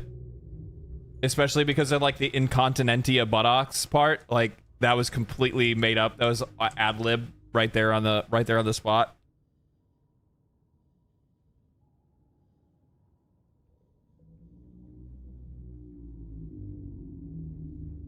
Why do you think I made this? Why do you think I made the submarine yellow?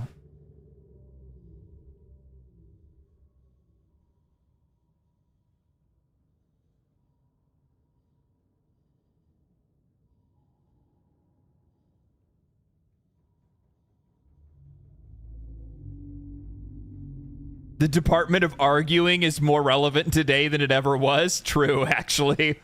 True. True. Not a fan of Python. I've never been more disappointed in you my entire life.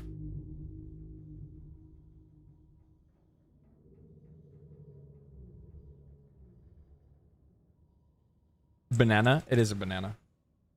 Okay, so how do I drive this thing? I need to bring it down a little bit lower so I can get... I guess what should I put in this? My prawn, probably, right?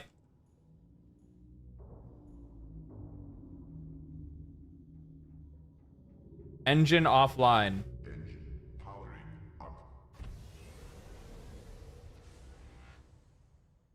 Engage.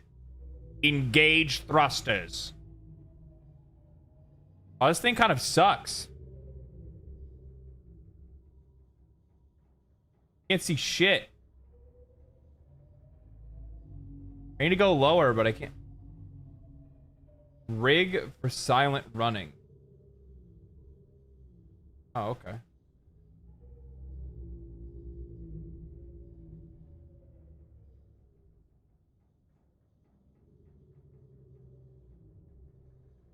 How do I go lower? I want to go down.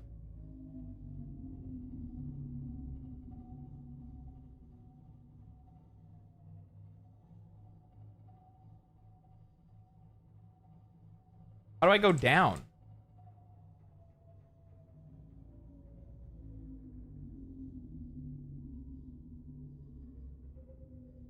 What the fuck? C? Oh. So should I use the external camera? Oh shit, we ran into something.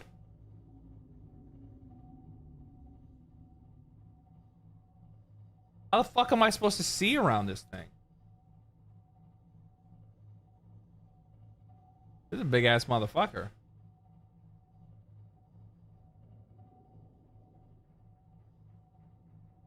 This is definitely not your everyday driver. This is the one that you're taking out on fucking... You're taking this thing out on, you know, you're not taking this out on any, like, joy rides. You know what I mean?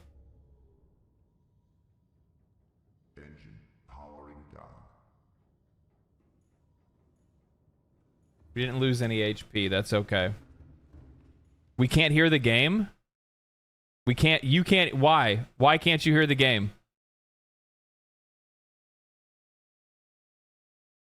There. I'm gonna put it on max.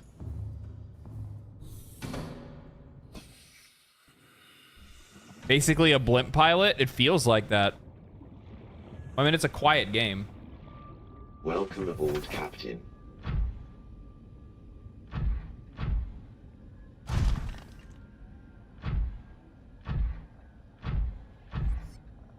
I guess it goes in here, yeah? Yep. Hell yeah. High tech as fuck. We're cooking. Open storage, access upgrades. Nice. I probably should make some upgrades for this sucker, huh? I probably should make some upgrades for this thing, eh? Learn to power down. I mean, I did power down. I turned the engines off.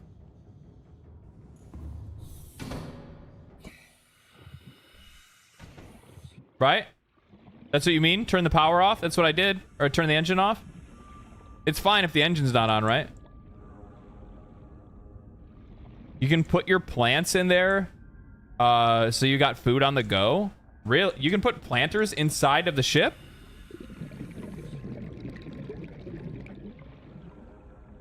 Yeah?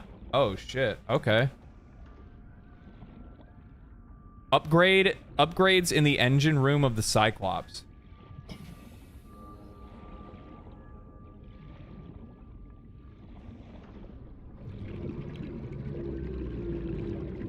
Probably wouldn't be a bad idea to actually like throw some shit up in that bitch, huh? Then again, like how much of a pain in the dick is it if that thing gets fucking broke? If it gets destroyed. I'm so afraid of that. Like I'd be afraid to like put like store stuff in it.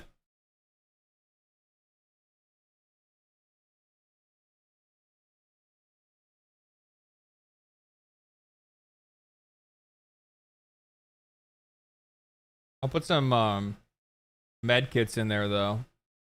So I already have an engine efficiency module. That's nice.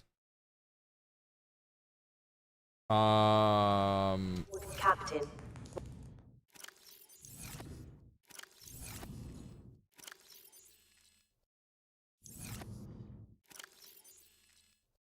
We'll put some food and water in there.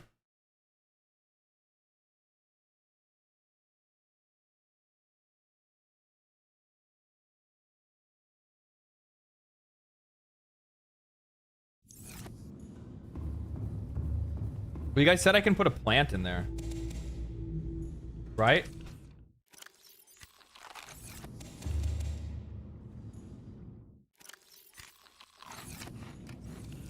Let's grab a couple seeds.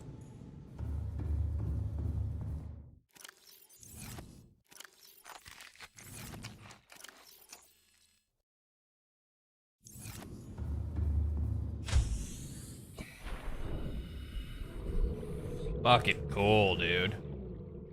Fucking cool. Now I feel legit, man.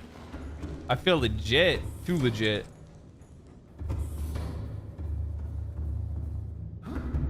Where should I put my plants at? I guess like in here, right? This would probably be a good spot right over here somewhere.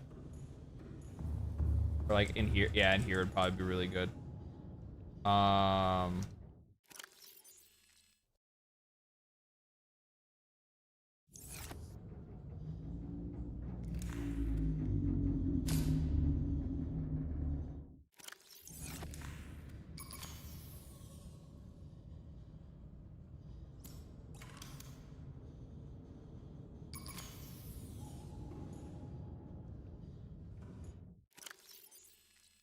What?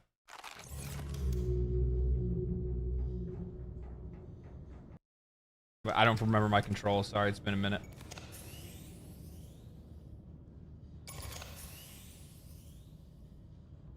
Figuring it out.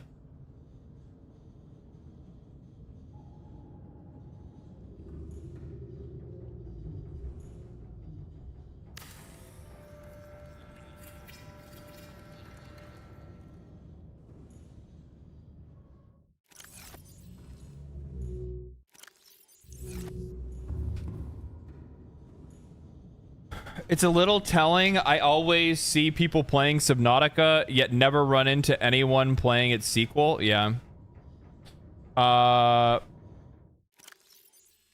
What is this? For damage to the Cyclops, you have to go outside of it to patch holes that may get torn into the hull, and its health will auto-restore slowly after the holes are patched. Oh, okay.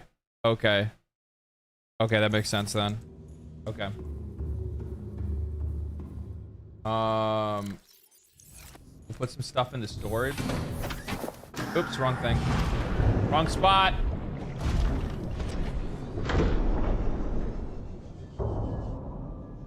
Let me back in. Welcome aboard, Captain. All systems online.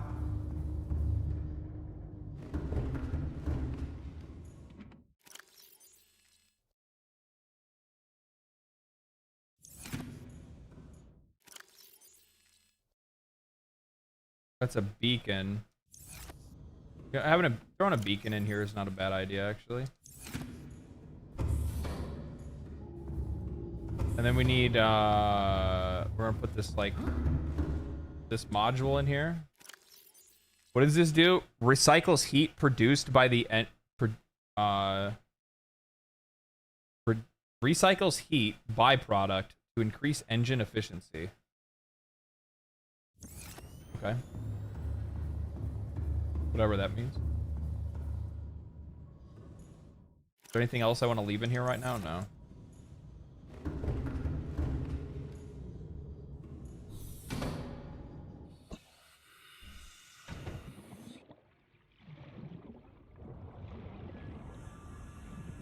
I wonder if I don't, because I don't have enough, how's my power in here? Power's looking okay. We can probably refill our bioreactors, right?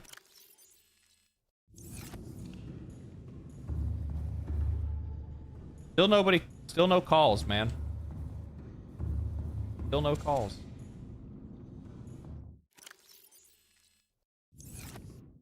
Disappointing. Feeling lonely.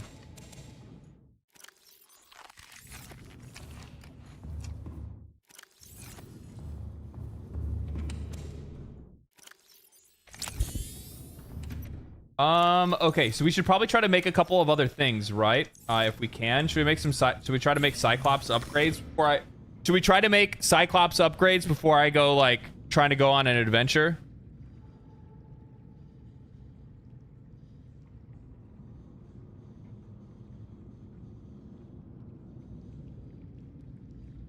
Charger? Oh, the battery charger? I have one of those, actually. Can I put this in the ship? Can I put this in the ship? I guess I should be able to, yeah? It's probably better to have it in there than in here, yeah? At least the MK1 depth module? Yeah, okay.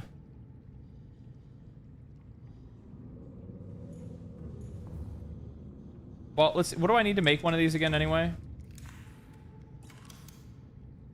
Maybe I'll just make one on there. 2 titanium and an advanced wiring kit.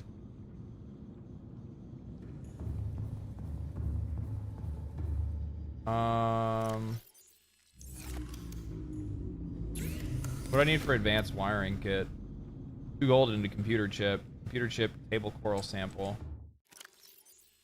Table coral sample. What am I doing? Pin. Do I have any silver? That's a really good question, actually. I do not have any silver. Actually, I just need raw materials in general.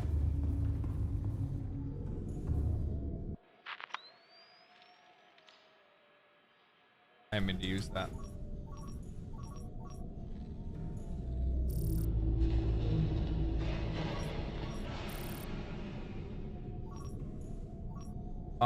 What is it? What am I looking for? Probably we should get, like, let's get some fragments, because that's gonna be, I need, I'm running low on other materials anyway.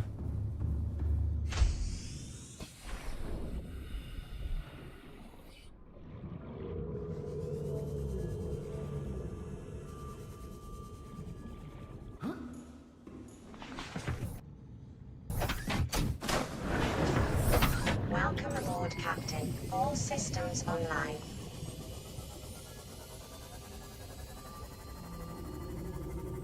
You would use the Cyclops power to charge batteries onto the Cyclops. Does not work. Oh. Oh, so you don't put a charger on the Cyclops, you just keep it in your base? Is that what you're saying? Wait, what? So you just need to keep extra batteries with you then at all time, or extra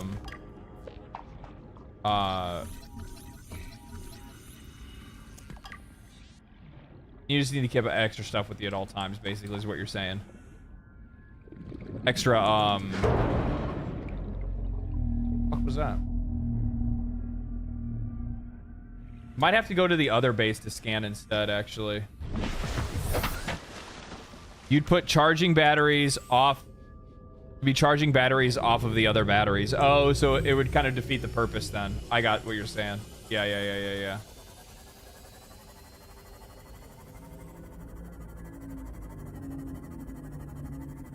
Mark thermal pockets when you find them. You can charge the Cyclops with the thermal reactor. Wasn't that the upgrade that I just put on there, or no? Or is that another upgrade I need to get?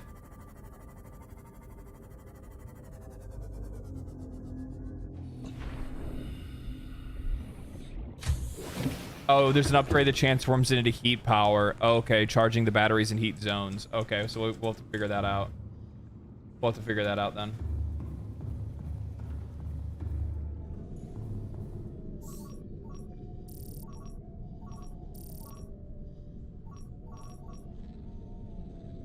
Silver is in limestone.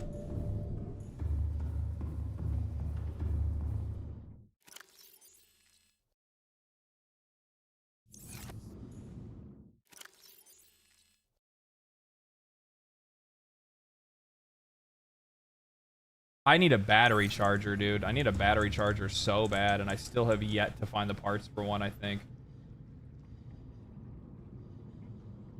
Right? I think so. Yeah, I only have power cell. I don't have battery yet. Still don't have battery charger, man. Big sad.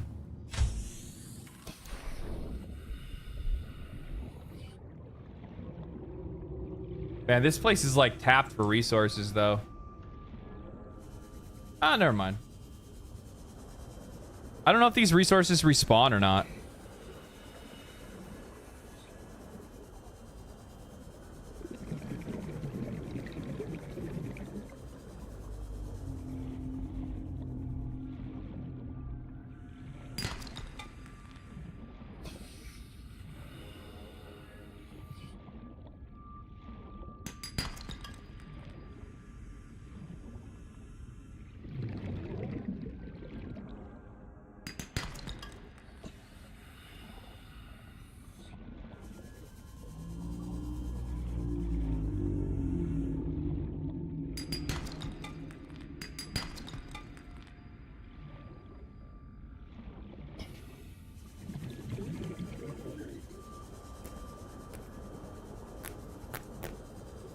For materials.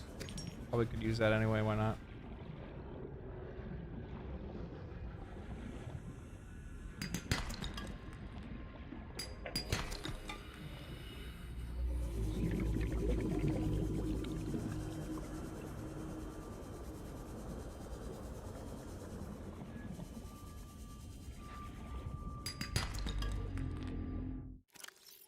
Or is it not?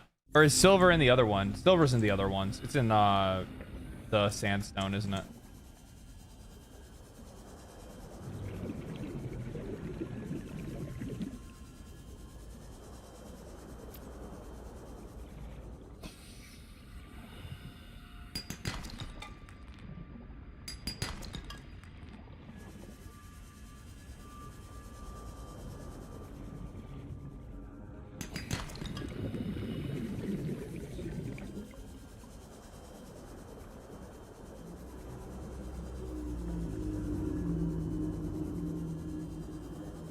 Yeah. We'll switch it to sandstone. Use the moon pool as a power cell charger. Yeah, that's what I'm gonna end up doing. Shut the fuck up. You sound all angry until you see my biggest dickus.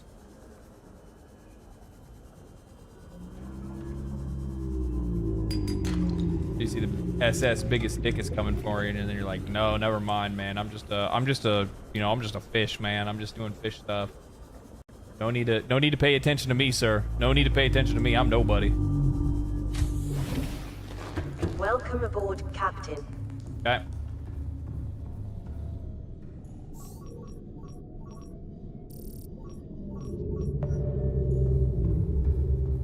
That's fine, though. We still needed some of this stuff anyway. Titanium's always good to have.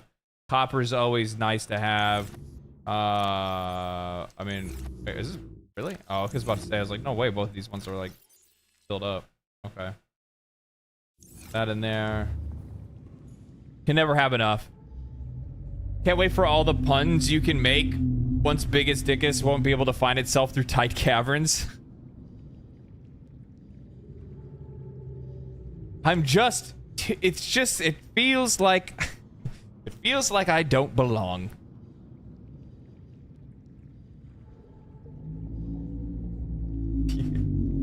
Yeah. Yeah. Yeah. I mean, it does look hard to maneuver.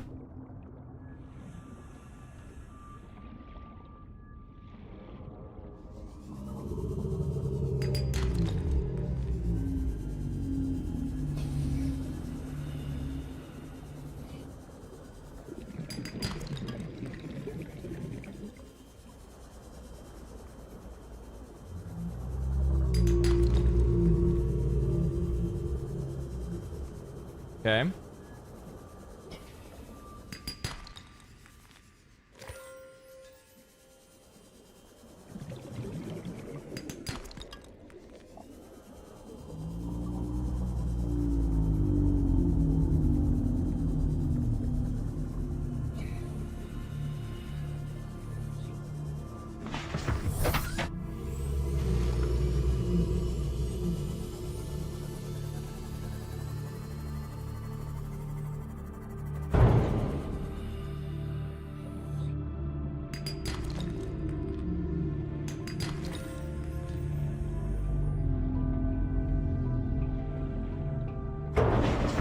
I wish I was doing more of this kind of stuff. Like, this is the kind of stuff that, like, I personally, like, I don't mind doing this stuff. I like doing this off stream. I like doing more of the like, what the fuck? Give me my rocks. I like doing more, like, progression-focused stuff on stream. But it is what it is. I just kind of, like, turn my brain off for the most part and just become a stream of consciousness. A stream of consciousness that's searching for rocks.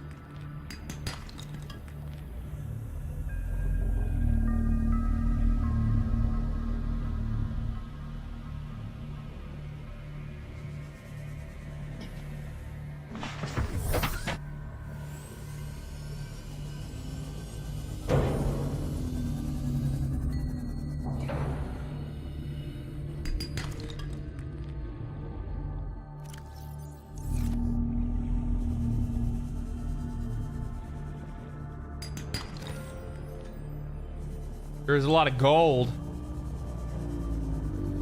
There is a lot of gold. I could really use some silver. There we go.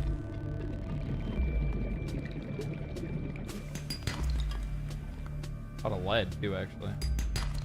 Lead's not too bad though. Sure, it has a use.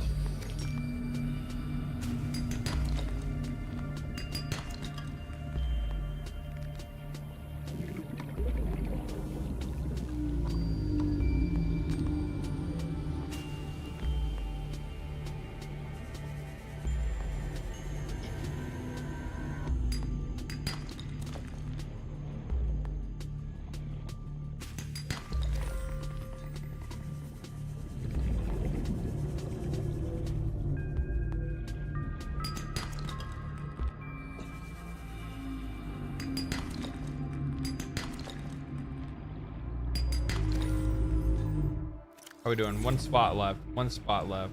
I'll grab this other one on the way back.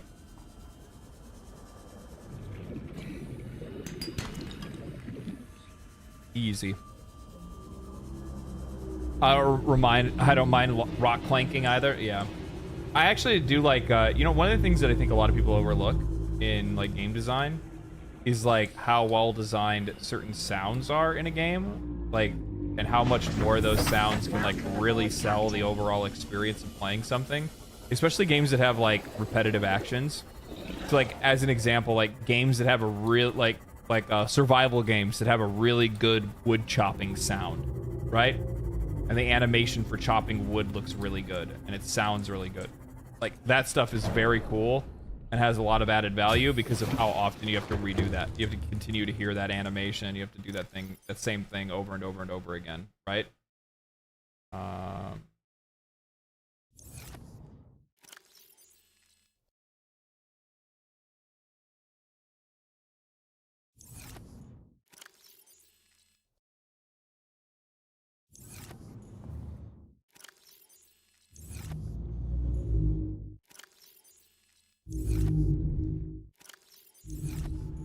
Okay. So we need 2 of these for a wiring kit. We need 2 of these for the super wiring kit. We need 2 of these for some of that thing. So there's this.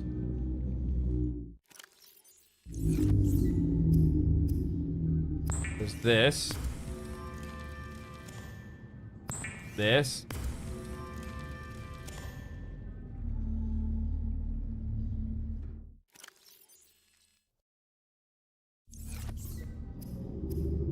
This. Okay.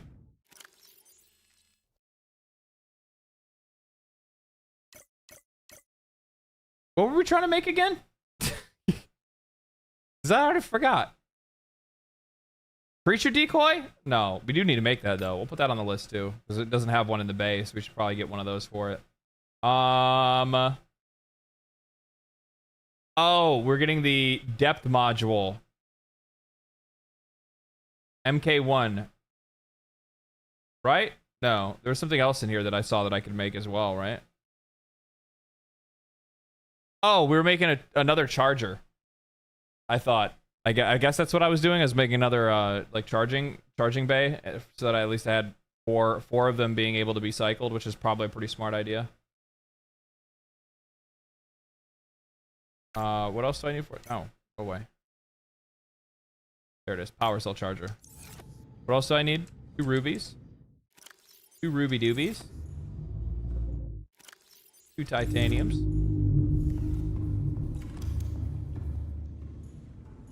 And then we go bang.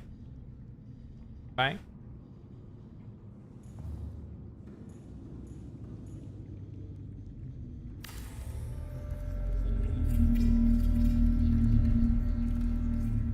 Bam. Like that. We're chilling. Oh, this one's already charged though. Whatever. It'll be nice. It'll come in handy.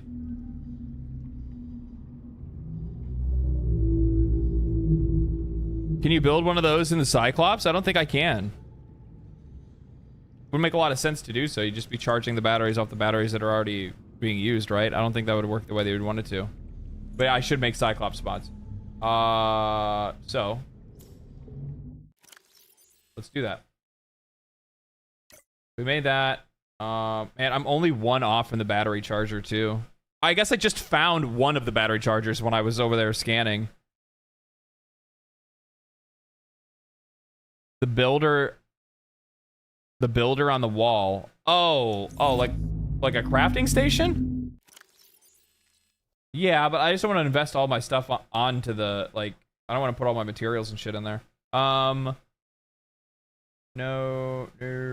near.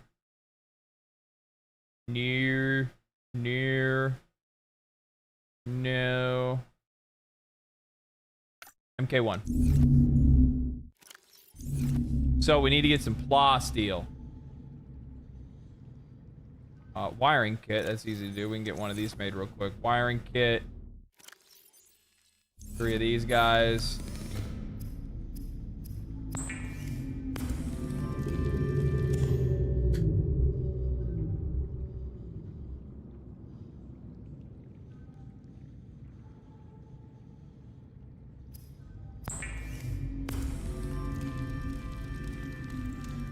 Decoy made, fantastic. Okay.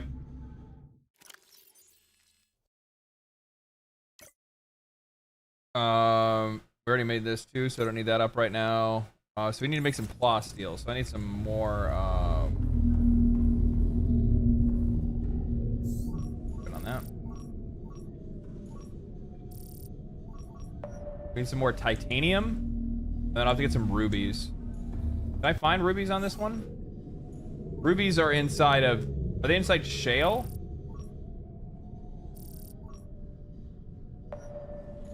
Or do ruby... I think rubies just spawn by themselves, don't they?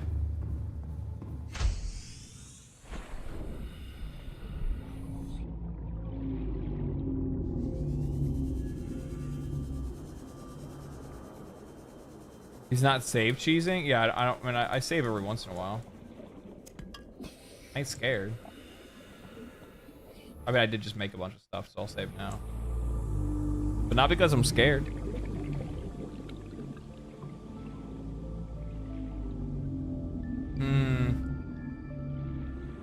I might have to go to the other base. I probably won't take... I won't take that with me, though, I don't think. I'll leave it here. Let me food and water up real quick.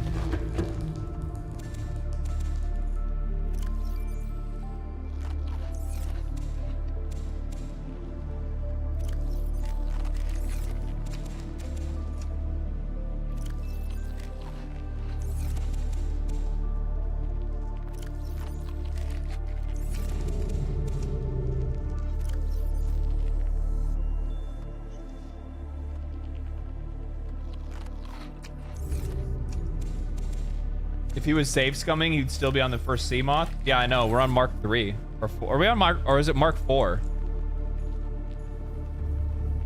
How many sea moths have I lost?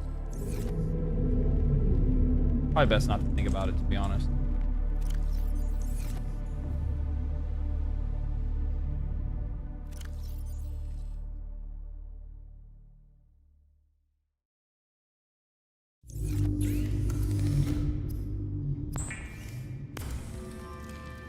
Four? Did I really? Hey man, all's fair in love and space war. You know what I mean? It happens. Nothing I can do about it. You know, I'm just out here living my life, living the best life that I can. We'll deposit those real quick before we leave. Yeah, as much as I would like to take it with me, there's really no reason for me to take it to where I'm going. I'm not going anywhere deep. I'm just going over to my other base. Captain, all systems. Everything is in preparation for us to go deeper. Deeper than we've ever been before.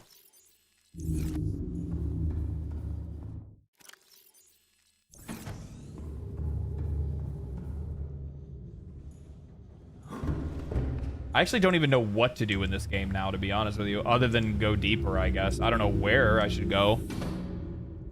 I don't know where I should go, especially because, I don't have any, there's no, like, there's nothing directing me to go anywhere right now in the game. Not that I can think of.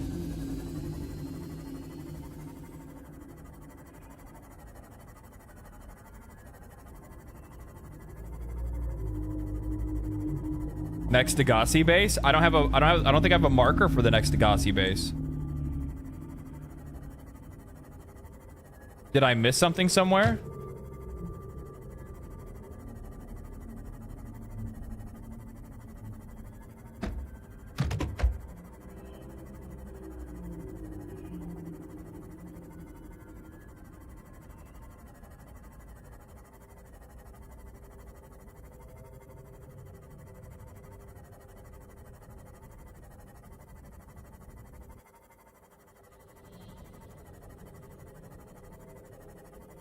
Should be in your PDA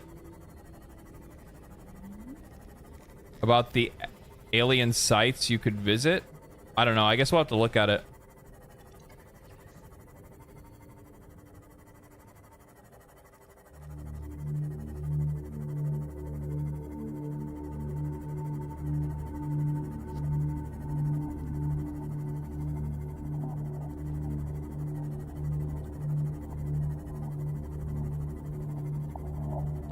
I built my other base over here. Next to this big ass thing. Big ass mushroom thing. I think there might actually be something in there, maybe. I don't really know. Like, I tried to go in there and then, like, I got lost.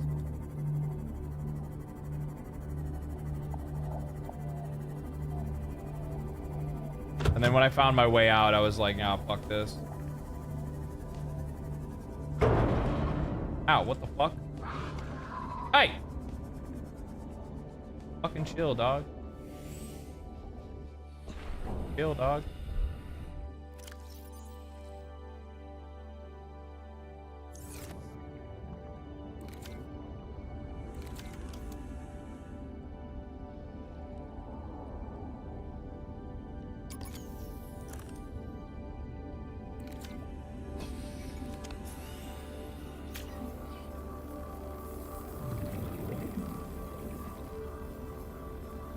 many cells does it take? I don't know.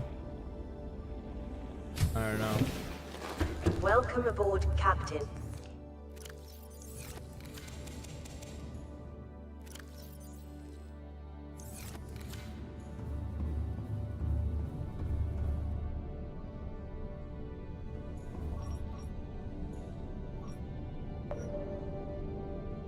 Maybe if I have this search for fragments, maybe I'll actually find, oh, Cyclops takes 3 on each side. Holy shit, that's a lot of fucking cells. Maybe I'll be able to find, the other battery chargers. That'd be really nice.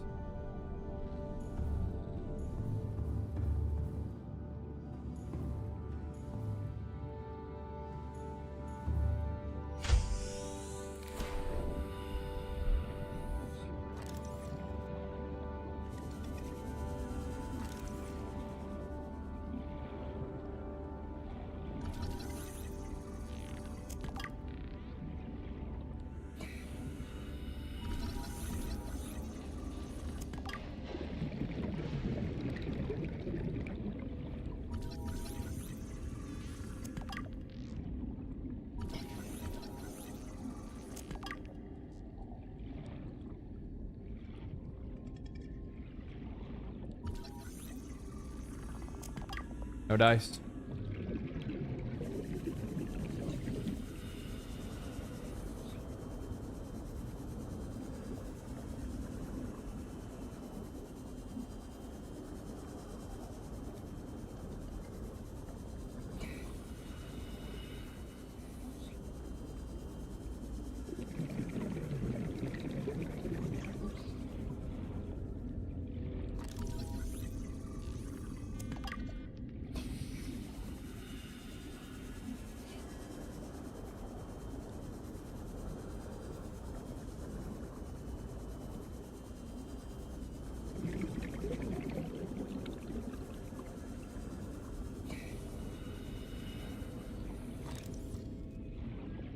Be nice if we get lucky. What's this? Mod station. Moon pool.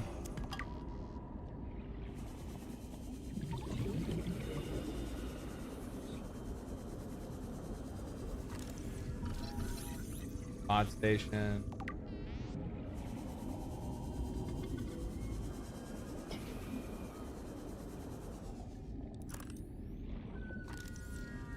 Mod station.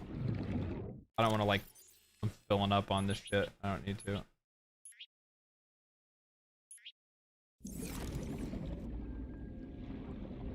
I need to find rubies, and I need to find, what did I say? I need rubies and something else. Rubies and, well, I mean, I actually do need, titanium. Should probably go back, grab my sea moth. I'm gonna go over on this side.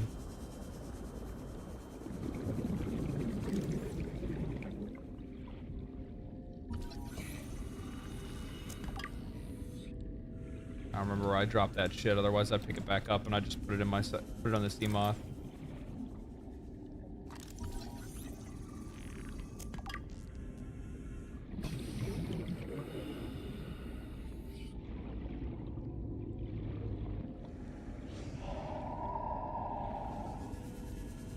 By the way, I went off in that direction over there. That place is scary.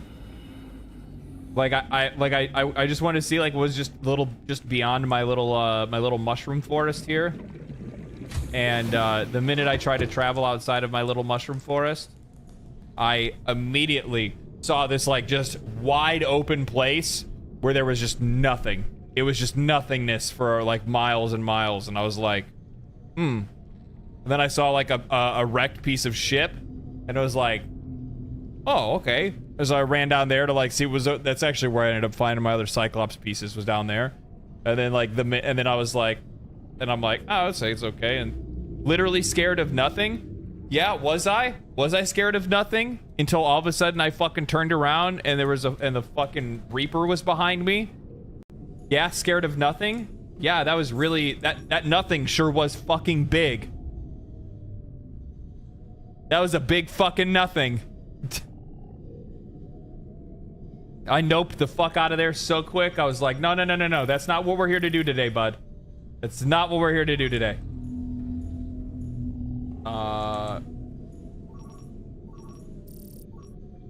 Damn, I think rubies are like way further down. I don't think you get rubies out of, I don't think rubies come out of shale, do they?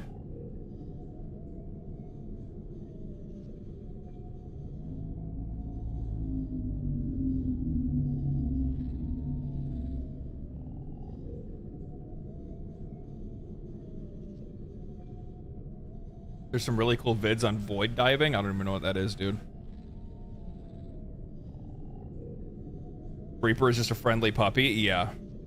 Rubies are their own node. Oh, okay. So they're just not here. And I have a fucking huge view space at this place. I think they're just down lower, which I do need to build like another like scanner base, but like lower.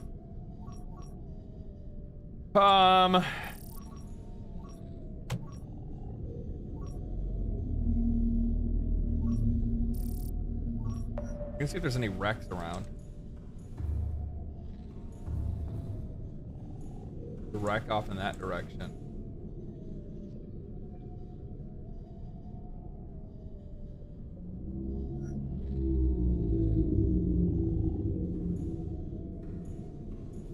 I've been to this one, I think. This is the one that's like perched on top of something. Let's see.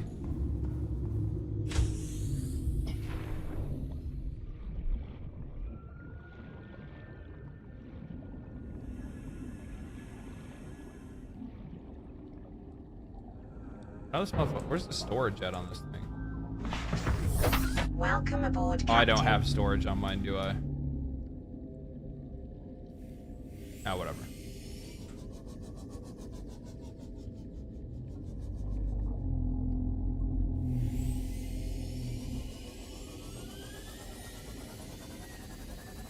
Yeah, this is the down pod that I've already seen.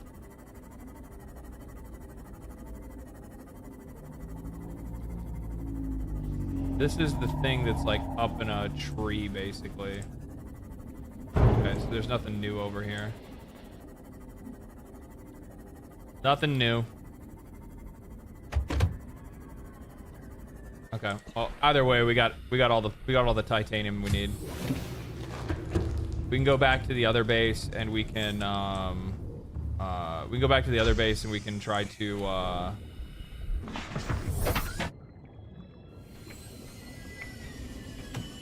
We'll go searching for some rubies from there.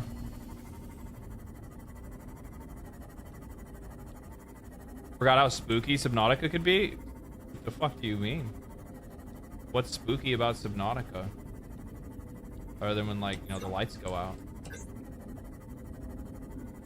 You're like, oh man, I can't see. Can't see anything.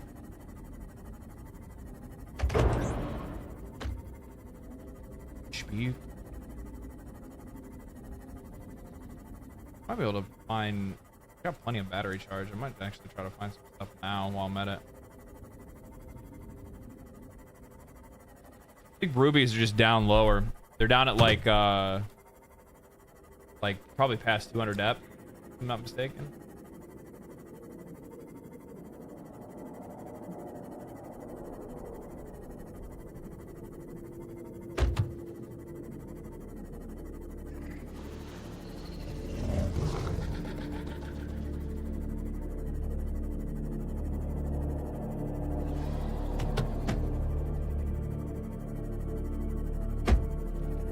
Fuck off. Fuck off.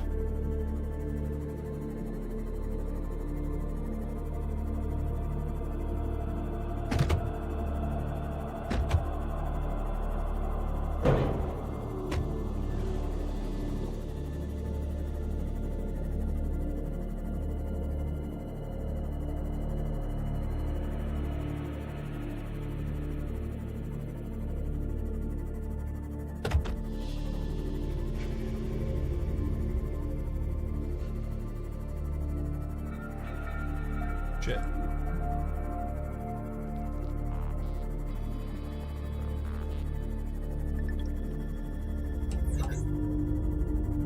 Warning, maximum depth reached. Hull damage imminent. They just like stumbled upon a wreckage. That's kind of sick.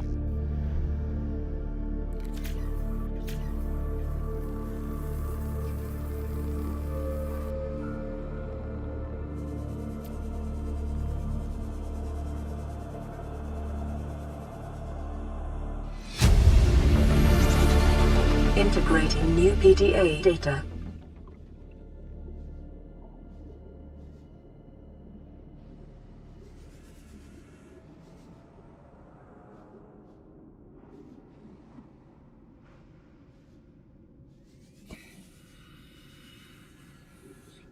Trying to find whatever easy pickings I can get first before I have to go for any of the tough stuff.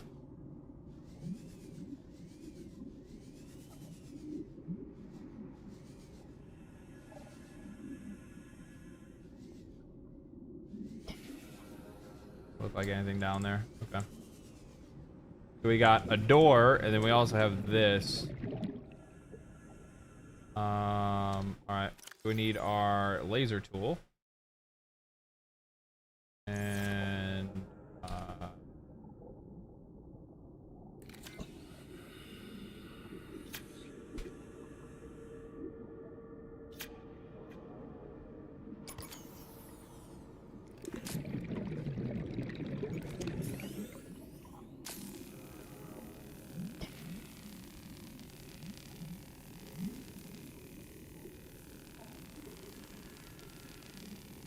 Blood Kelp Zone? Is that what that is?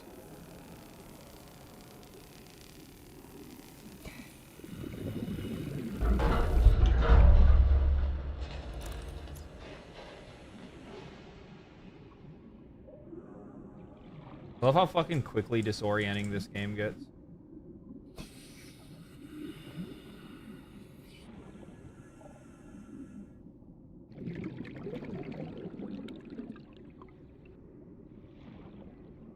Ow.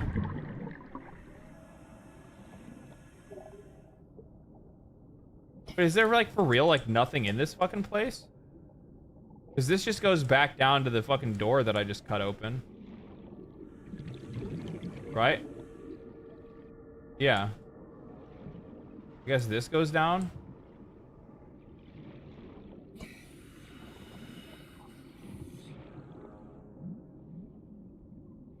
This just goes outside. The fucking place is clean. There's nothing here. Isn't that kind of weird?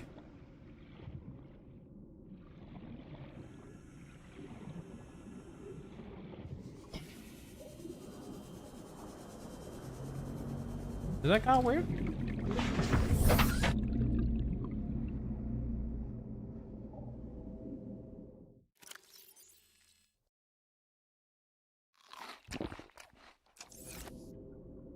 Huh. You already here? If I was here, then why would I leave behind a data pad?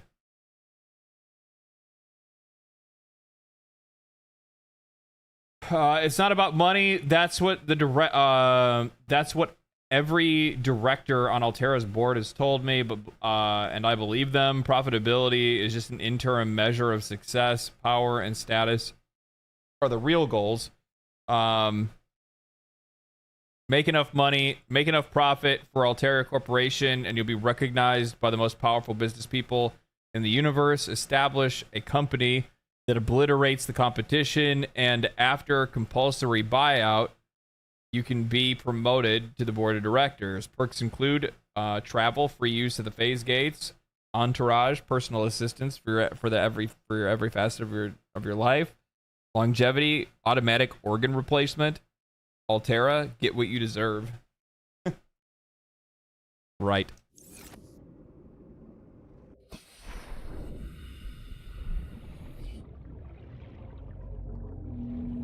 You're saying this is like a material?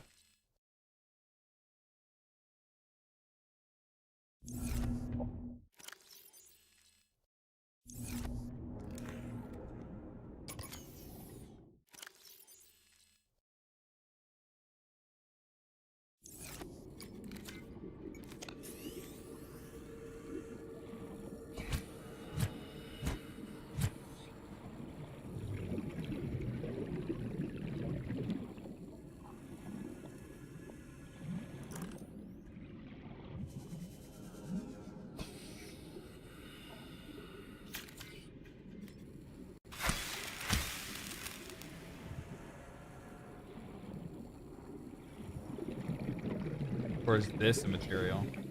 Yeah.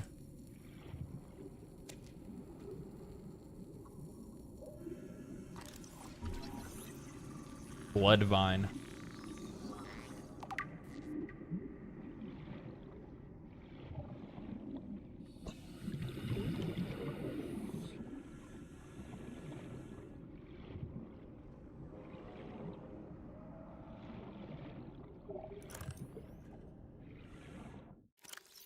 Oh shit, these motherfuckers are big.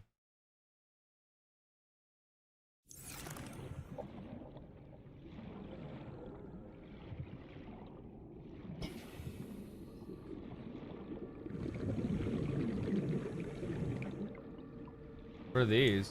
Deep shroom?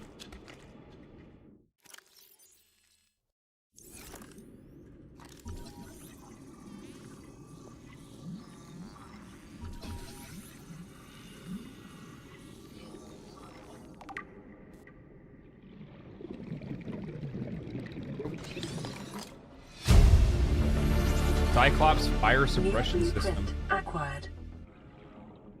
I think I looked around, huh?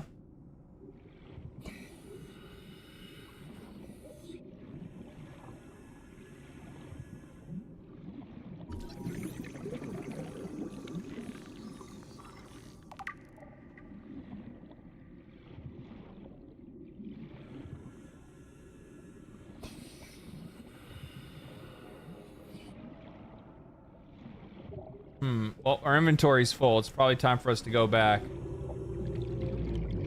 Interesting place, though.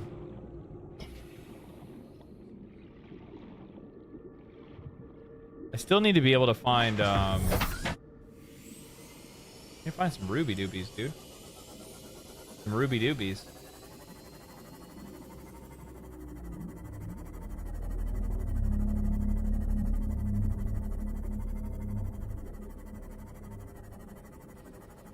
Sea cow.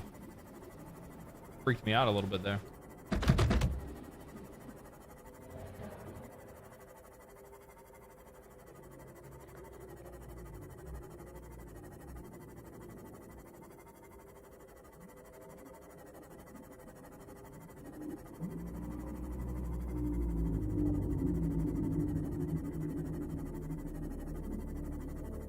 This feels like I would see rubies down here.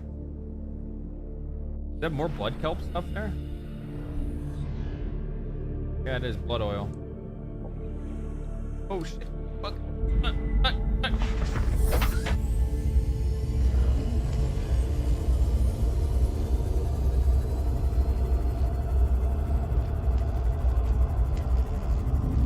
Danger zone! Something's growling down there, man.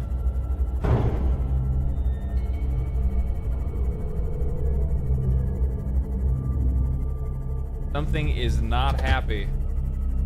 We're gonna get the fuck away from that place.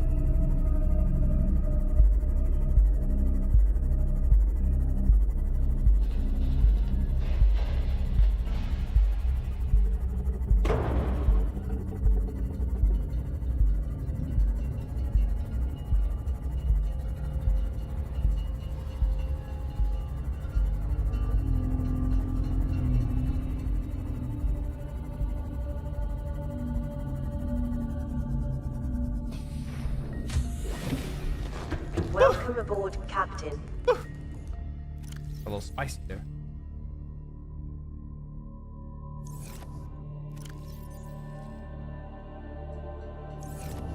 Highly acidic. Is that the same thing as these? This is acidic. Let's look at that stuff that we just seen. Wait, did I find a new blueprint for what? Oh, right, this.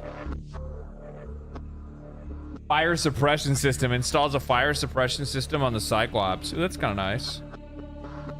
Crystalline sulfur. What else do we find here? Indigenous life form.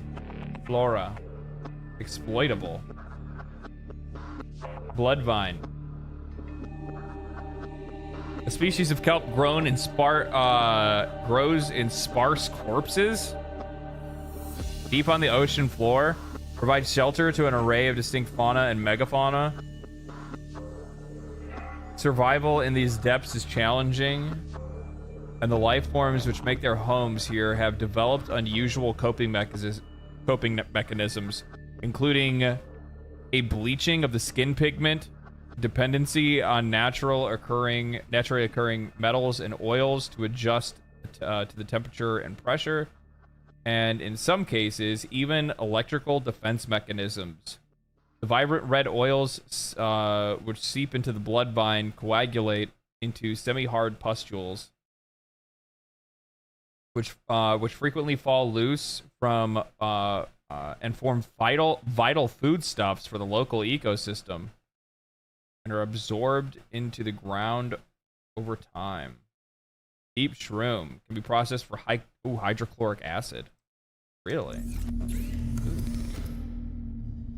Oh, there it is. Benzene is 3 blood oils. Holy shit, that's expensive to make.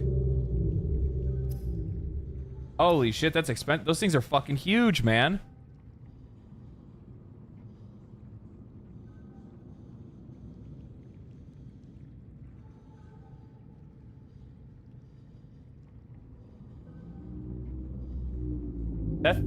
That's expensive. Hopefully you don't need a lot of benzene. 3 deep shrooms and salt deposits will make hydrochloric acid. Okay. Good to know. Good to know.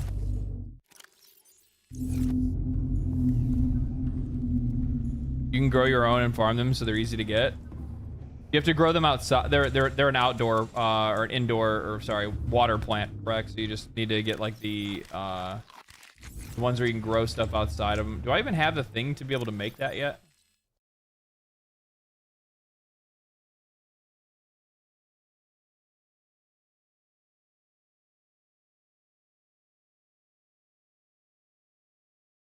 Doesn't look like it.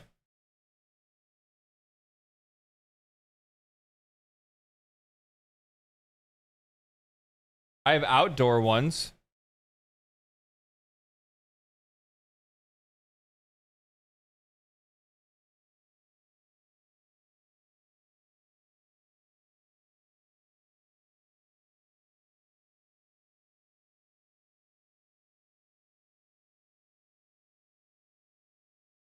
They're all over the island.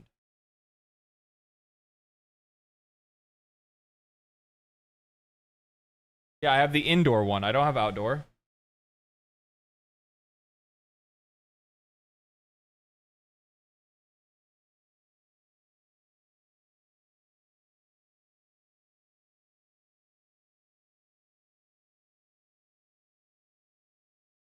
Oh, I'm sorry. Okay, I see what you're saying. Exterior grow bed. Sorry, I missed it. Okay, I see what you're saying. When somebody said those are interior modules, and I looked at like the labeling, it was like, oh yeah, that's right. Yeah, these right here. Okay. Those just need titanium.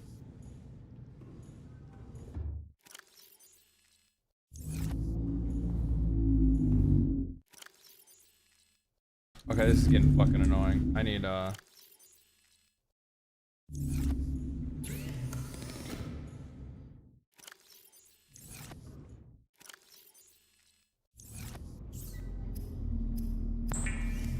we need to get a battery charger, guys.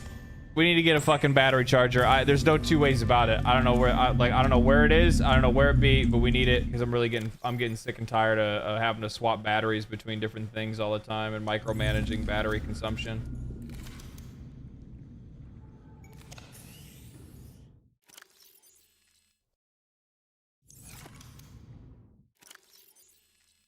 You feel me?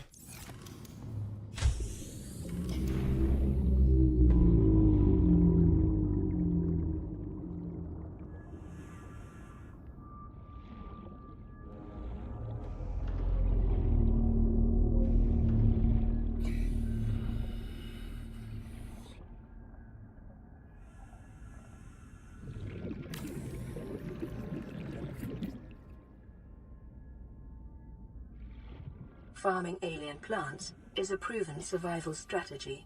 Craig McGill survived 47 months on a healthy, raw salad of live tree roaches and stank root.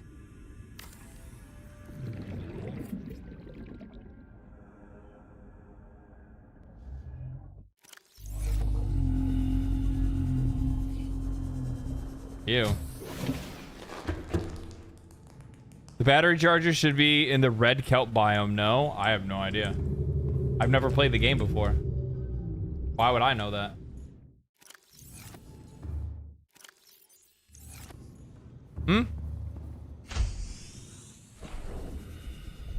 Why not put top the habitat?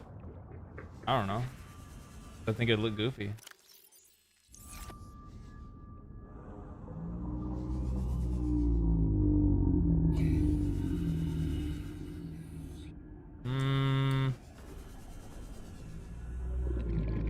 I guess it wouldn't look bad on that side. You got a good point.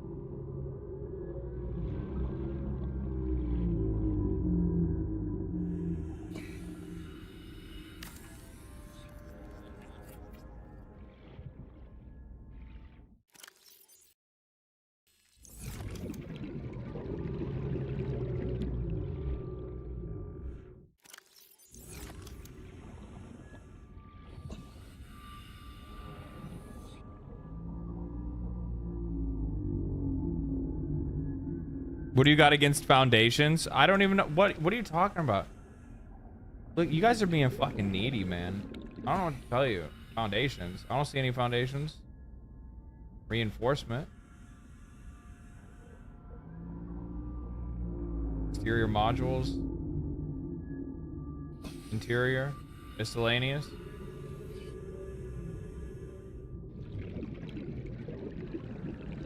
Oh, I see what you're saying. Oh, okay. I didn't even know. I haven't even built one of these. What do you got against foundations? I don't know. What do you guys got against fucking shutting your mouth? How about that? Huh? What do you got against that? Huh?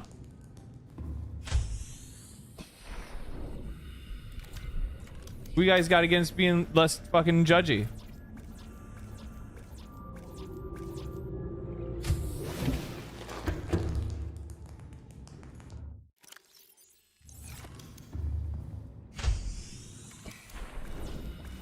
Didn't fucking see that coming, did you? Lead? That's what I got against it. Lead. It's lead. It's putting lead in the ocean. That's what I got against it. There you go. Now you guys know. There you go. Now you guys know the answer. See? Saving the fucking environment.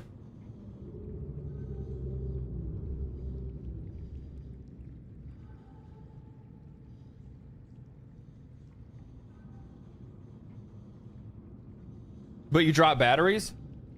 They're biodegradable. Biodegradable batteries. You didn't fucking hear about that? You didn't know about that? You never heard of that before? Probably because you didn't know. Probably because you didn't read.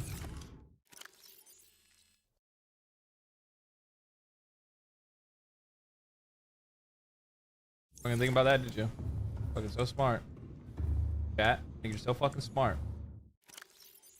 Where is what else did I want to do? Oh, plasteel. That's what we're doing. Oh, don't I need fucking aerogel for that though? No, lithium. Easy, baby.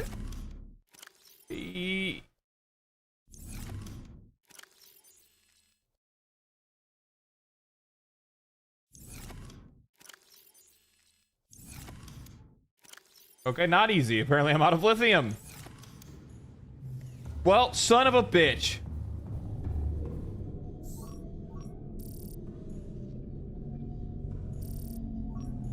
Now, lithium is in shale. Lithium is in shale. You ruthlessly murder fish all the time? Ruthlessly murder? You mean eat for my survival? Are you talking about the ones that run into my ship? Huh? The ones that run into my ship? Ruby was on the list in the scanner room? Was it really? Well, we need lithium anyway, so. I probably should just go down into the ravine. Somebody says that in the chat. That's true. I can just go down to the ravine. We'll bring up the rubies instead. Tails off in that direction. Southwest west.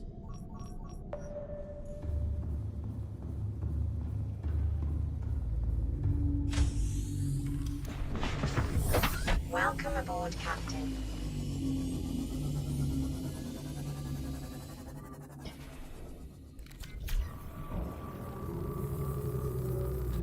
Uh-oh. The other sea monster is here.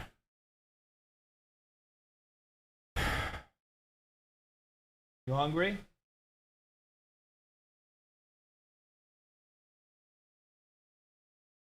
Yeah. Yeah, you're hungry. All right, let me feed the cat.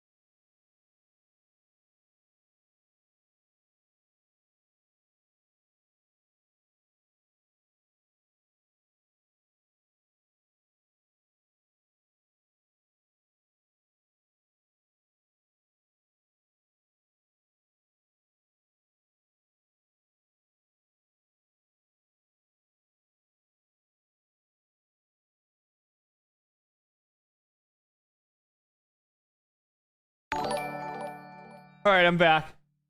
I made it. Splice, thank you for the raid. Scanners are abundant. Sparse spaces? What do you mean? Just in time? Are you just in time?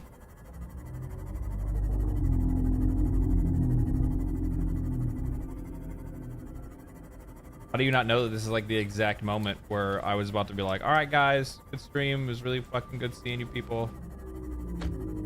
Fuck off. See you next week. Where? Oh. Whoa, whoa, whoa. It's still not what I need. Where am I buying? I need a charger. Oh, so the rubies are literally on the wall, and I just didn't see them when I was running around. That's why I said before, I'm like, this seems like an area where I would see rubies, and I didn't see rubies, but they were here the entire time. Hiding from me. Hiding from me the entire time. I have a sixth sense for these things, do you? Yeah, little did you know this is right when things are about to get hot and heavy. Actually, I don't mean that. Please, nothing weird fucking jump out at me. I was kidding. I'm kidding. This is right, like, this is the minute one of those, like, phaser things pop out of nowhere and are like, hi, so you wanted to talk? And it's like, no, I don't want to talk to you. Leave me alone, please. You want me to slice you with my praying mantis arms? No, I'd rather you not. You want me to put you in a portal and fucking make you disorient yourself so you end up, you know, going down instead of up and then freaking out because of it? No, I don't want any of that, actually. Leave me alone. And his, like, electric toaster friend shows up to try to make things even worse. Okay, so that's taken care of. Lithium I can get down on the other side. In the crevasse. The crevasse that I have on this other side over here.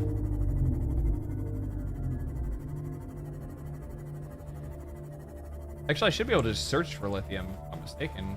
Why wouldn't lithium be on my map, actually? Lithium should be down here.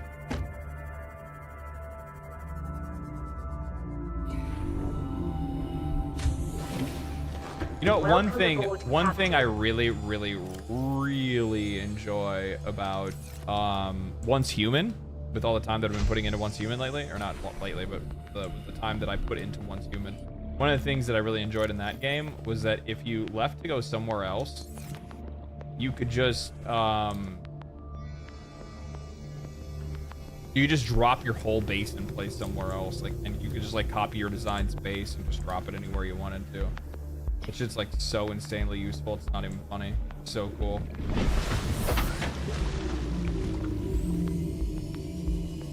Oh fuck, I was gonna change the if it was on the list.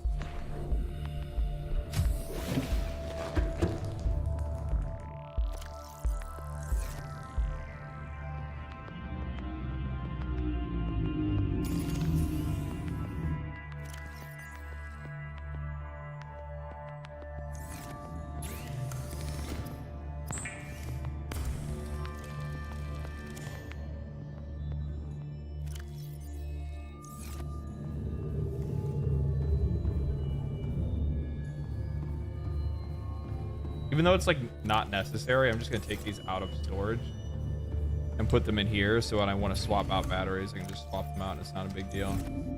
Which, now that you guys say apparently I need 6, it's probably not a bad idea for me to actually like install another one, but it's not, I don't really need it right now. It's not that big of a deal. That's cool.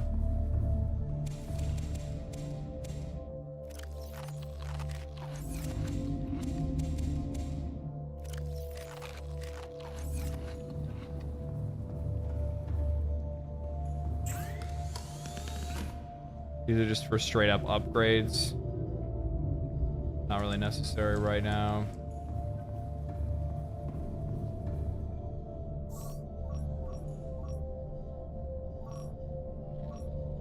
Where the fuck is uranite crystal? I didn't even know that was around here. Where'd that be at? I mean, I'll pick it up while it's here. It's on my scanner, so apparently it's close by.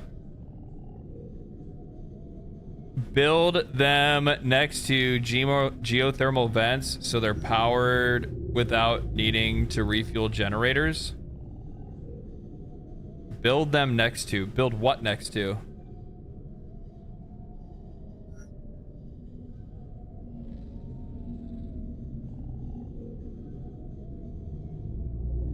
The charging stations? Is that what you're talking about? Well, I would imagine like my next base, I'll probably try to build my next base next to a, like next to some type of like geothermal vent or something, right?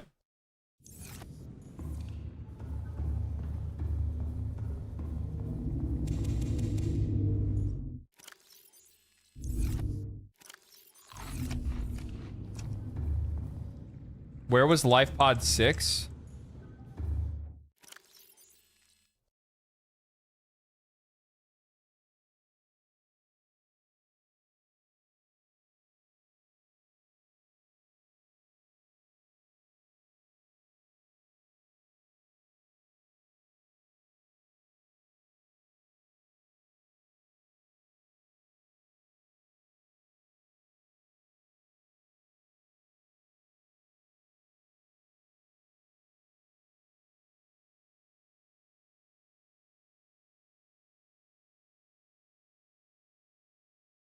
Crew requested assistance navigating radiation, sunk to approximately 100 meters, located in an area with dense red grass, number of natural arches and rock stations. The transmission approximated 400 meters west-northwest of LifePod 4.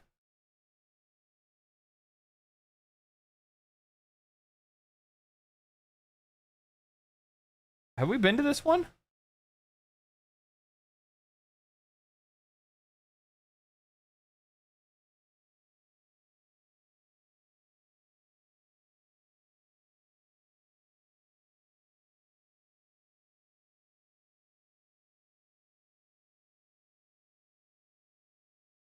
I don't remember.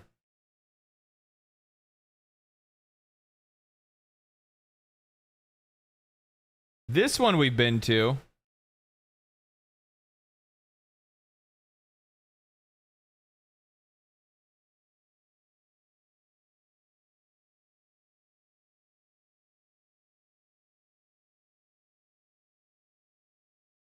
Oh, power cell charger fragments can be found in the wrecks northwest of the mushroom forest.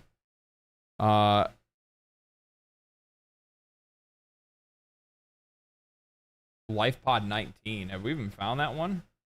I guess we did. We missed it, I guess.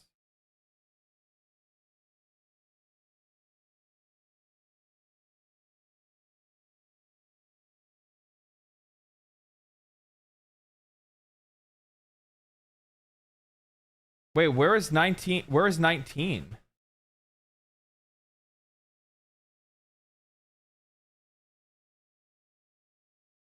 Where was 19 at? I'm not seeing hints and clues towards 19.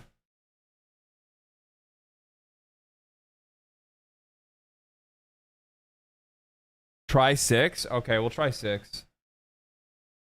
So to get to LifePod 6, we have to go to... Because, like, we've been here. Keen, this is Aurora. Come in. This is Keen. LifePod detached to OK planet fall in 30 seconds. The computer has identified a landmass at the attached coordinates. I want you to regroup the crew there. Understood, but they are your responsibility now. Don't let them down. Captain, you need to evacuate. Yeah, as soon as the captain goes down with the ship. You'll need the ship in one piece if you're going to contact HQ on the long range. I'm attempting a controlled descent. Captain!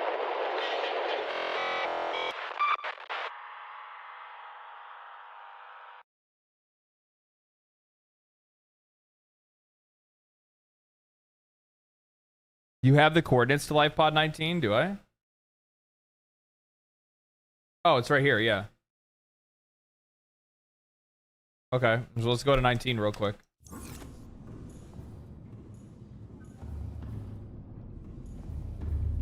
Oh wait, hold on. I need to go check my other thing real fast as well. I need to get lithium.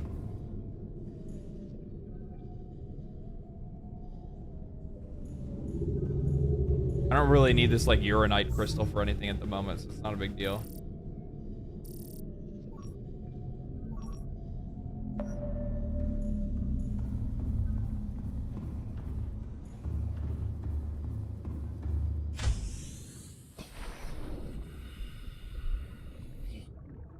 You don't need life pot. You have the pot. I have power cell charger. Yeah, why are people trying to give me power? Is that what it is? They're trying to give me power cell charger? I have that. Battery charger is what I don't have. I'm missing battery charger.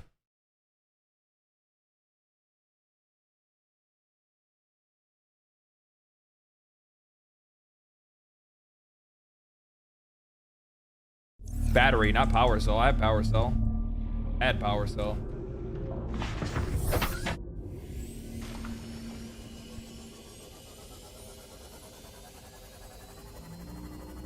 Six? Okay.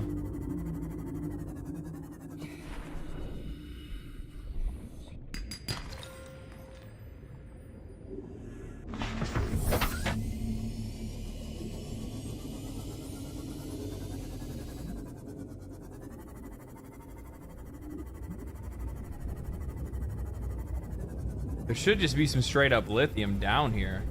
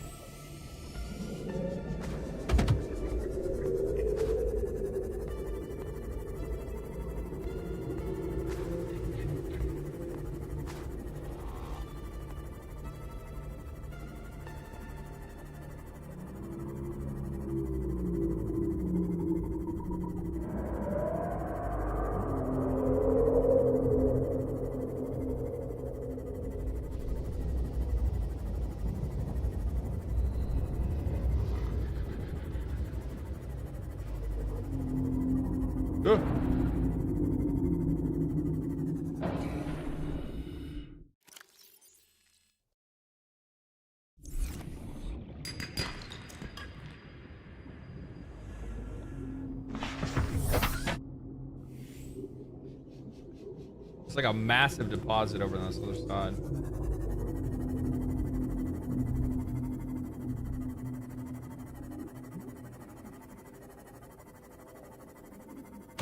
Or is it all underneath and I just didn't go to it? I don't know. We'll find out.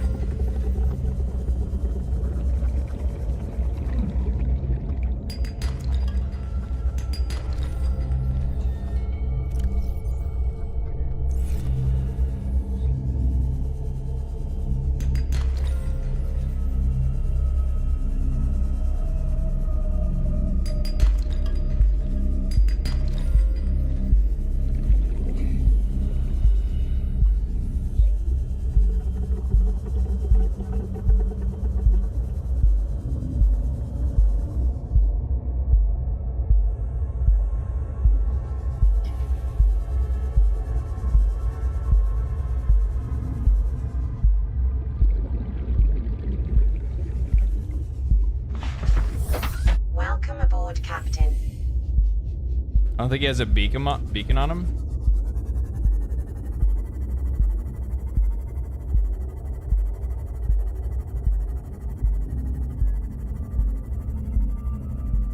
I mean, it's right next to my base. It's not hard to find.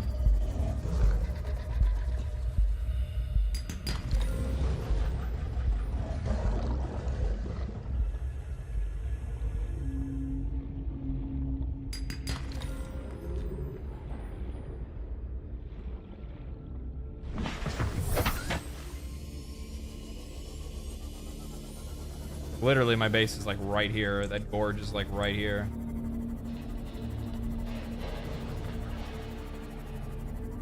It's like straight west of my base.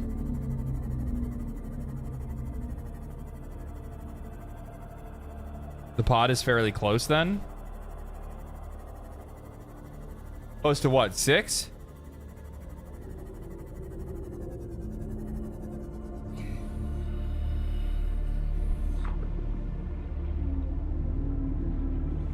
I actually don't need this beacon over here that I have anymore, actually. That I can't get because it's built inside of my base somehow.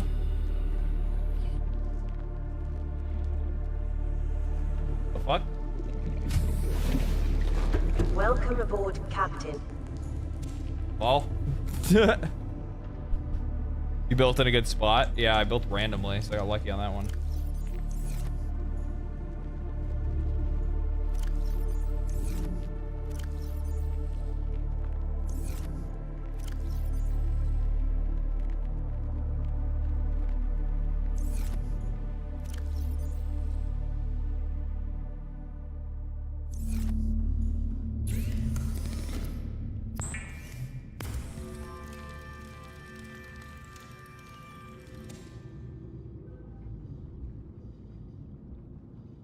I swear if you set your main base to scan for fragments, it should find the battery charger. Yeah, it probably should. You're probably right.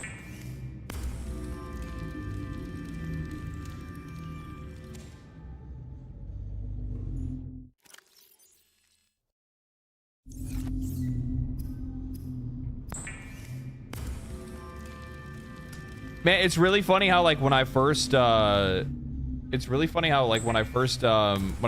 playing and I made like a shitload of like titanium ingots, somebody in chat was just like, why are you doing that? It's like so unnecessary. And like now here I am now like constantly making fucking titanium ingots. Like, you know what, look here, motherfucker. Look here, motherfucker. Y'all think you fucking know what you're talking about sometimes. Sometimes you just need to let a motherfucker cook. Let a motherfucker cook. Ooh. Well, I need to make that, actually. Don't let me forget to make that. I need to make this on my ship, correct?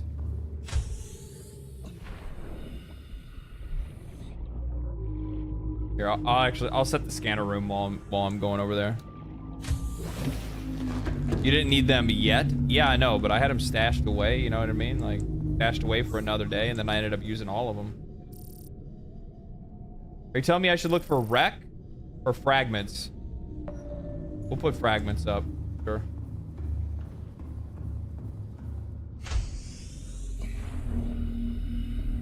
Isn't there ingots in the dropship? No, I think I looted them all back out once I realized that I needed some of them. Welcome aboard. Sorry. All systems online.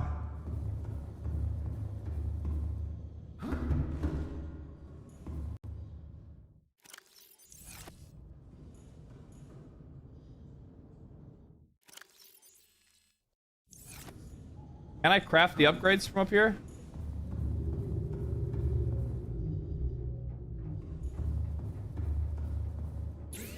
Yeah.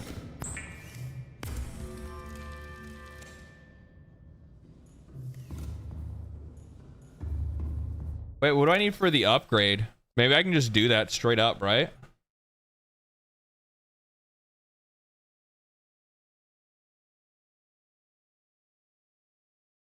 No, I can't. Nickel ore.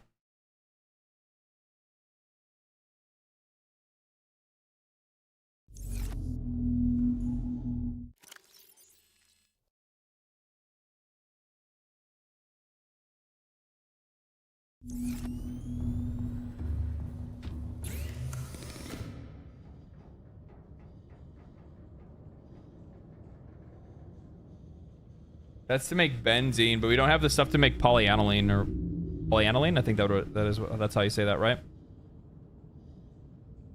Don't you love when you read a word and you pronounce it the right way the first time you say it? Doesn't that shit make you feel smart as hell?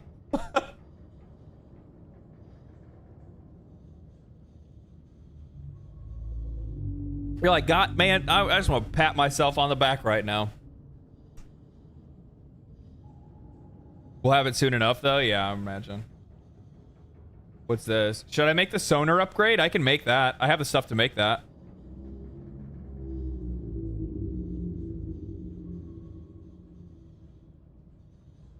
I can also make the decoy tube upgrade. I don't know if I should make these, though. Yes, very good. So sonar upgrade. All right, let's go make that real quick. 3 magnetite and a computer chip. All right. Oops.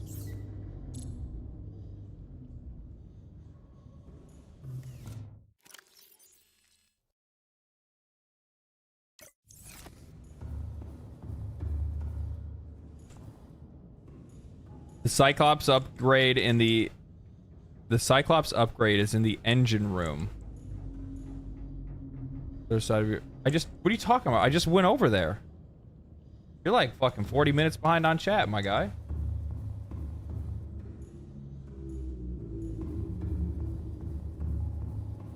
Yeah, sonar's gonna be... Yeah, let's get that real quick.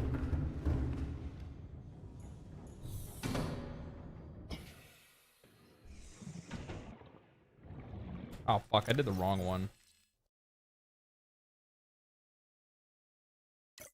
We want sonar.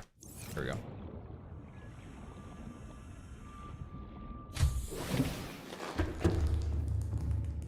go. Computer chip is gold.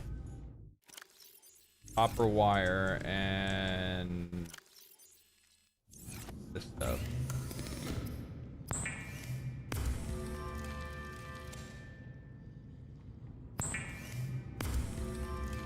Oh yeah, I forget that like YouTube has a long delay.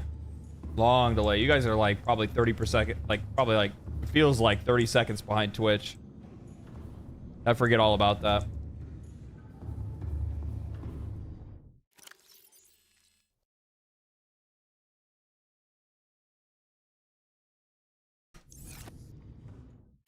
Didn't I just come back with a bunch of that?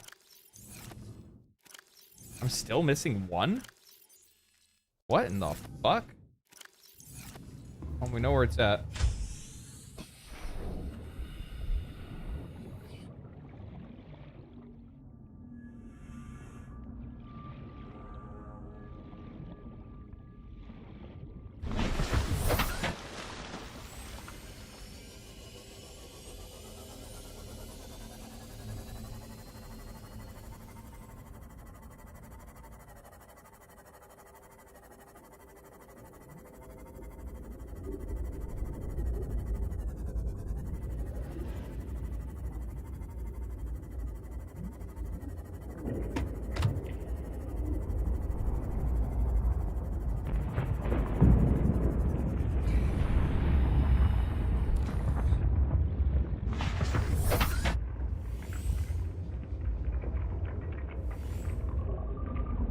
There's actually vents directly under my base, too.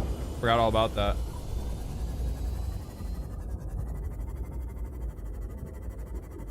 This place is so fucking disorienting.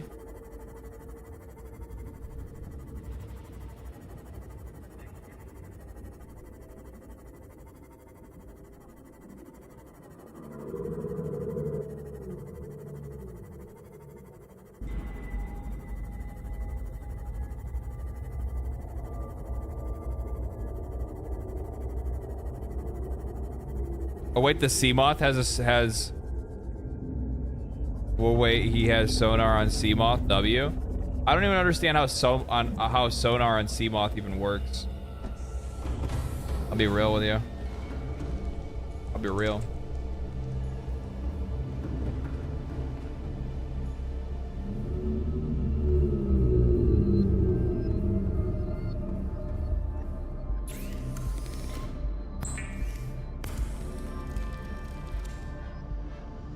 Like, I got the upgrade, but I don't know how to use it. Bam.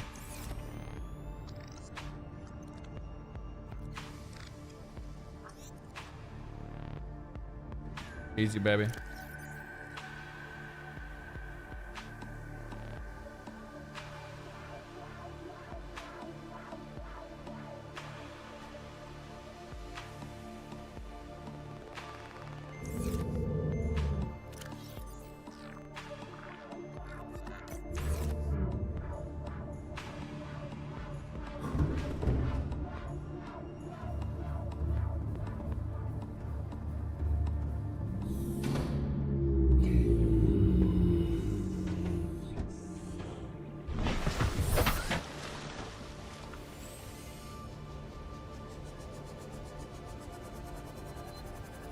I wonder which direction it's going to be in. Like, there's a lot of fragments that are over there. There's obviously a wreck off in that direction.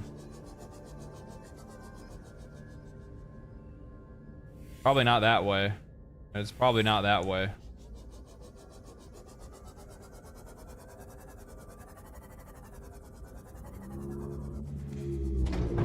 First Friday night I've had off in ages. Gotta leave stream up. I'm gonna take a much needed nap. Don't lose that damn sea moth. Mark 4 is the lucky number, man. Probably likely in the wreck. You think so? Usually pods aren't next to wrecks, are they?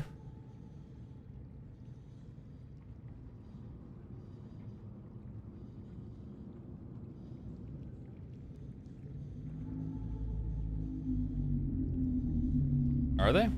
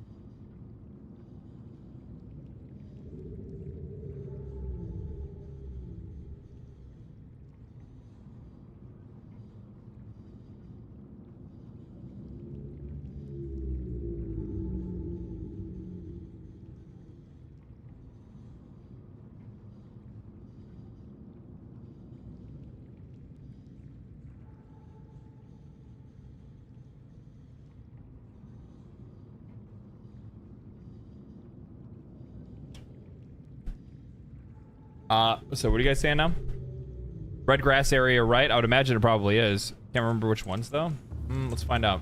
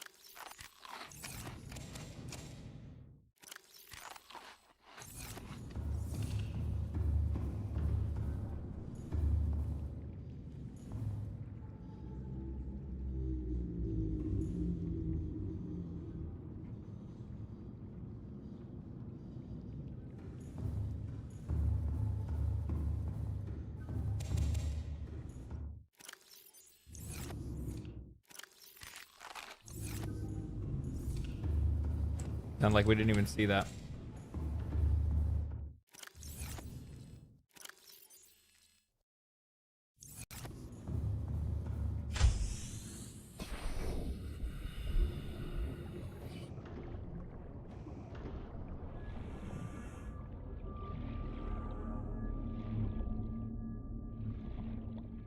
Oh shit. You know what? We're gonna make one more thing. One more thing, chat. One more fucking thing we're gonna make.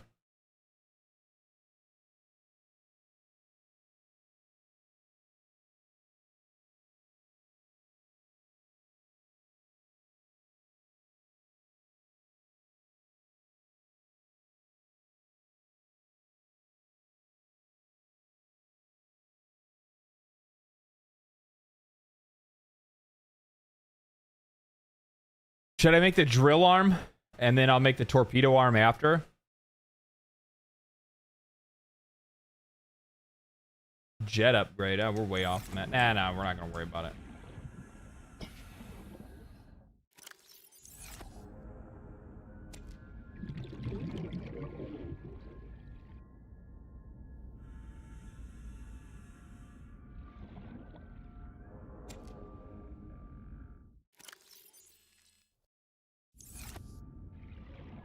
Nice little blood oil plant. Nice little planner we got going on over here. Good thing that was my idea. I love when I have good ideas. You know what I mean? Oh, give me the damn thing. Bro. I give up.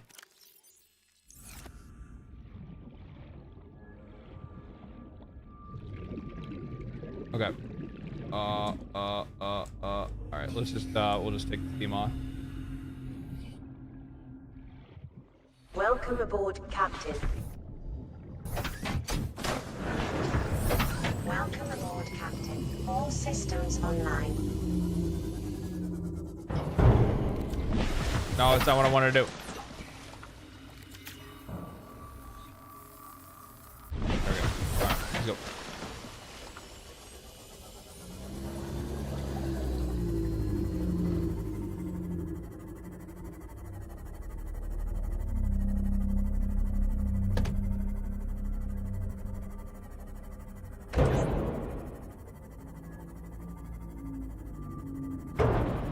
Fuck off.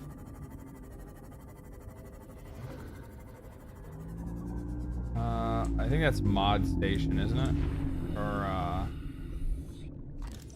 scanner room.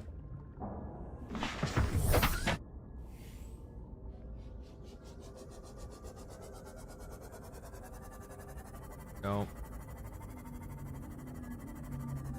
Nope. Nope.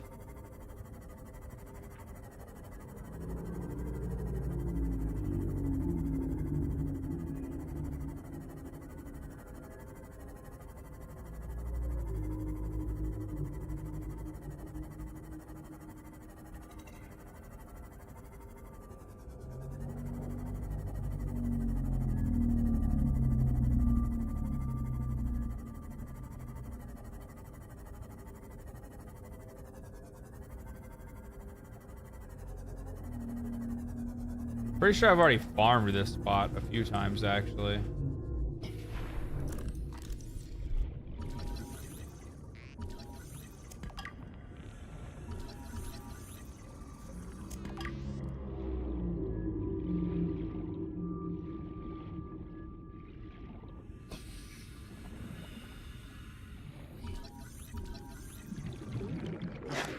Hey.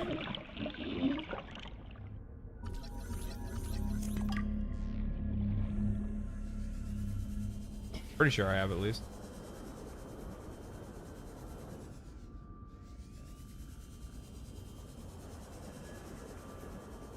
I don't know, actually this motherfucker's kind of big. Maybe I didn't?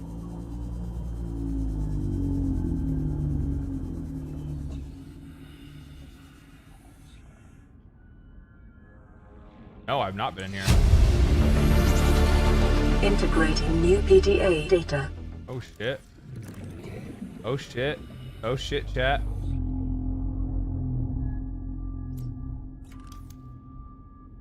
Okay, everything but what I actually want to pull out. There we go. There it is. We charging batteries now, guys. Holy shit.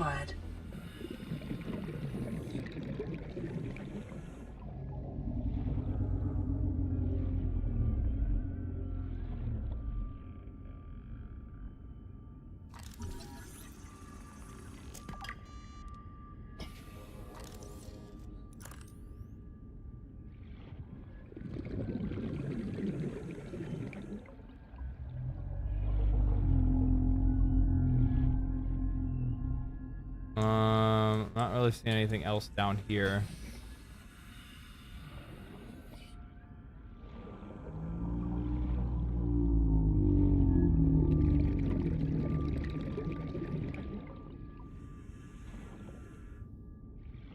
This is bar none the most disorienting ship that I've ever been on.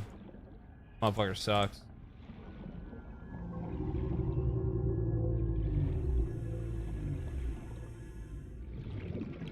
There's got to be another way in.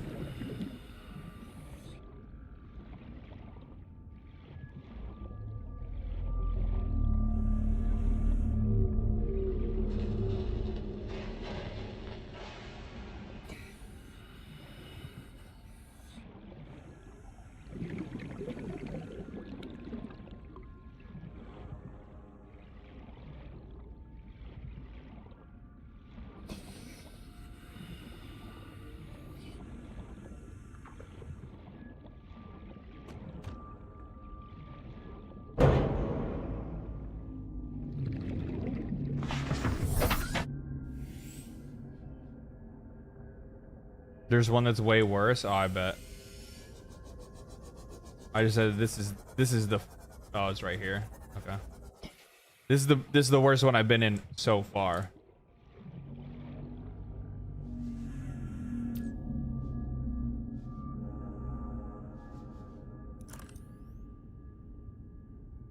Fucking another battery charger fragment. Fuck off.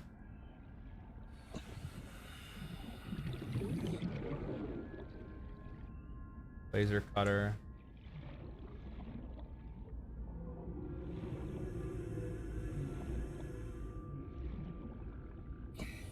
I'll take the...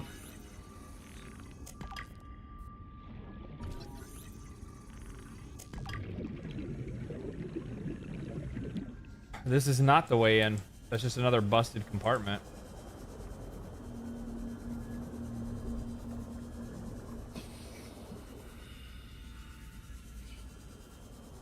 Like, I'm sure there's got to be some good stuff up in this motherfucker, right?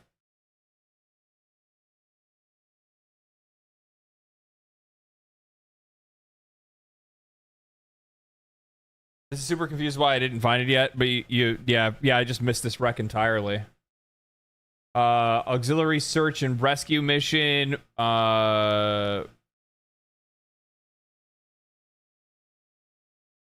Mercenary, born in Mongolian states, experienced ship-to-ship and close quarters combat techniques, tour of duty, Mongolian Defense Force and System Defense Force. Dishonorably discharged from TSF 15 years ago for going off mission. Details classified. Emissary Kassar reports Maida was hired to accompany Paul Torgal on board the Degassi into uncharted space and defend the ship in case of assault by pirates or rival corporations.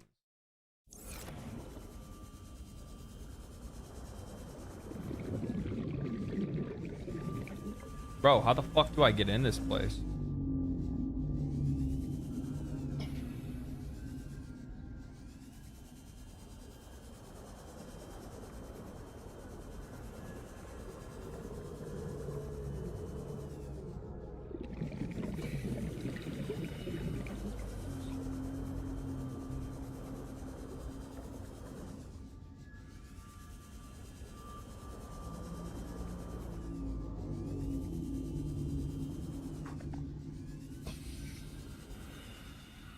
I've already been around it, but I literally cannot fucking see any spot to get in.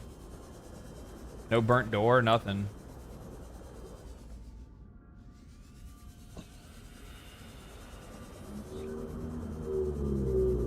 We've been in that compartment, but that compartment doesn't lead down. We've been in this compartment, but this compartment doesn't lead down either. Unless I just straight up missed it, but I mean, it's possible. Can't open this. Can't open that. I don't even think you can repair this. Oh, you can. Never mind.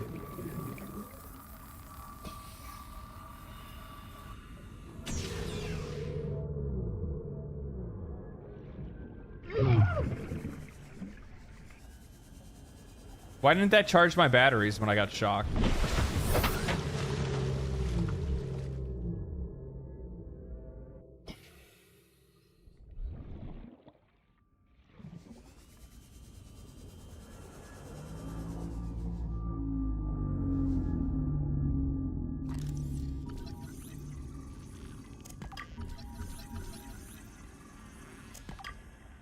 So many battery charger fragments, not even funny.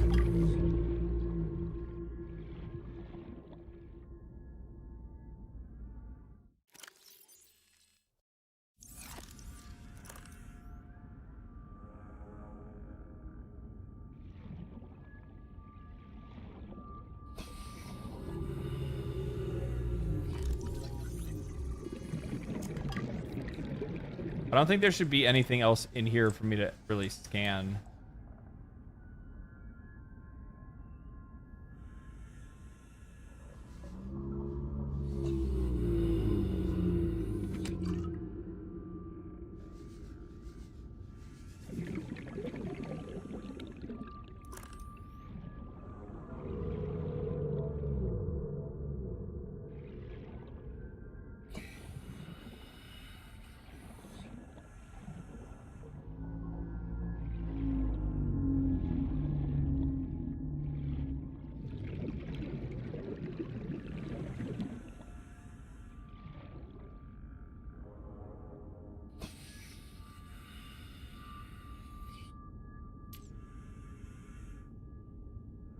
Dude, I'm clicking on it.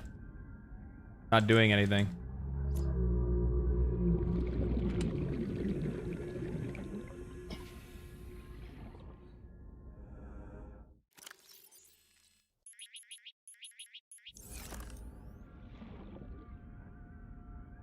Access data terminal, download data. Okay, whatever.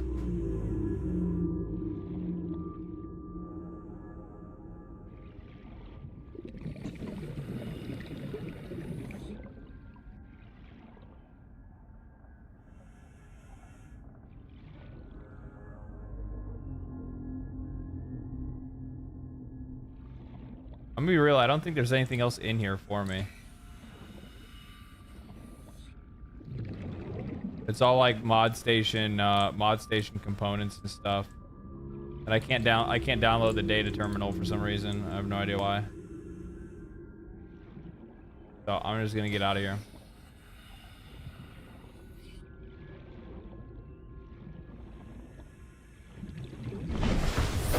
Welcome aboard, Captain.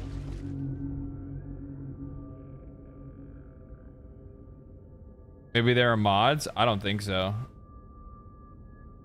You already downloaded it? Oh, okay.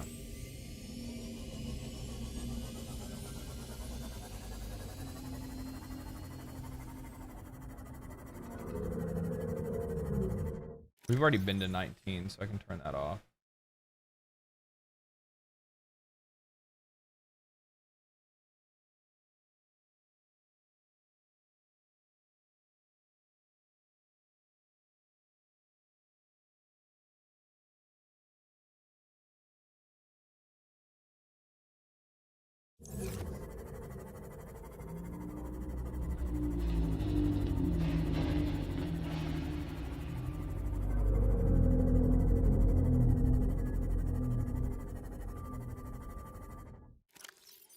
That message should go away. Oh.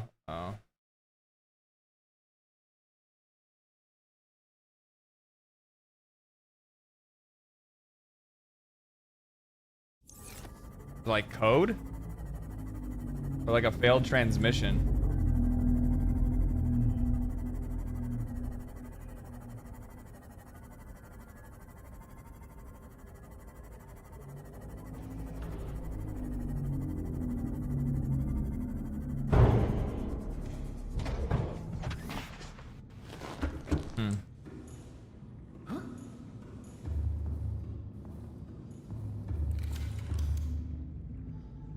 Hell yeah.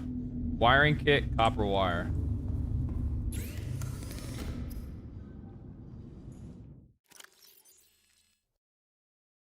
This is when I find out that I'm out of copper again.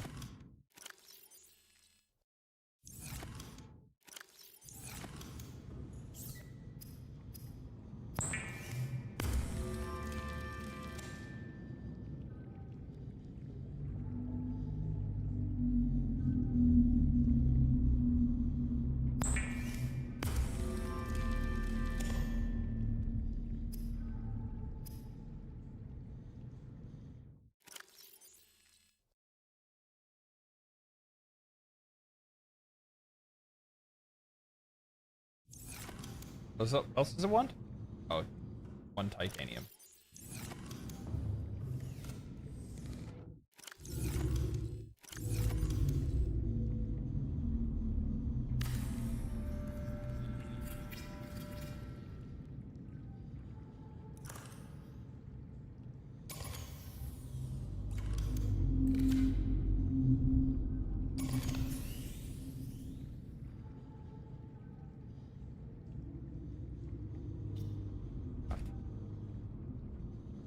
What?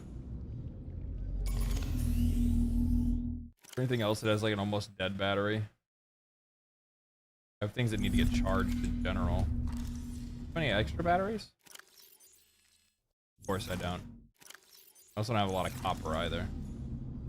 Probably just throw 4 of these bad boys in there right now.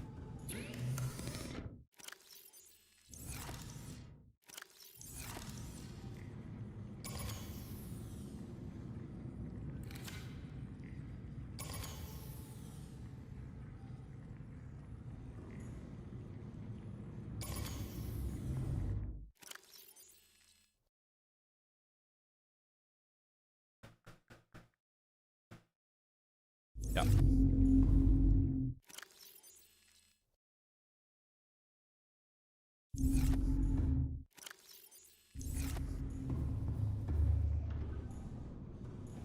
So we need to figure out where we're gonna go. What one we're trying to coordinate so we can get to Life Pod 6? Is that the one we said we're gonna try to figure out how to get back to? We have to figure out how to get to 6. 6 is by 4, so we gotta go to 4 first, right? Or is that not necessary anymore? Or we need to go deep. Oh, 6 is the battery. Oh, okay. Okay, 6 is the battery. So now we need to go deeper. Is there anything story related that I'm supposed to be going to? Ember Prime parts are cooking. Congratulations. Good for you. Good for you. You figured out how to use Warframe trading. Good, good, good, good. Good for you.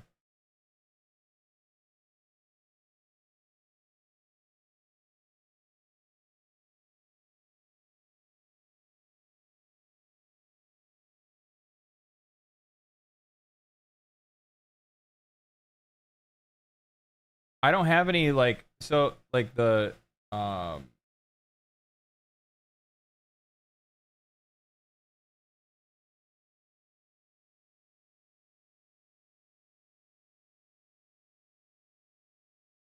I have this. We're already 200 meters below sea level. You want to go deeper? Look around us, Chief. Water leaking through the hull, water outside the hatch. We're drowning real slow. If rescue arrives, whatever shot us down, it's gonna do it again and again until it's shut off. You see an off switch around here, Chief? Why would it any more likely be half a kilometer down? Your kid found something on the scanner. There's something down there. Something that shouldn't be. You're mad. I'm going all the same, and I've an idea you two are gonna follow. But if you do, be mindful. Your authority stopped at sea level.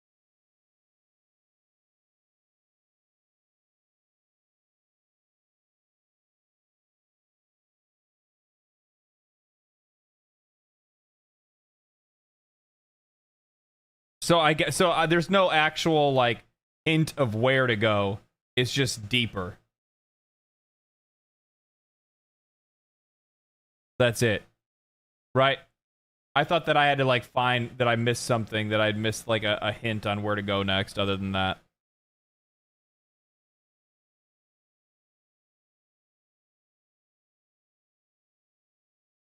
You might have gotten a waypoint off of that. I don't think I did. Aurora Rendezvous. Life Pod 12. Life Pod 13.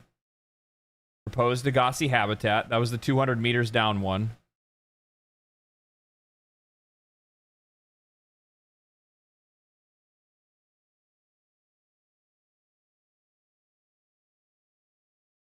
This is the original 200 meters down one that we went to.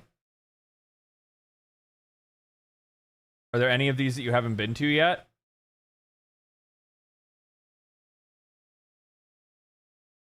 I don't think so.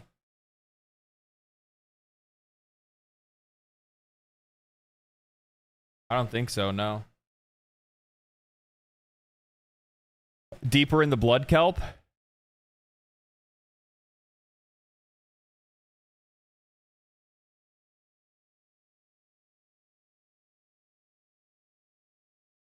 There's a second Degassi at 250, close to the first 200. That leads even deeper. Are you talking about that place? So, like, when you go down to the Degassi base, it's actually right next to the place where I'm at right now. Like, if I go down into that crevasse, it's like right next to my base. You'll see like platforms and lights that they had set up. You missed a PDA at the Degassi Habitat 250. It gives another marker. Okay, I guess we'll go there. We'll go and check it out.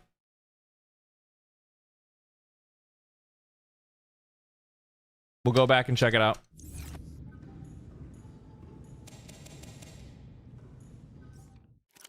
It's completely possible that happened.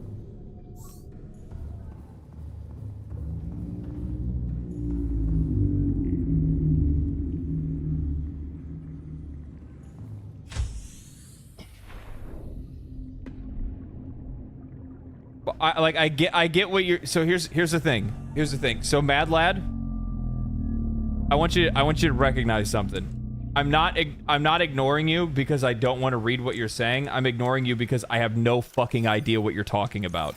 You're talking to somebody that's never played the game before. So when you say Grand Reef is where you need to go, what do you think that means to me? What do you think that means to me? It means fuck all. So I just don't pay attention to it. I'm like, okay, yeah, Grand Reef sounds good. Right, yeah.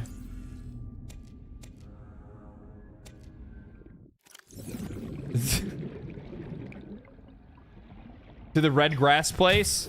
Where it looks like where the fuck I am right now.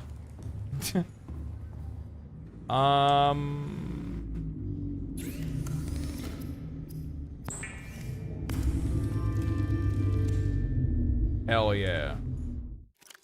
Let's give the kids some benzene. Can I put some more in here somewhere? Oh no, I planted it. Let me go pick up some more. Sorry for keep forgetting you're new. Yeah, it's the first time I've never played this game before. Otherwise, it'd make it really make it uninteresting if I played it before. That doesn't sound like very good content.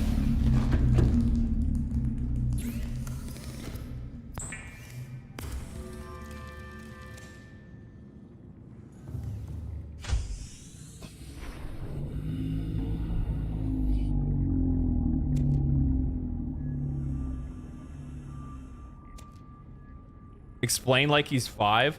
No, like it's not even explain like I'm 5. It's like you want to be like really careful about how you explain things as well, right? Like don't be popping off.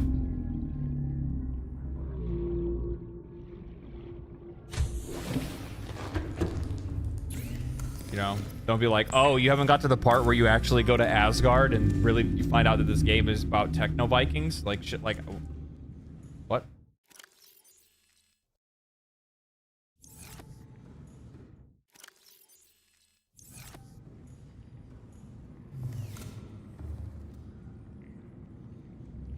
South of your position. Yeah, I'm just waiting for my stuff to charge up. Then once my batteries are charged, then we'll head out and take a look.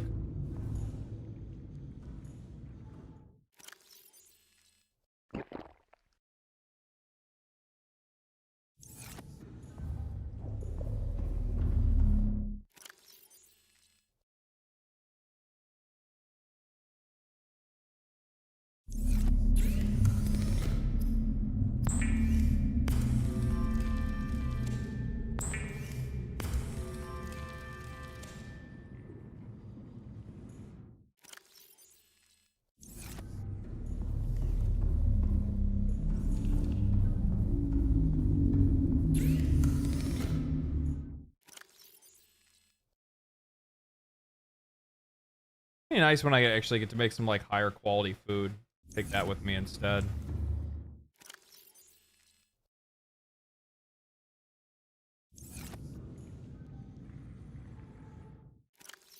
One, two, three, four, five.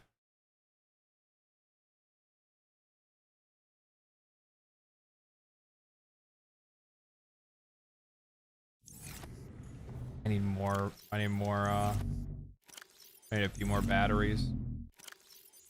I just don't have the shit for it. I can probably go grab some of that stuff while I'm waiting for that stuff to charge. No, I don't want gold. Limestone chunks.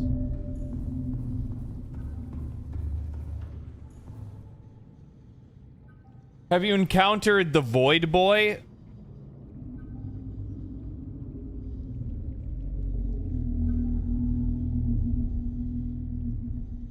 What's wrong with you?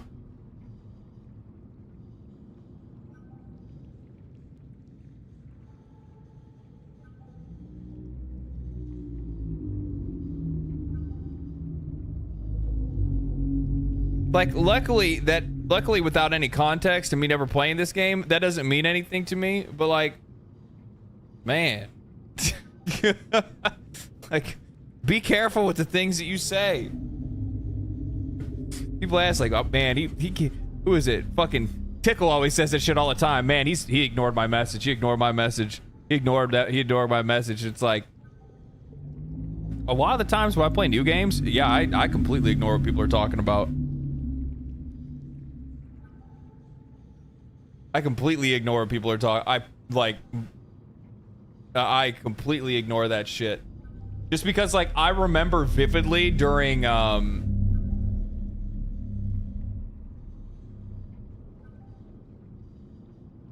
the amount of times when I was playing Warframe and people would say, oh, have you unlocked your operator yet? Oh, you even got your operator yet? Oh, you didn't get your operator yet? Oh, just use your operator ability. You're out of energy? Use your operator ability.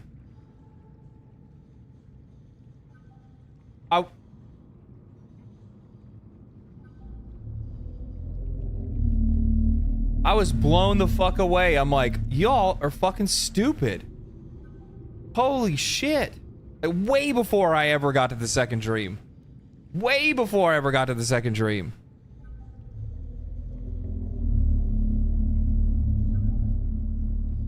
Meanwhile, at the same time, this is coming from the same community that's like, oh, we are so, like, anti-spoiler here. We're like, every 5 seconds in chat when I was playing this game, doing, like, the story run-through, every 5 seconds there'd be somebody in chat that, like, say some stupid-ass shit. And I'm like, holy fuck. I didn't go back and watch some of those streams just to, like, take a look at them and stuff like that. Just, you know, good, fond memories, right? They were awesome streams. I go back and watch a couple of them every once in a while. I was like watching one of them and I'm like reading the chat and I'm like, holy fuck, what is wrong with y'all? Holy shit.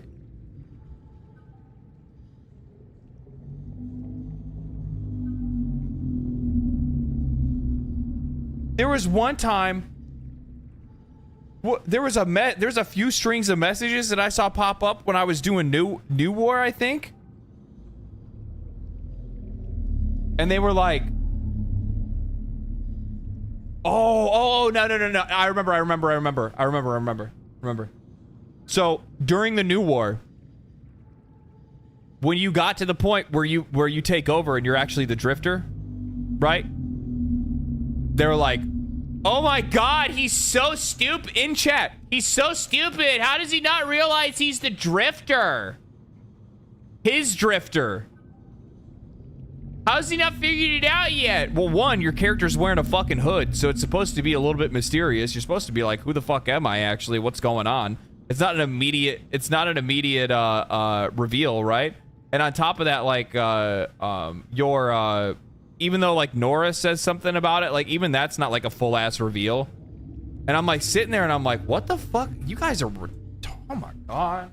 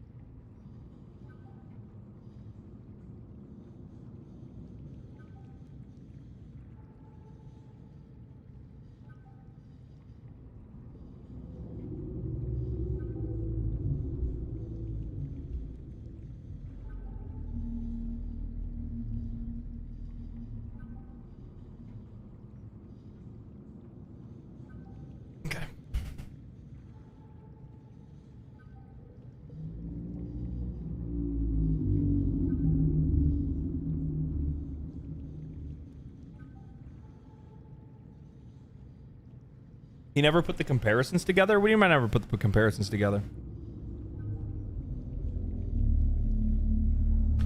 I put it together after we watched a video of the comparisons being together, but like my operator and my drifter didn't look the same.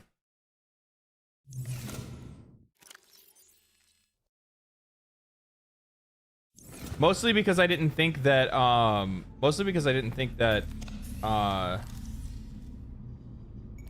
I thought that like a lot of the people made Duviri sound like some like one-off useless content that wasn't really all that necessary, so I didn't even like really put any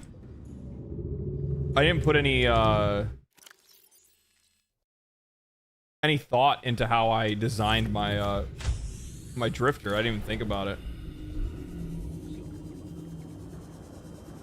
And like without any context, like how the fuck would you know that that's like your operator and your drifter are the same fucking character?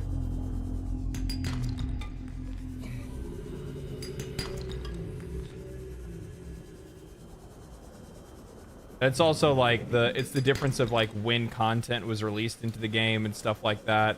You know, when you do Duviri like super early into the game, you're not gonna be able to make those kind of connections.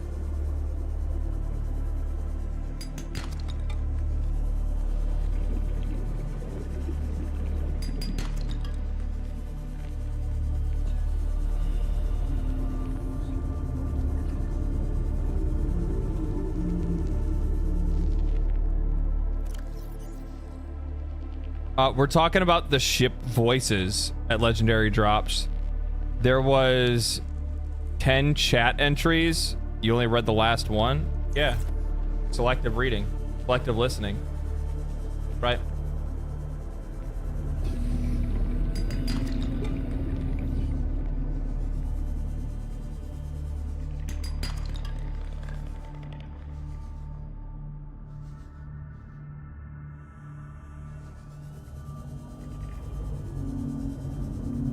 See that pro gamer fucking move there? You guys catch that fucking pro gamer like complete fucking sick ass dodge of the jellyfish? I said fuck that, I'm not letting you touch me.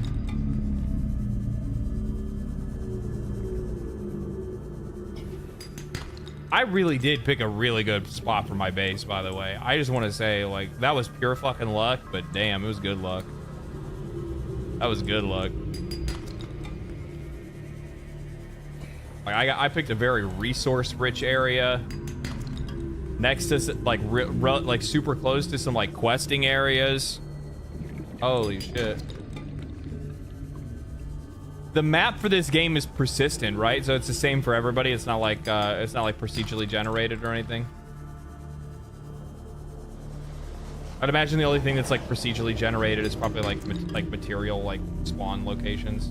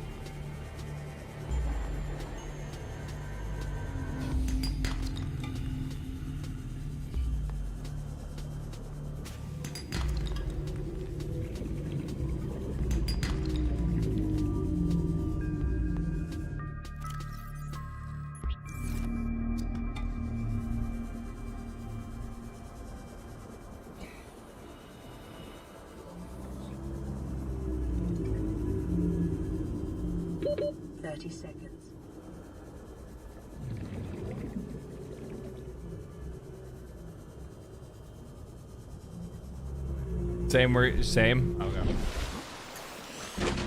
I'm a dolphin.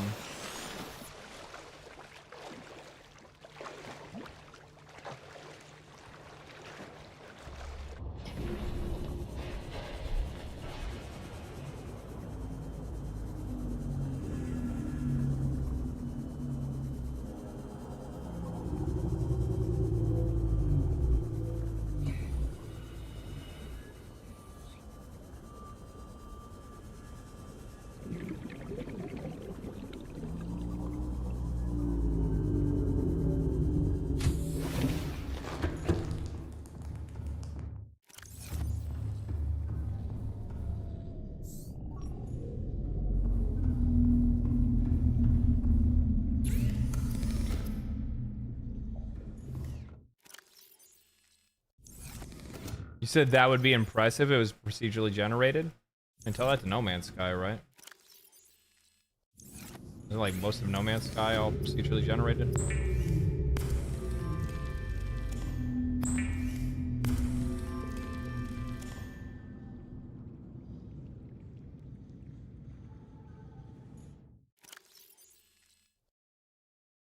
That's not what I want to do.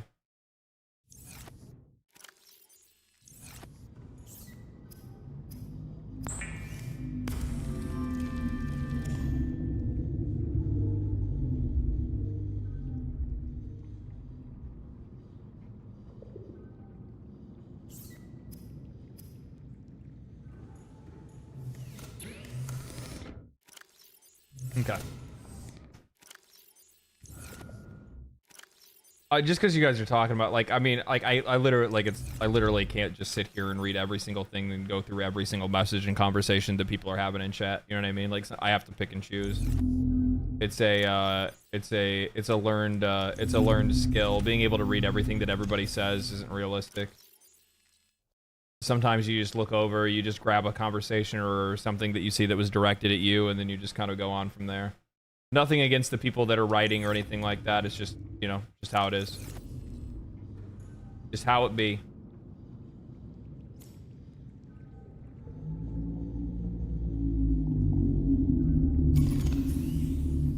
How the game works, man. Put the extra batteries in there. We don't actually have an extra battery. This one actually has to go into the Zappy Boy. So I want to go I came to make extra batteries. This is the whole reason I went out there to grab all this fucking copper. 1, 2, 3, 4. 1, 2. There we go. We'll make 2 extra batteries. Well, we'll pull a full rack, right? That'll probably be the better idea.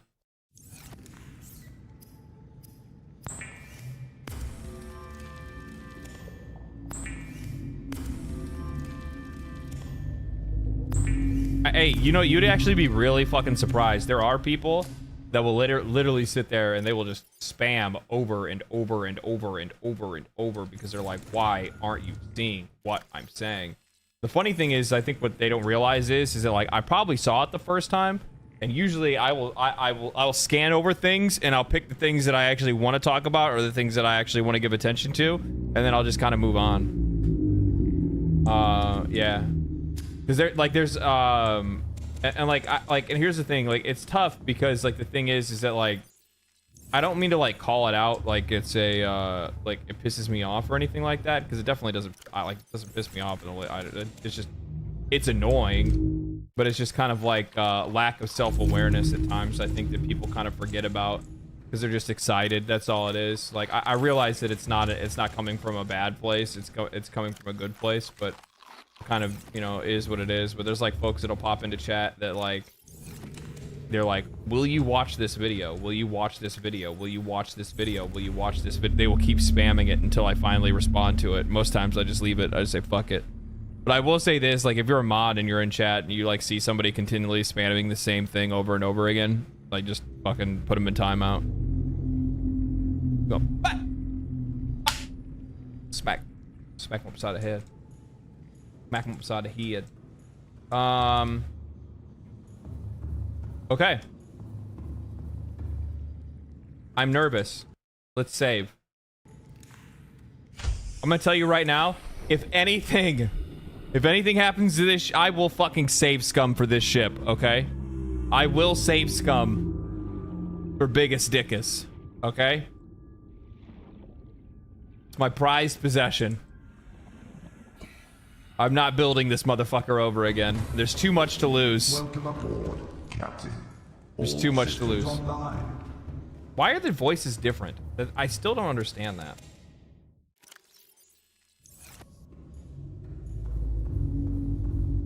There's nothing else we can make. I mean, I could have made the extra decoy launcher, but I think we'll be fine. I think we'll be fine. We have the sonar in place. You see the Dead Rising remake or remastered? Yeah, we talked about that earlier in the stream. I think it's bullshit, especially because Dead Rising is one of my favorite games ever. Otherwise, part of me doesn't really want to support it because I don't really like the revisionism that they pulled off with it. But at the same time, like, I fucking love that game. I'd love to play it anyway, but it's fucking $60, so it's definitely not worth it.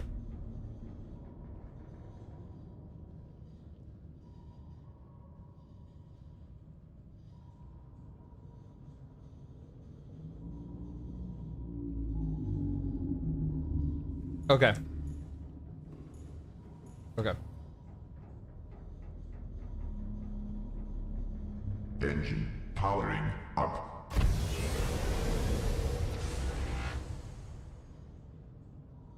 Activate Sona.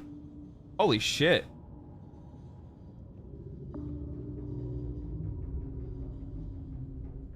Wait, should I take power cells with me?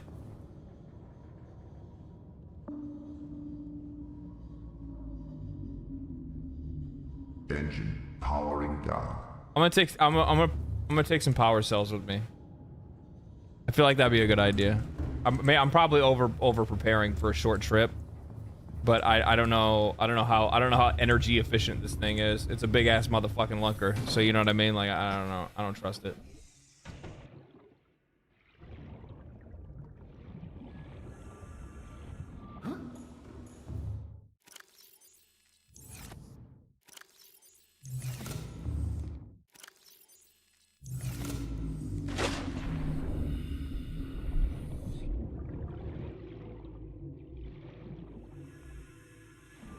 Cyclops, it eats power if you keep things running.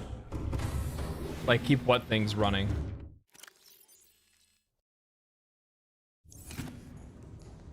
Like the ship itself? I mean, I turn the ship off when I leave it, right? Or I turn the engines off. Powering up. All right. That's bad place. We don't want to go there, right? Wait a minute.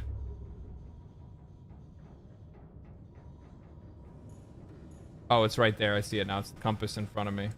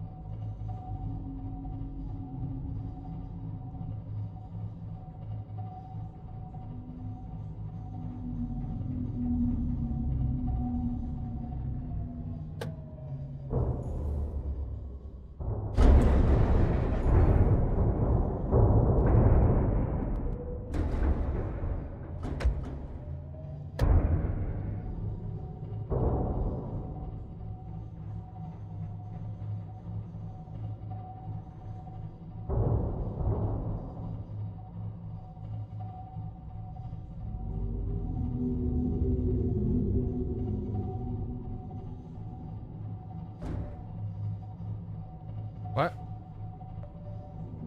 What does that mean? Underneath me?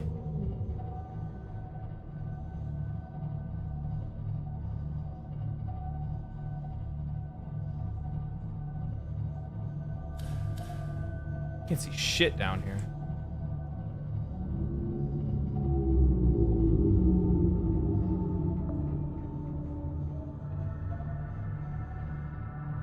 Sonar on. 82 meters. 82 meters and diving. We are diving into the deep unknown. No man, woman, or human being has ever been this deep. We know not where we search. We know not what we search for. We know not what awaits us below.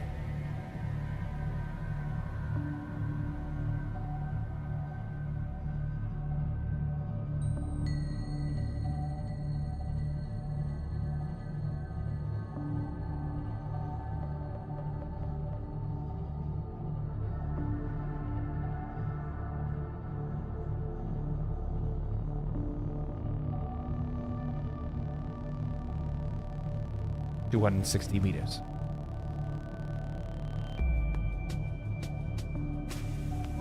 we're getting into a pretty ballsy area here. Switch these on. Activate external camera system.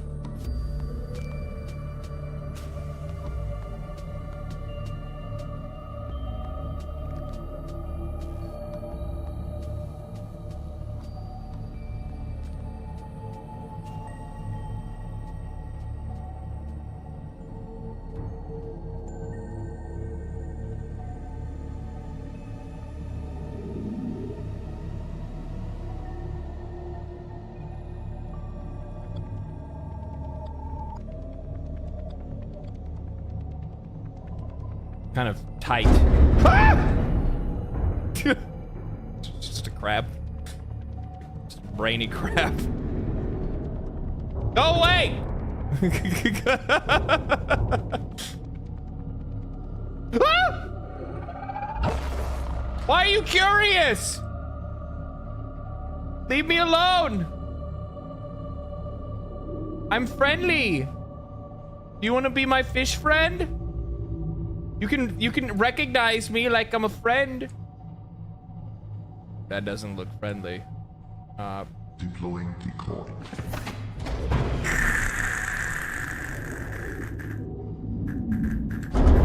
Get away! Go away! I shot the decoy. You're supposed to fuck off.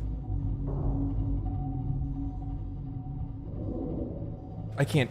This thing is so hard to navigate. Now I'm going like the wrong way. Like I have no idea where the fuck I'm going right now. Wait, what is that? Is that my decoy back there? The blue?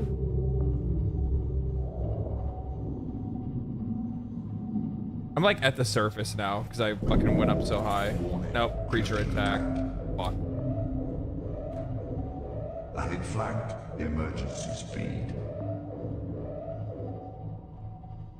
I don't know where to go. Vessel captivated. Excessive noise.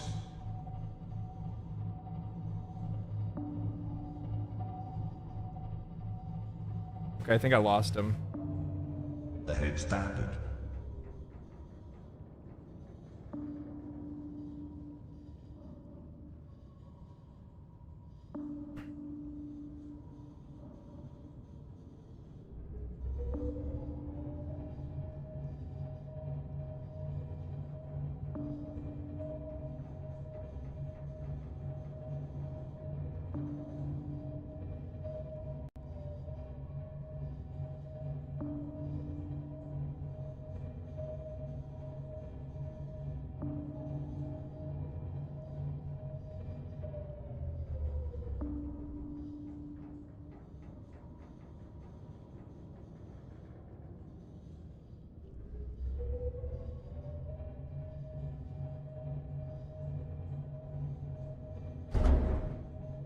God damn it.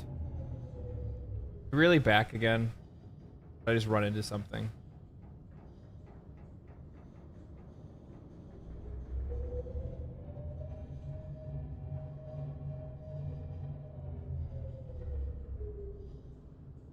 Maybe I should just leave it up here and then like take the prawn down instead. Though my prawn doesn't have like any ability to like defend itself. What the fuck is that? Why is it moving?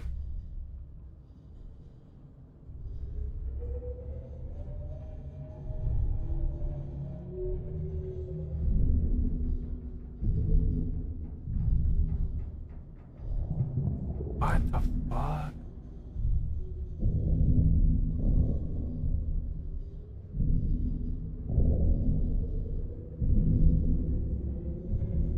What the fuck?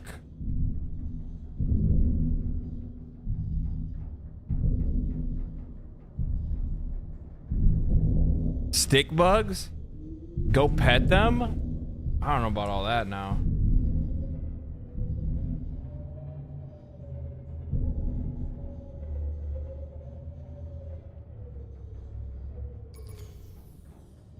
What was that? 50%?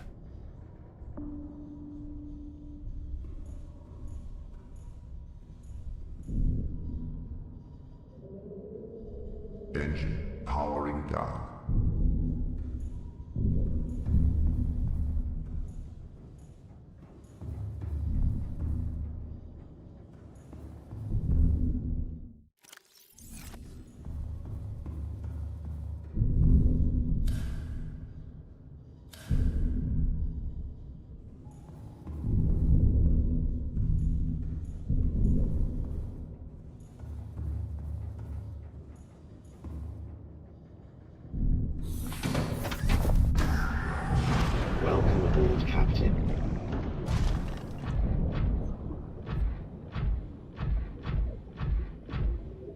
I don't really think it's too smart for me to like, because I don't have like the grapple hook, and I think that's how you'd be able to get like just like. Oh, okay, I got pretty good jump. I got pretty good height on this guy. I was afraid that if I took this, I wouldn't be able to get back. You have a leak?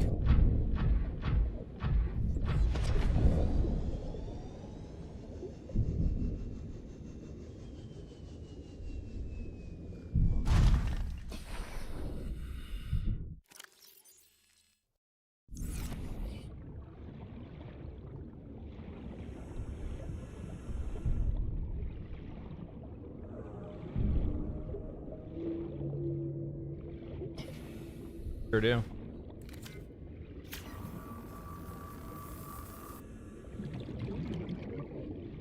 Good eye. What was that? I'm sure whatever it was is friendly, right?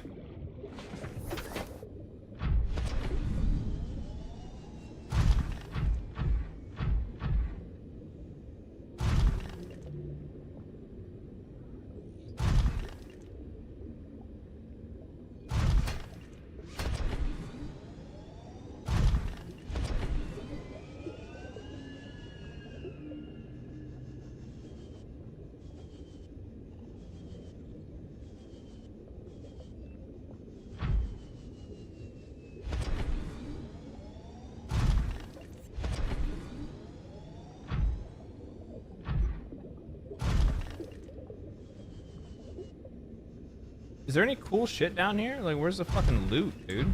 Where's the loot, bro? We've never been down this low before. Oh, well, well, well. Hello, hello. I mean, is it smart for me to just straight up grab some fucking uranium? I mean, whatever. Actually, I should be able to loot from this thing, can't I? I have like, I got little arms on this guy. Yeah.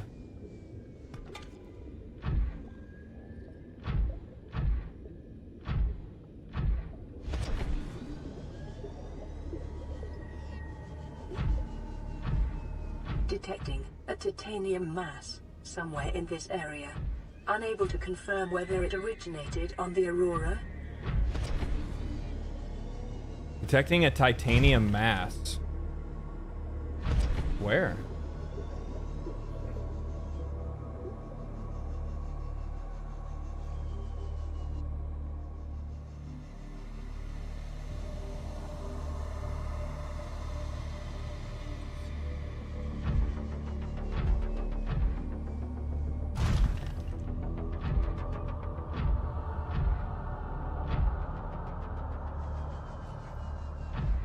Mine that shit? I don't have my mining arm. I didn't make it.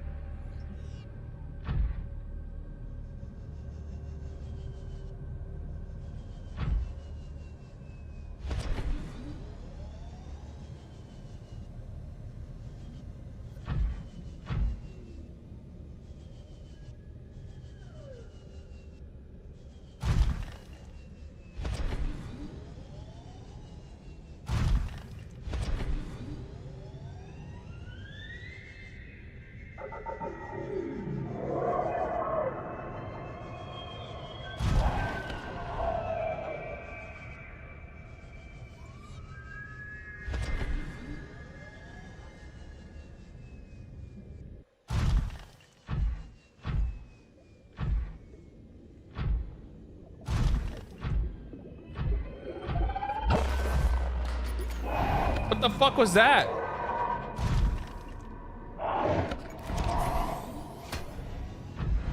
Come on, bitch. A fucking box? Huh?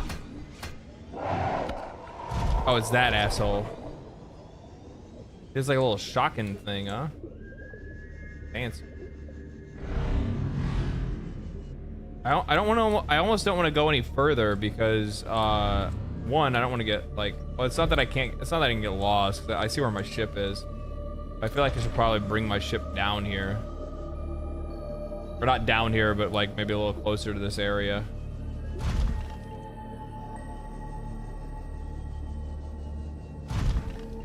Maybe I should go like towards the Degassi habitat.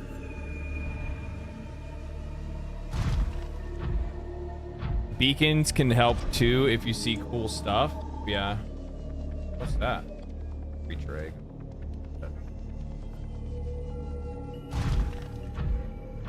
Wonder if I head in like the direction of the Degassi habitat.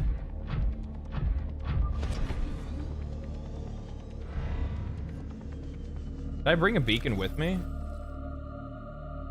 Fuck. Of course I didn't. I did. Okay, yeah, I got one. You fucking asshole. Come on, bitch. Bots. What's up, son? Punk ass. It's probably down here.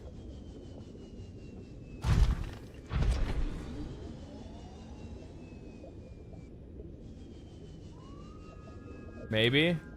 Degassi habitat's in that direction, though.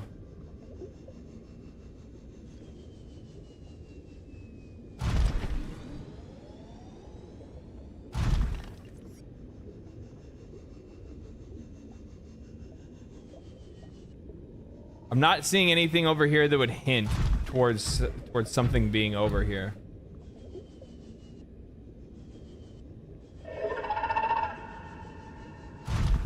Say some stupid shit. I see you, bitch.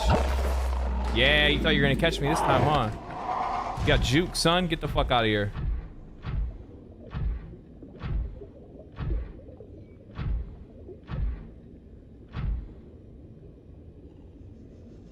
Am I scared of you now? I know what you're doing. Don't explore too far from the banana boat. Yeah, I know. That's why I'm gonna go back. Maybe I need to like head more towards the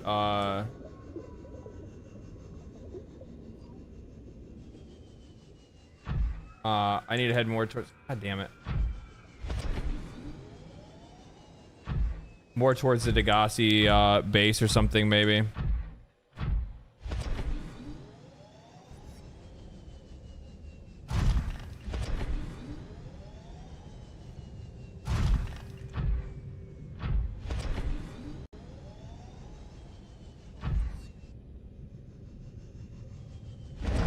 You son of a bitch.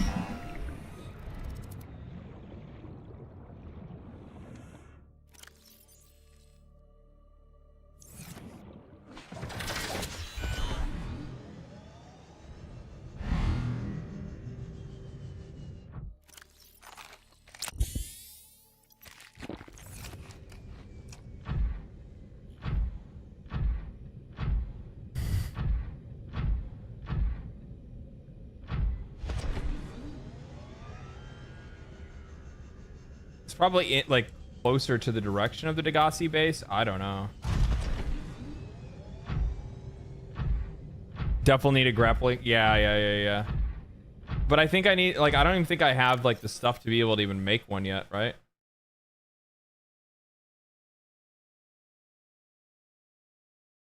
Grappling arm. No, I actually do. I do. So I can make the grappling arm. Grappling and probably drill arm, I'd imagine, right?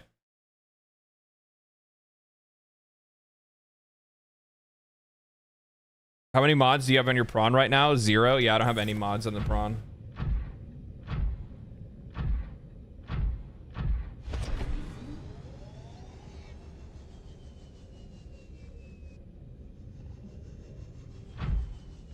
Still no, like, so there's the ship.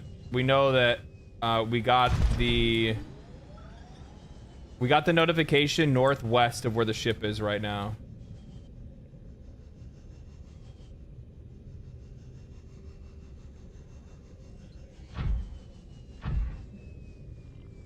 What is that? Moonpool.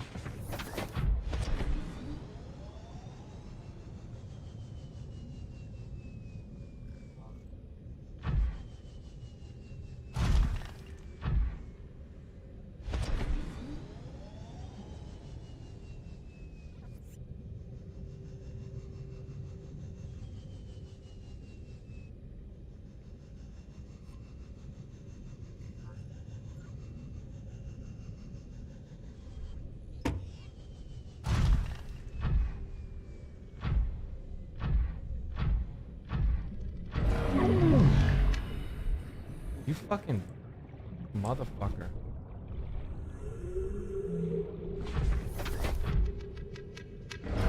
You son of a bitch.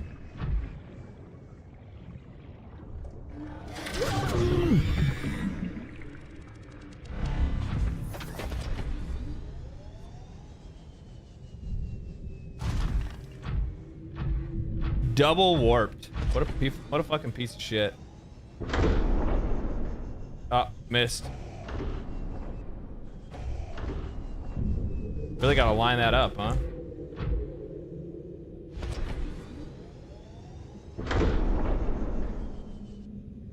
What? God, come on, man. Not very forgiving, is it? I'll make sure to like lower myself a little bit more next time. I'm gonna drop it out. Captain, all systems online.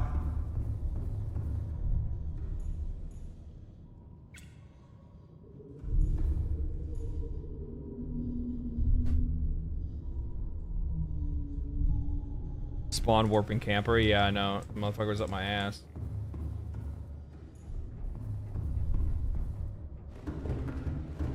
Pretty sure I brought. I should make sure to install a first aid kit thing in here. Actually, probably not a bad idea. We just got some disinfected water. We'll use that.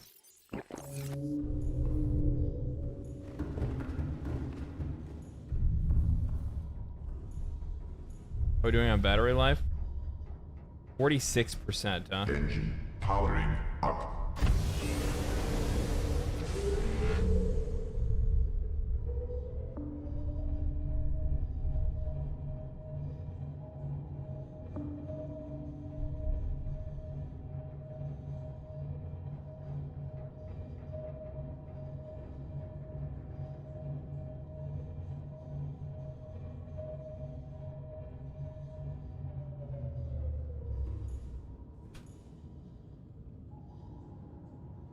Engine powering down. What a cool game, though. It's definitely not what I expected it to be. That's for sure.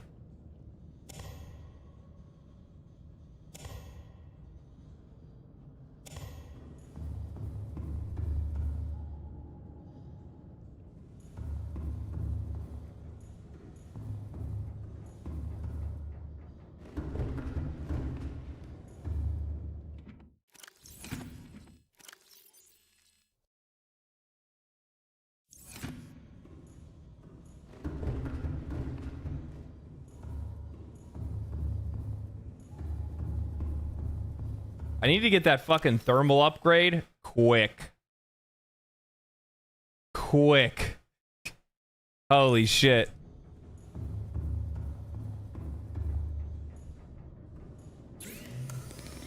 Where is that at?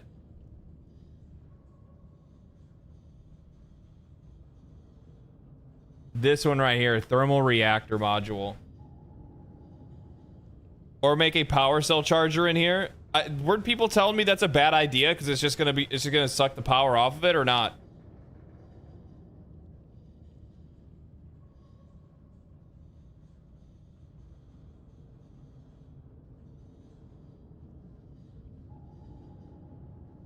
That's a bad idea. See, other people are telling me it's a bad idea. It'll suck the power 1-to-1. Building a charger inside used to be a good idea in the beta. That's why people keep saying it. Oh, makes sense. Well, I need to find some of this. I need some polyaniline and the other thing.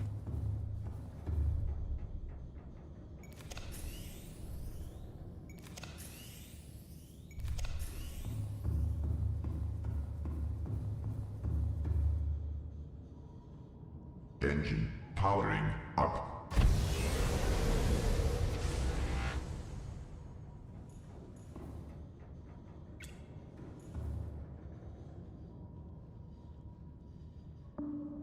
No, not sonar.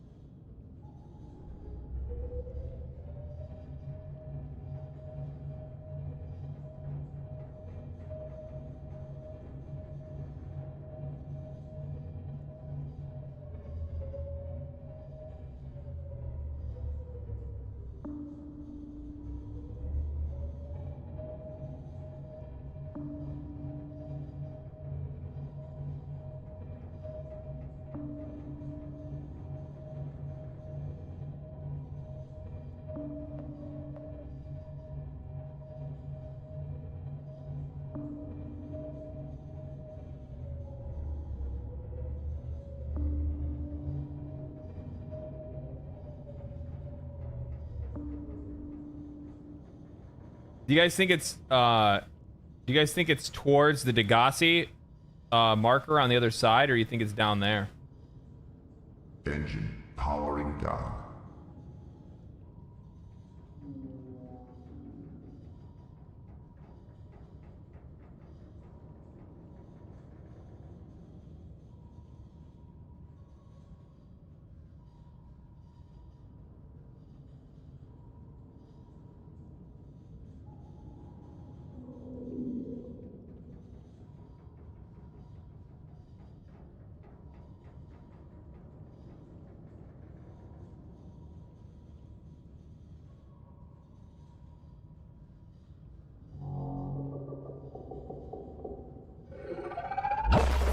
Shit. Get out of here. Engine powering up. I'm gonna go lower.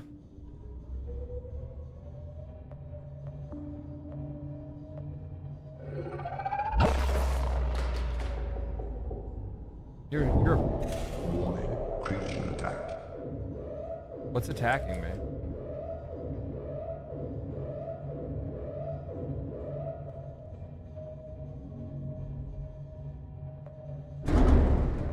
Jesus Christ.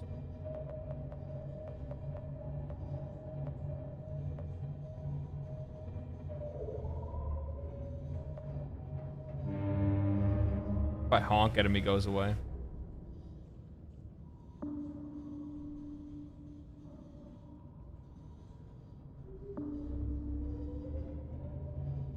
I probably shouldn't have brought my ship down here. Hey. Go away.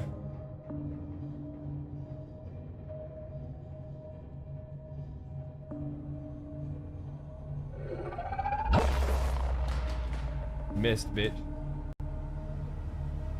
Fuck off. What's that?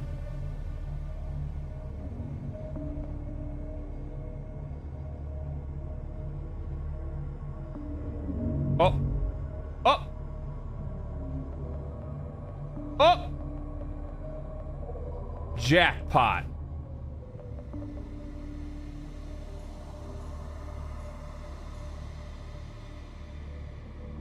Engine powering down.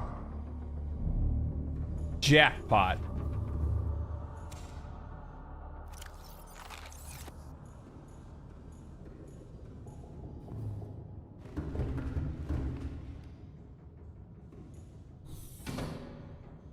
Can't see.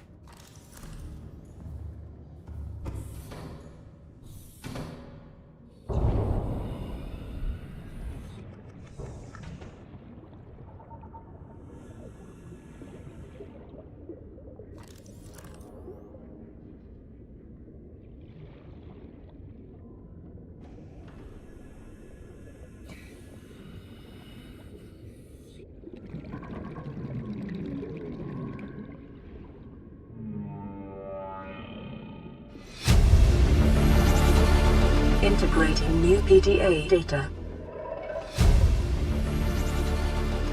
New blueprint acquired. You wanna fuck off, buddy? Huh?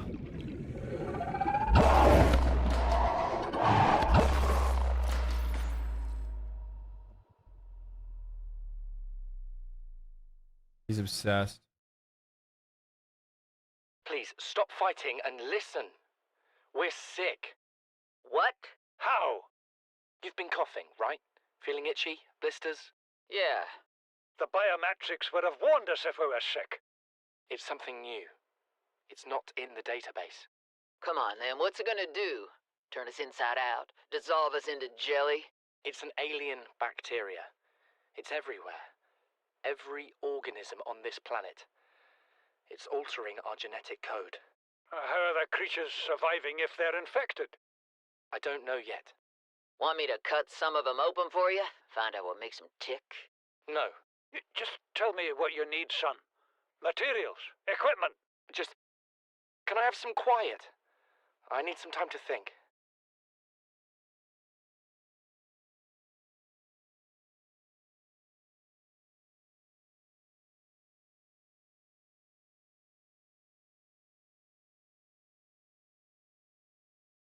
Holy shit, dude. Those are fucking nice. Wirelessly charges your held tools while you're swimming. Holy fuck, that's super nice. I need some polyaniline. Self-scan? Yeah, well, we already know that.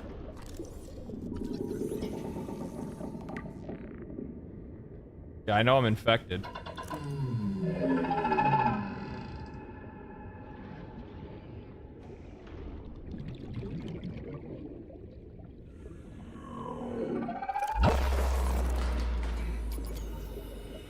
Did you stop turning my fucking light off, dog?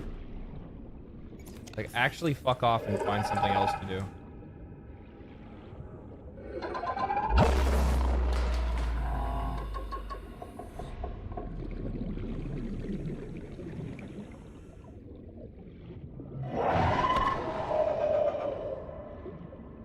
Oh, okay. I was like, why can't I get around this thing?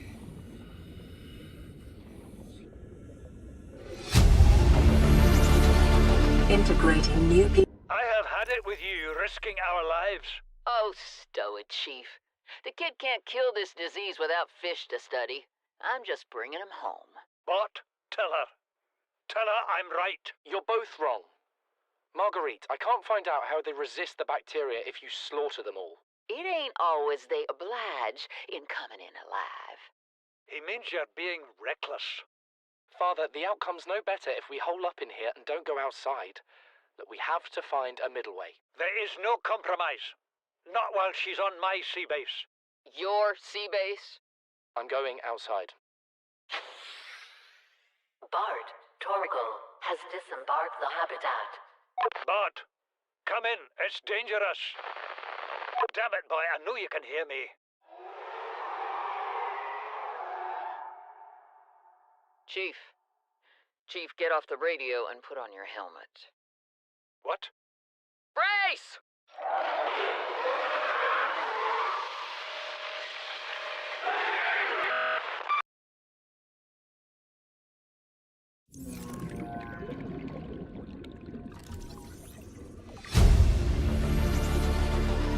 Nioh blueprint acquired. Oh, that didn't sound good.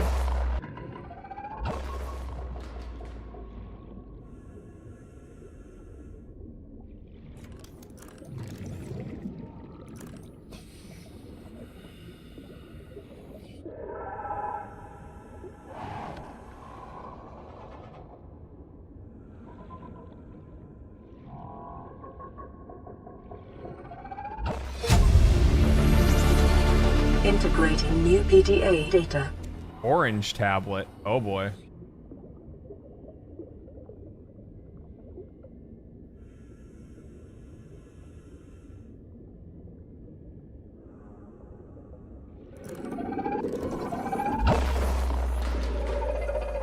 Nuclear waste disposal. Nioh blueprint acquired.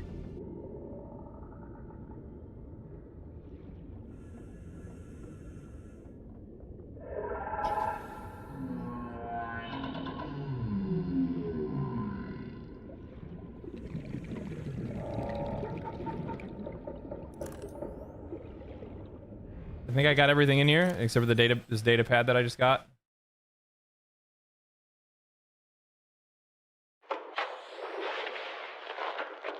Margaret, Maida. Egg, special egg, special egg. What are Okay, you okay, so I'll happy get it. about, Maida?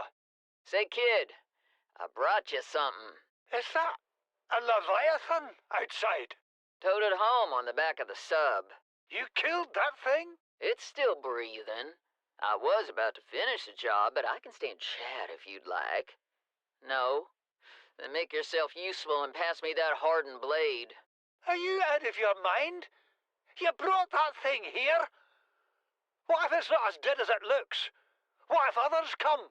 You prefer it got curious and came of its own accord, or got messed up and dragged here? When we get off this planet, I am going to drag you through every court in the damn Federation. God damn. Is there another data pad here? Because like this isn't really telling me like what happened after this, other than like they got attacked. 30 seconds.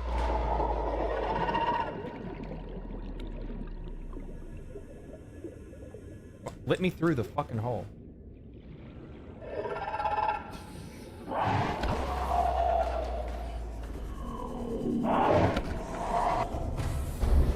Welcome aboard, Captain. All systems online. Oh, I didn't grab the egg.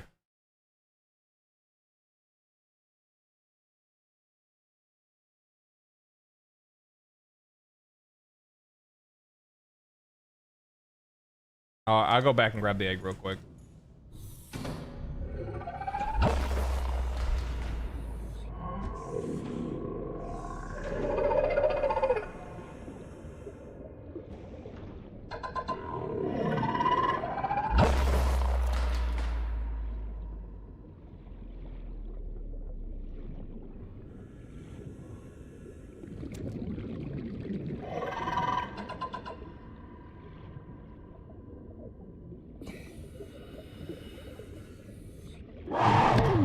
Fuck off.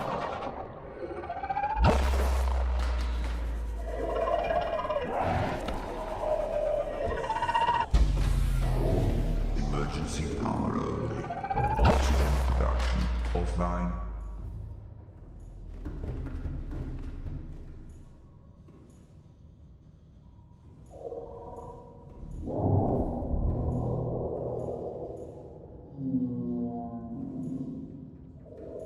Okay. So we need to get the fuck out of here, right?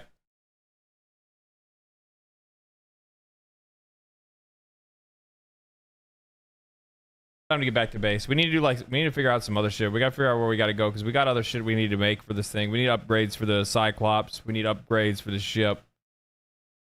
I think it's time to get the fuck out of here. And plus, on top of that, I don't have any way to deal with these fucking angry fucking octopuses. These octopussies. Engine powering up.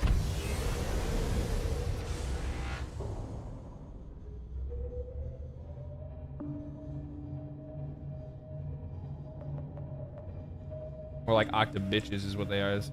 Octobitches.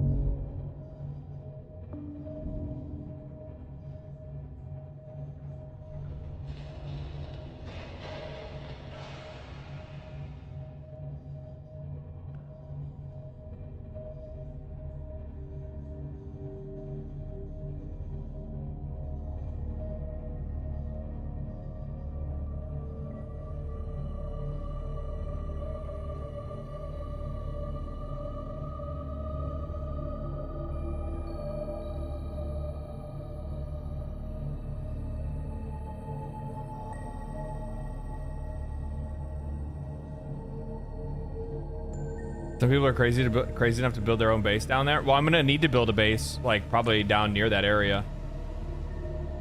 Probably towards where probably more closer towards where the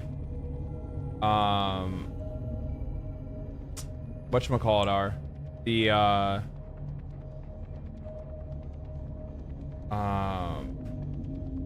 kind of where those walkers were at, you know what I mean? I don't know what the fuck they were. I should have scanned them, but I didn't. I'll scan them another time. I think those are the Octobastards. I didn't scan them either. Blood kelp base deep. Yeah, blood kelp maybe. Yeah.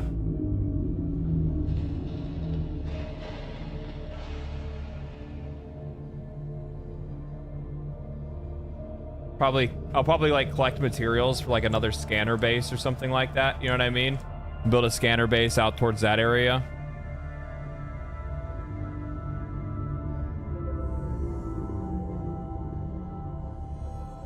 Good quick voyage. Yeah. I think that turned out really good.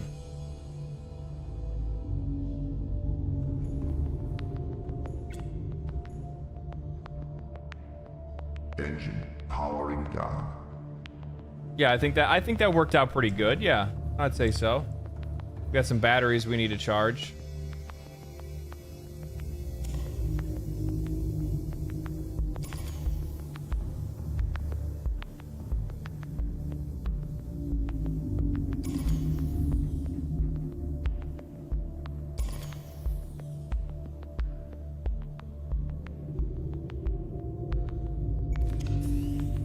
Right. This one's full too, right? Yep. Okay.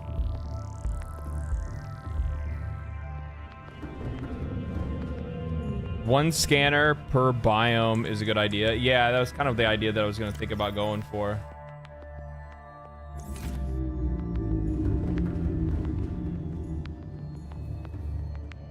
Just try to figure out what's around the biome quickly. Yeah, I mean, that's the other thing too, is that like there's a lot of angry boys over there, right? You know what I mean? It's like you don't really want to be you really don't want to be caught fucking around for too long. Otherwise, you're gonna find yourself in some trouble.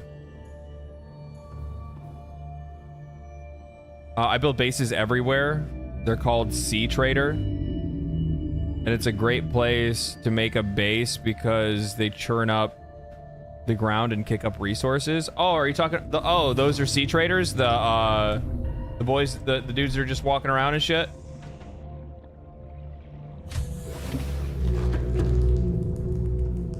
Yeah, oh, okay.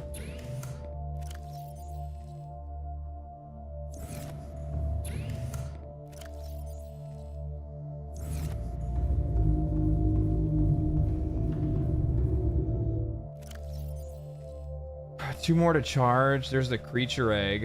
Now I can also make a habitati. Is that what you guys said? You can make a habitat. Donde es habitat? Glass and tits. 2 tits and a glass. And some glass. Make some glass actually. All right.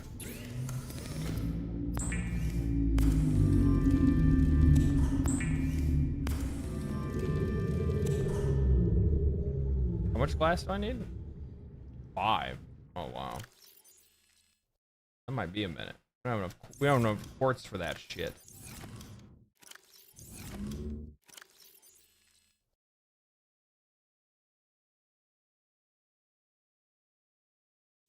We did get an orange tablet though.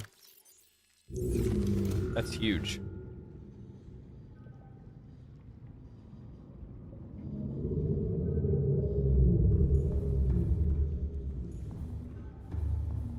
Also, I don't even have a, Oh, wait, didn't somebody say that I can,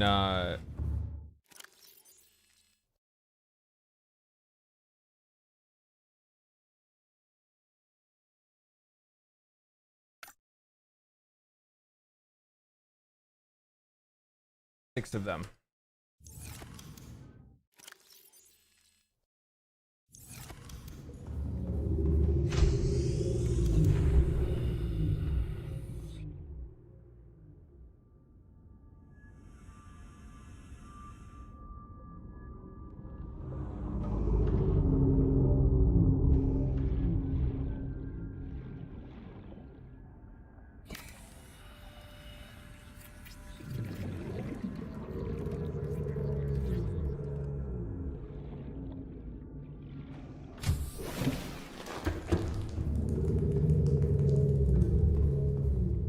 That didn't work the way that I thought. Lower?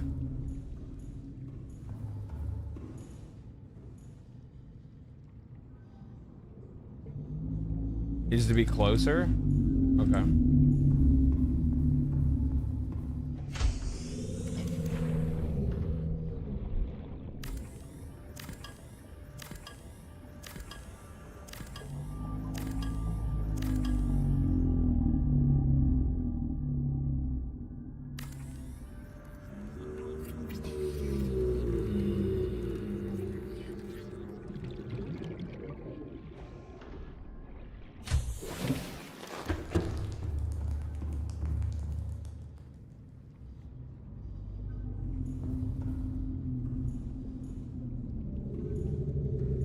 fuck?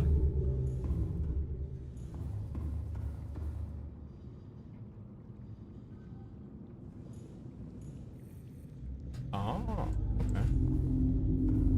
Figured that one out on my own. Yay me.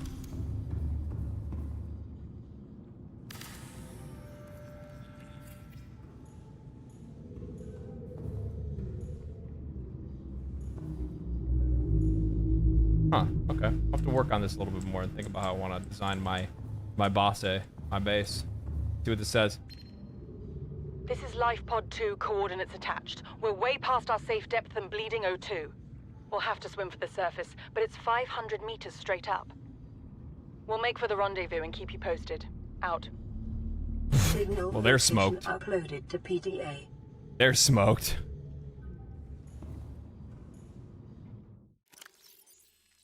Them folks are fucked.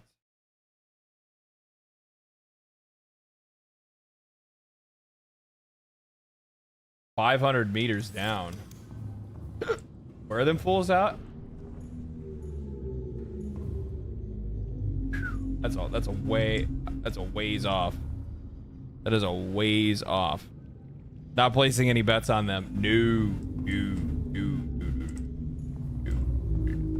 500 meters though. That is a Cyclops trip. That is not a that's not an anything else trip. Not at the moment, at least. I don't think I have anything else that can go down that deep or travel that far. I wish I could get these out of there. I just need to leave that one alone.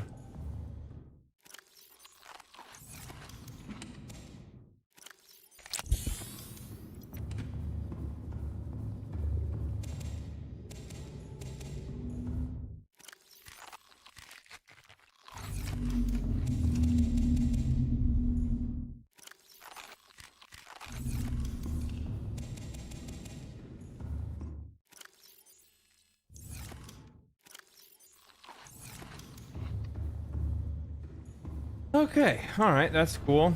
Batteries are charging, so we're chilling there.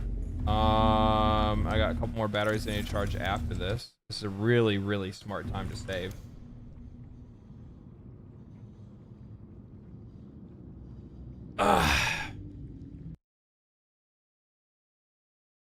But yeah, that's it for the evening, my friends.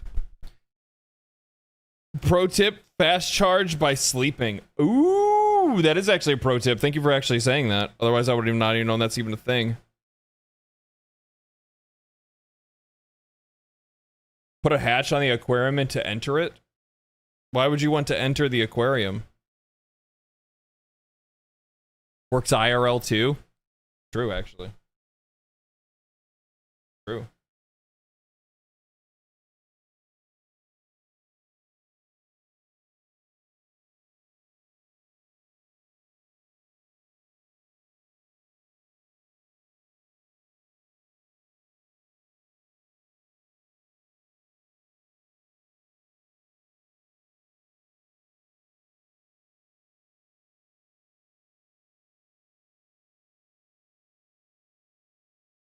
Infinite food, breeding bladderfish in an aquarium. Gotta enter to grab them. Oh, okay. I didn't know that was even a thing. Read my previous comment. The aquarium stacks across multiple multi-purpose rooms. Oh, that's cool.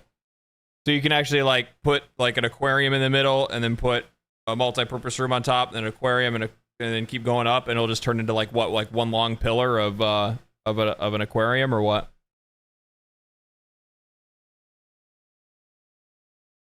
Yeah, that's cool.